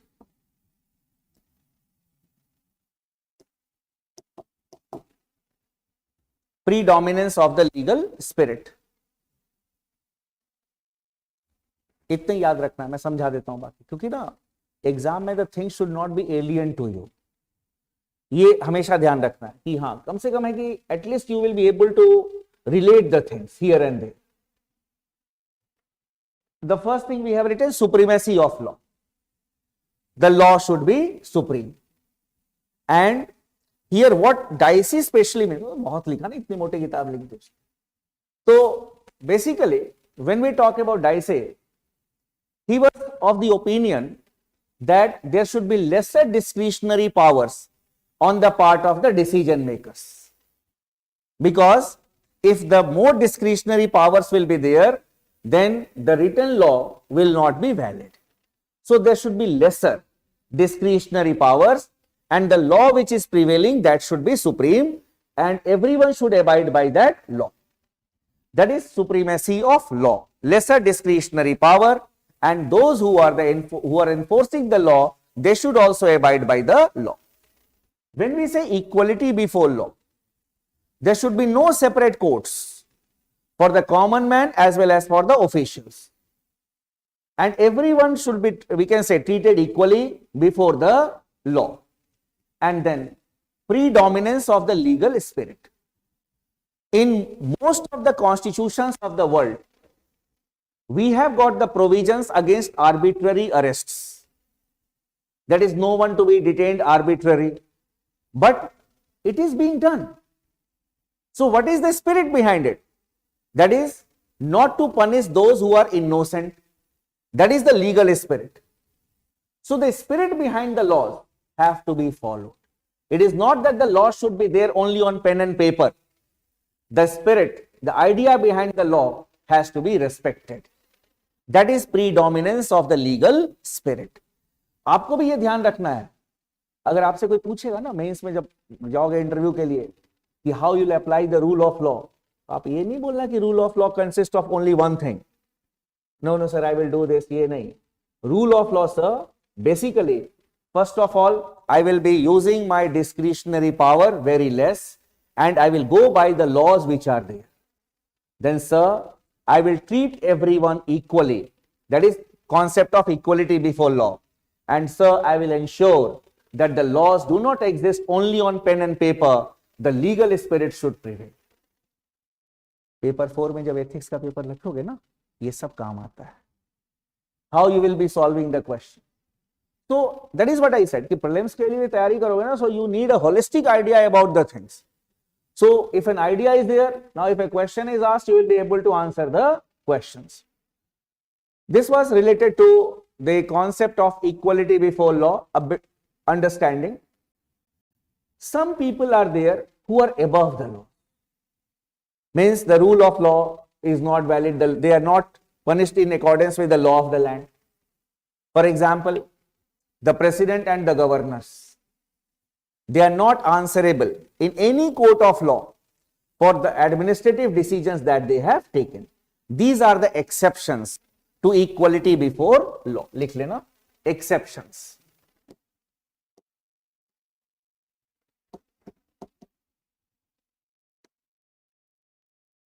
Exceptions to equality before law. First, the president or the governor of a state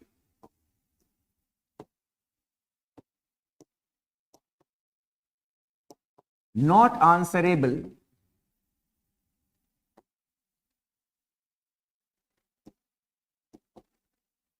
in a court of law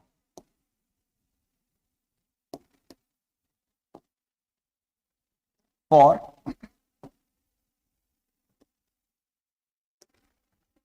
the administrative decisions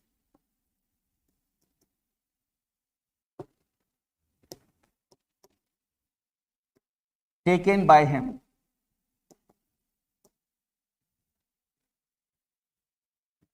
Secondly, no criminal proceedings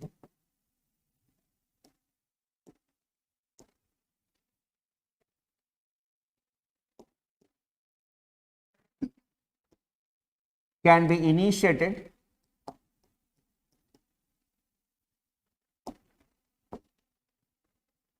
against the president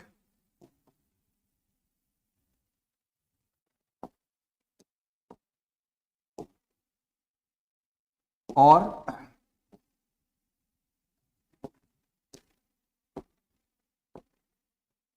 governor of a state during the term of office.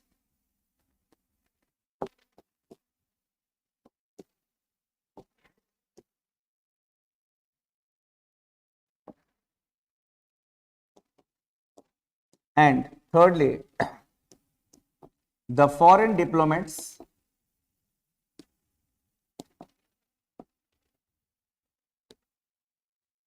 and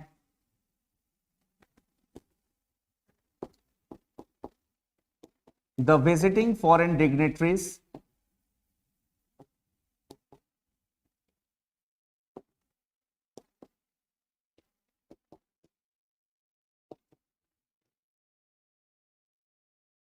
are not to be punished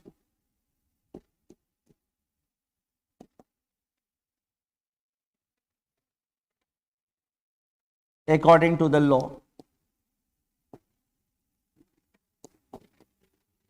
It is known as diplomatic immunity.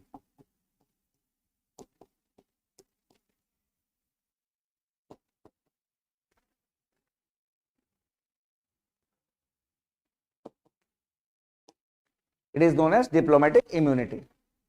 So if a foreign diplomat is here, even if he is involved in a criminal case, then he will just be asked to leave the country within a reasonable time.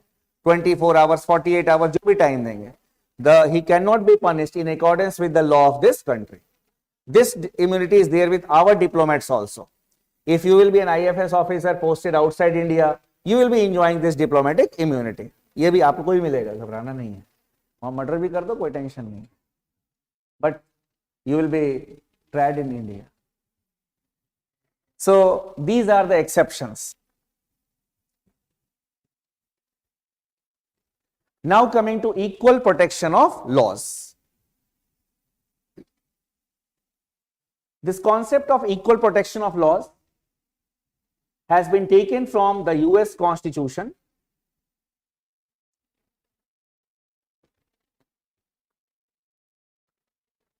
and it means likes to be treated alike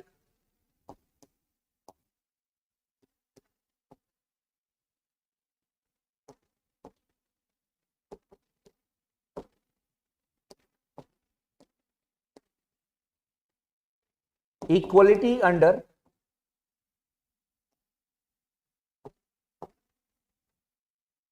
equal circumstances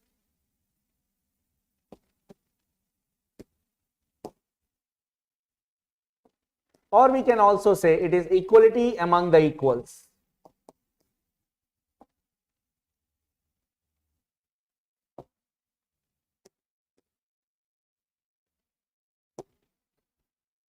Equality among the equals. Now you see the beauty of the Indian Constitution. two different aspects. One is equality before law, taken from the UK Constitution, which means that there should be legal equality, all should be treated equally before the law, and likes to be treated alike. Under equal circumstances only there will be equality. This concept has been taken from US Constitution, and they have been combined together to make our Constitution a coherent one, this article a coherent one. Here, when we say equal protection of laws, if you talk about equality before law, you will not be able to give complete justice to a person. That is why equal protection of laws is required. Suppose if two persons have committed murder, but under two different circumstances, and if you punish them equally, equality before law, then justice may not be given to one. The one person may have killed someone in self-defense or protecting the other members of the society, and the other one is a professional killer. So yes, that is, circumstances are different. So here, equality has to be only among the equals, not among the unequals. So that is the beauty of the Indian Constitution. That is why we remember Dr. Ambedkar for giving us a very good constitution. You see, this part taken from this constitution, this part taken from this constitution, and they have been clubbed together to give it an Indian color. So this was Article 14. We needed to know this much. Emphasis will be on rule of law. Then coming to Article number 15.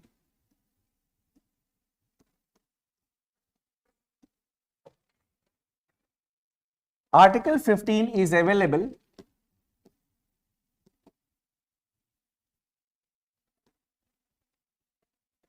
only to the citizens.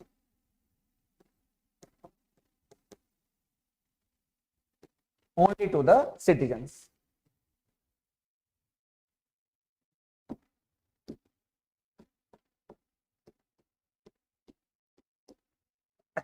Article 15 clause 1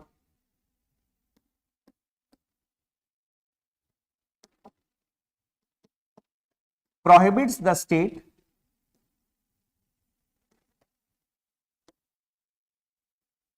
from discriminating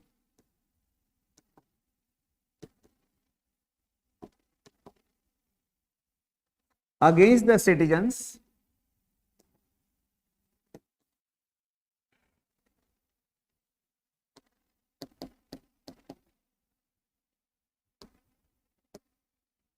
on the grounds of religion,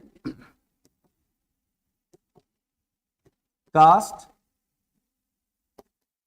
sex, race, or place of birth.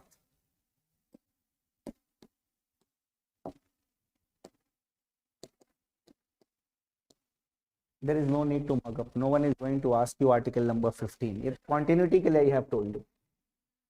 Now the question is, where there shall be no discrimination on these grounds. And you see, the discrimination shall not be in the use of in places like hotels, restaurants, then theaters, that is the places of public entertainment, or the use of wells, tanks, bathing ghats. So देखो इसको कैसे you need to remember. There is no need to mug up. Achha, the teacher today discussed Article 15. He said Article 15 is there only with the citizens. In your mother tongue you need to remember it. And then he said that the state on certain grounds should not discriminate among the among the citizens. Even if you forget the grounds, it hardly matters. The place of birth, religion, caste, kuch to yaad rahe.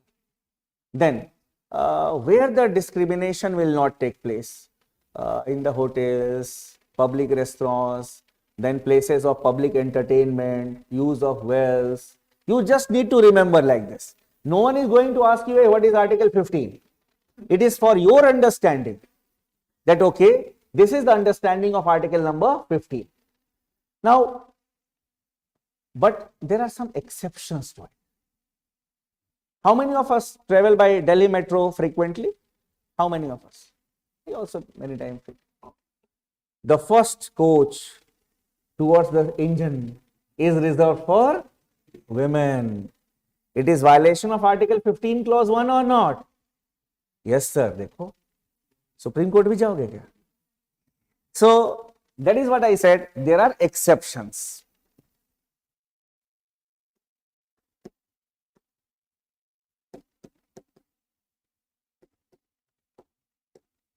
To Article 15 Clause 1.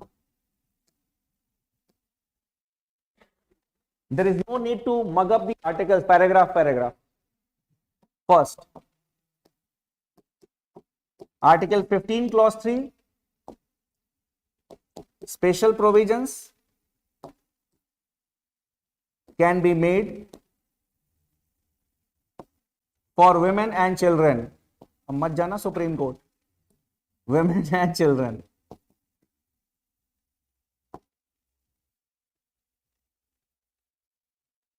Then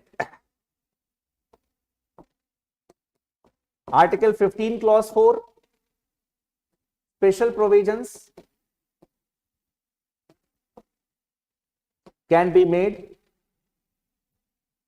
for socially and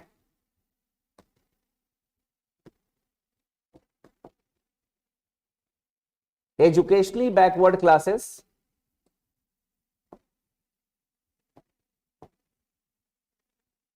including scheduled castes and scheduled tribes.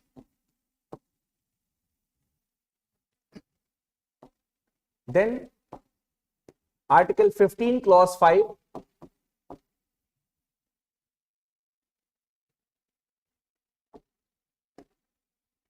reservation for socially and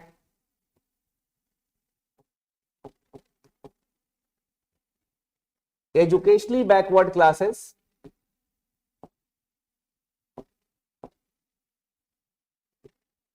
in educational institutions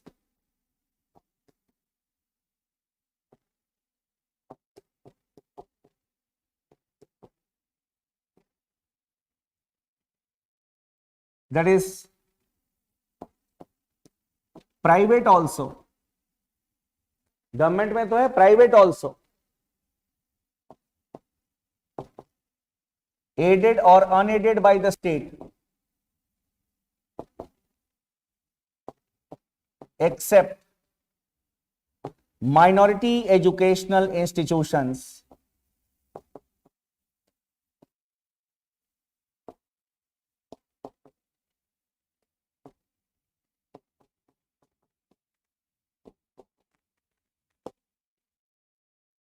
ये underline करना, except minority educational institution. So there may not be reservation for scheduled castes, scheduled tribes or the OBCs in the minority educational institutions.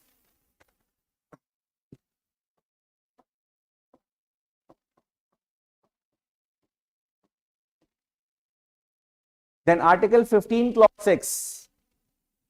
ये सुना तुम लोगों ने article 15 clause 6? दो clauses हैं. The first clause, special provisions can be made for economically weaker sections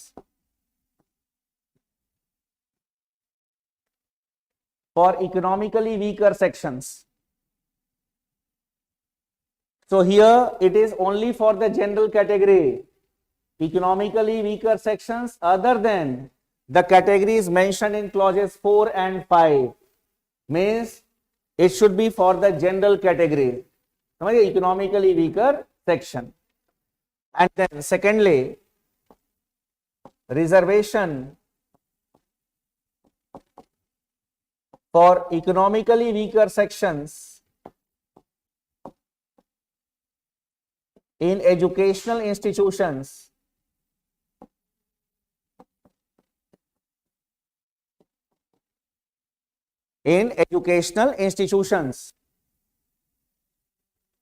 यहां पे भी the same logic, except minority educational institution, कहीं भी है ना रिजर्वेशन, तो it is minority educational institutions are exceptions. So reservation for EWS in educational institutions, but here one thing we need to remember, that the reservation shall not be more than 10% in each category. It shall not exceed 10% in each category. अब BA honours में है तो BA honours political science 10% seats reserve for economically weaker section. It is not कि पूरे college में आप economically weaker section के लिए 10% कर दो, it can be only for one subject. So 10% in each category. MSc Physics 10%, MSc Chemistry 10% for economically weaker sections, ऐसे करके है. और यहां पे क्लियर लिखा है it should be above the reservation which has been prescribed. So that is why this was not declared as null and ऐसे याद रखना. अच्छा, special provisions for the women children can be made. Then for the scheduled caste and the scheduled tribes. Then reservation in higher education, reservation in education for the educational institutions for the socially and educationally educated. Then special provisions for economically weaker section. ये first part. Second part. It was there in the original constitution. These were added by amendments. So you need to remember the amendment number here. Article 15 clause 4, it was added by which amendment act? लिख लो, First Amendment Act. First Amendment Act.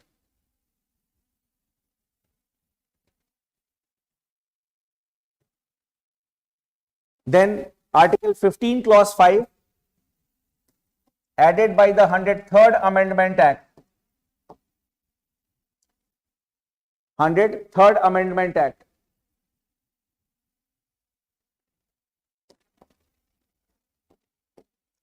(2005) sorry, ये 93rd है, ये 103rd. Sorry, 93rd and this is 103rd.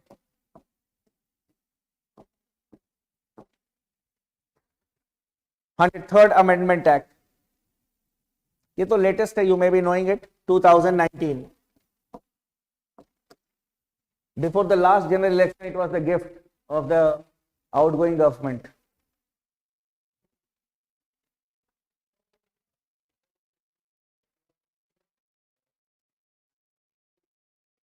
हाँ, reservation कहीं भी, हर एक जगह पे जहां भी एजुकेशनल इंस्टीट्यूशन में रिजर्वेशन है ना, ये क्लॉज होगा, एक्सेप्ट माइनॉरिटी एजुकेशनल इंस्टीट्यूशन.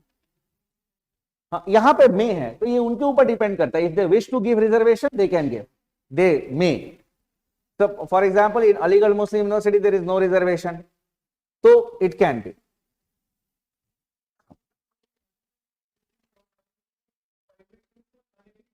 हाँ, unaided with, aided और unaided, एकदम लिखा हुआ है आर्टिकल में. हाँ, नहीं, ये डिपेंड करेगा. It may be. So your state will decide. Your state will decide. Education तो ऐसे भी स्टेट गवर्नमेंट में आएगा, तो वो लोग डिसाइड करेंगे कि आप क्या कंपलसरी कर रहे हो नहीं कर रहे. स्कोप दिया हुआ है. This was we can say. So you need to remember like this. इसमें मगअप नहीं करना है, yes, but you need to remember the article numbers. 93rd Amendment Act, 103rd Amendment Act. Which of the following is correct regarding the 103rd Amendment Act? So wherever you will find economically weaker sections, it is 103rd Amendment Act. Even in Article 16, we have got this economically weaker section, reservation का. वो भी मैं आज आपको करा देता हूं, फिर एक इकट्ठा चलेंगे. Article 16,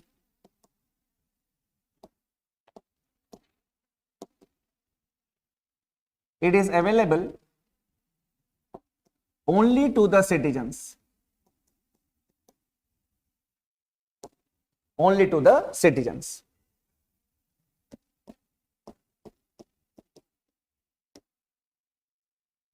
It is equality of opportunity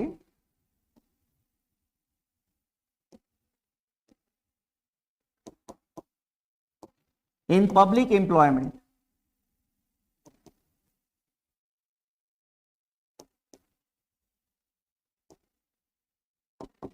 in public employment government job. ये भी नहीं पूछते हैं एग्जाम में, ठीक है ना, फिर एक आइडिया आपको मैं दे दे रहा हूं क्या है क्या नहीं है। तो article 16 clause 2 there is no need to mug up, उसमें सिर्फ इतना ही लिखा है कि the state shall not discriminate among the citizen on certain grounds. यहां पे residence has been added, descent has been added here. Now when we talk about exceptions,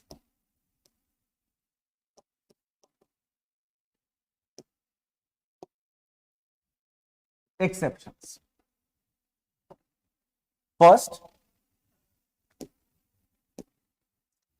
residence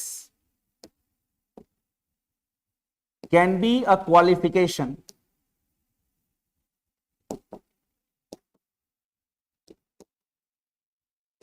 for certain jobs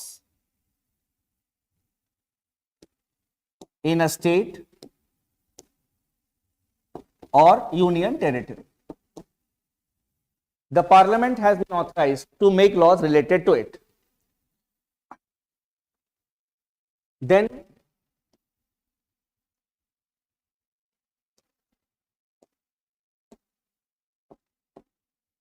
reservations may be there or may be provided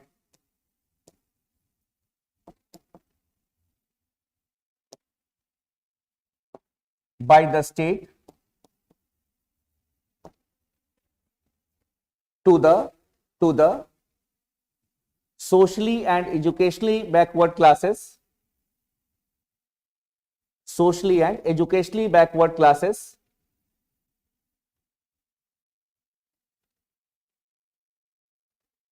which in the opinion of the state,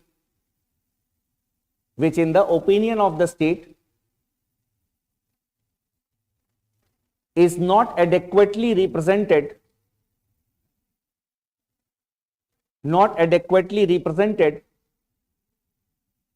in the services under the state.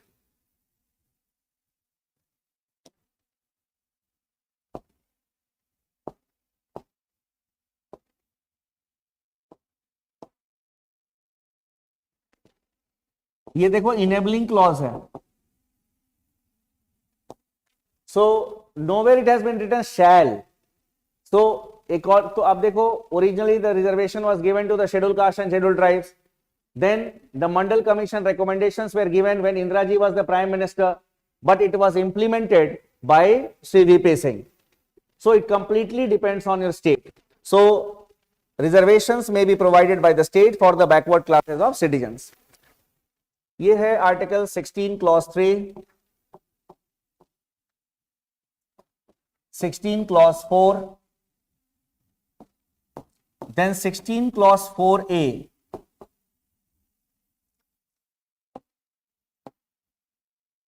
reservation in promotion or reservation for scheduled caste and scheduled tribes in promotion.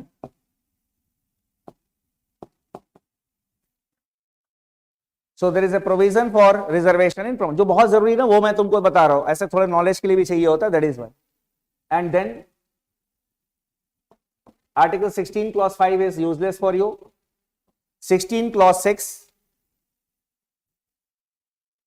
reservation for economically weaker sections,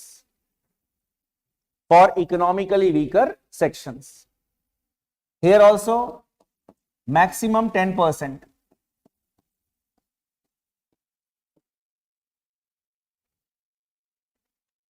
There is no need to mug up.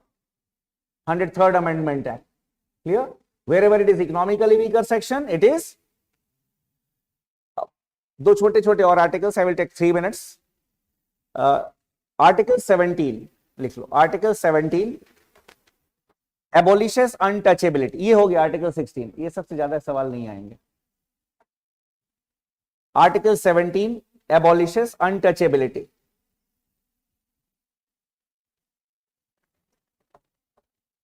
Then Article 18 Article 18, Clause 1 prohibits the state from conferring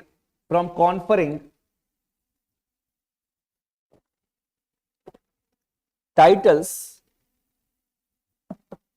on the individuals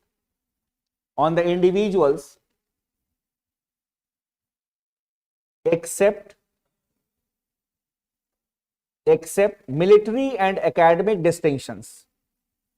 Except military and academic distinctions. ये नहीं पूछेंगे article 18 clause 1. इससे देखो दो चीजें note में लिखना. First, the national awards were introduced in 1954 but were discontinued in 1978. So when the Janata Party government had come, they were discontinued and they were again revived in 1980. लिख लो, they were again revived in 1980. In 1978 and were revived in 1980. 1980. Then again, basically, for some years it was discontinued. So based on this, there was a statement once in the prelims examination. Which of the following statement is correct? The national awards were temporarily suspended. Temporarily. तो क्या हुआ था कि the Bharat Ratna is routed through the Prime Minister's office. When Panditji was the Prime Minister, he got Bharat Ratna. I said Bharat Ratna is to be routed through the PMO. The Prime Minister will recommend the President that this person should be given the Bharat Ratna. But Pandit Nehru, when he was the Prime Minister, he got Bharat Ratna. Then Indira Ji also. When she was the Prime Minister, she also got Bharat Ratna. When the Janata Party government came, he said, these people are using family business. They are using just like a, we can say, title for the family. So they discontinued it. ये story मैं जानबूझ के students को बताता हूँ. Why? There is a hearing impact. This statement was asked in the examination. मुझे क्या मालूम था, कहानी में बताता हूँ, आ जाएगा exam में. Yes. So students who had heard the story, sir had discussed it, that it was discontinued by the Janata Party government because of this reason. And when Mrs. Indira Gandhi came to power in 1980, she revived it. So temporarily suspended. Temporarily discontinued. So such type of question. Isileye I said it is polity. You will have to develop an understanding. Then note number 2 you can write.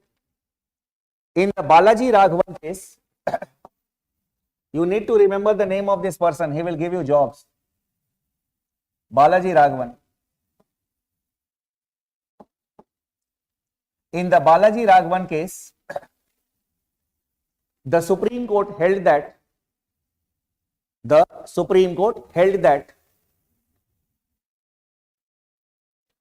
national awards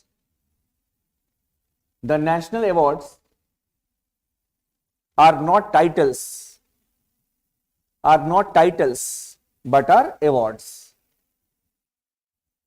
So we also know, and to know this, Balaji Raghavan had gone to the Supreme Court. Whether these are rewards or these are titles. The Supreme Court said that these are conferred on the individuals for rendering service to the state or to the society. So these are not titles. But we have got this code. That is, we are not supposed to use it as suffixes or prefixes. So by default, if you get Bharat Ratna, you are not supposed to Bharat Ratna and then you will write your name. नहीं करना गलती से भी, मैंने बता दिया. But it is not penal in nature. There is no penalty for it. The government of India or the state government will just issue a letter to you that, sir, according to the Supreme Court judgment, you are not supposed to do this. It is not penal in nature. So target completed today. I had targeted to discuss till Article 18 of constitution, क्योंकि वो 7 days का है ना हमारा, 7 days, तो ऐसे तो जिंदगी भर पॉलिटी पढ़ाते रह जाऊंगा, तो we'll have to be disciplined also. So today's target accomplished. Tomorrow from article 19 we will start. We'll stop here for the day.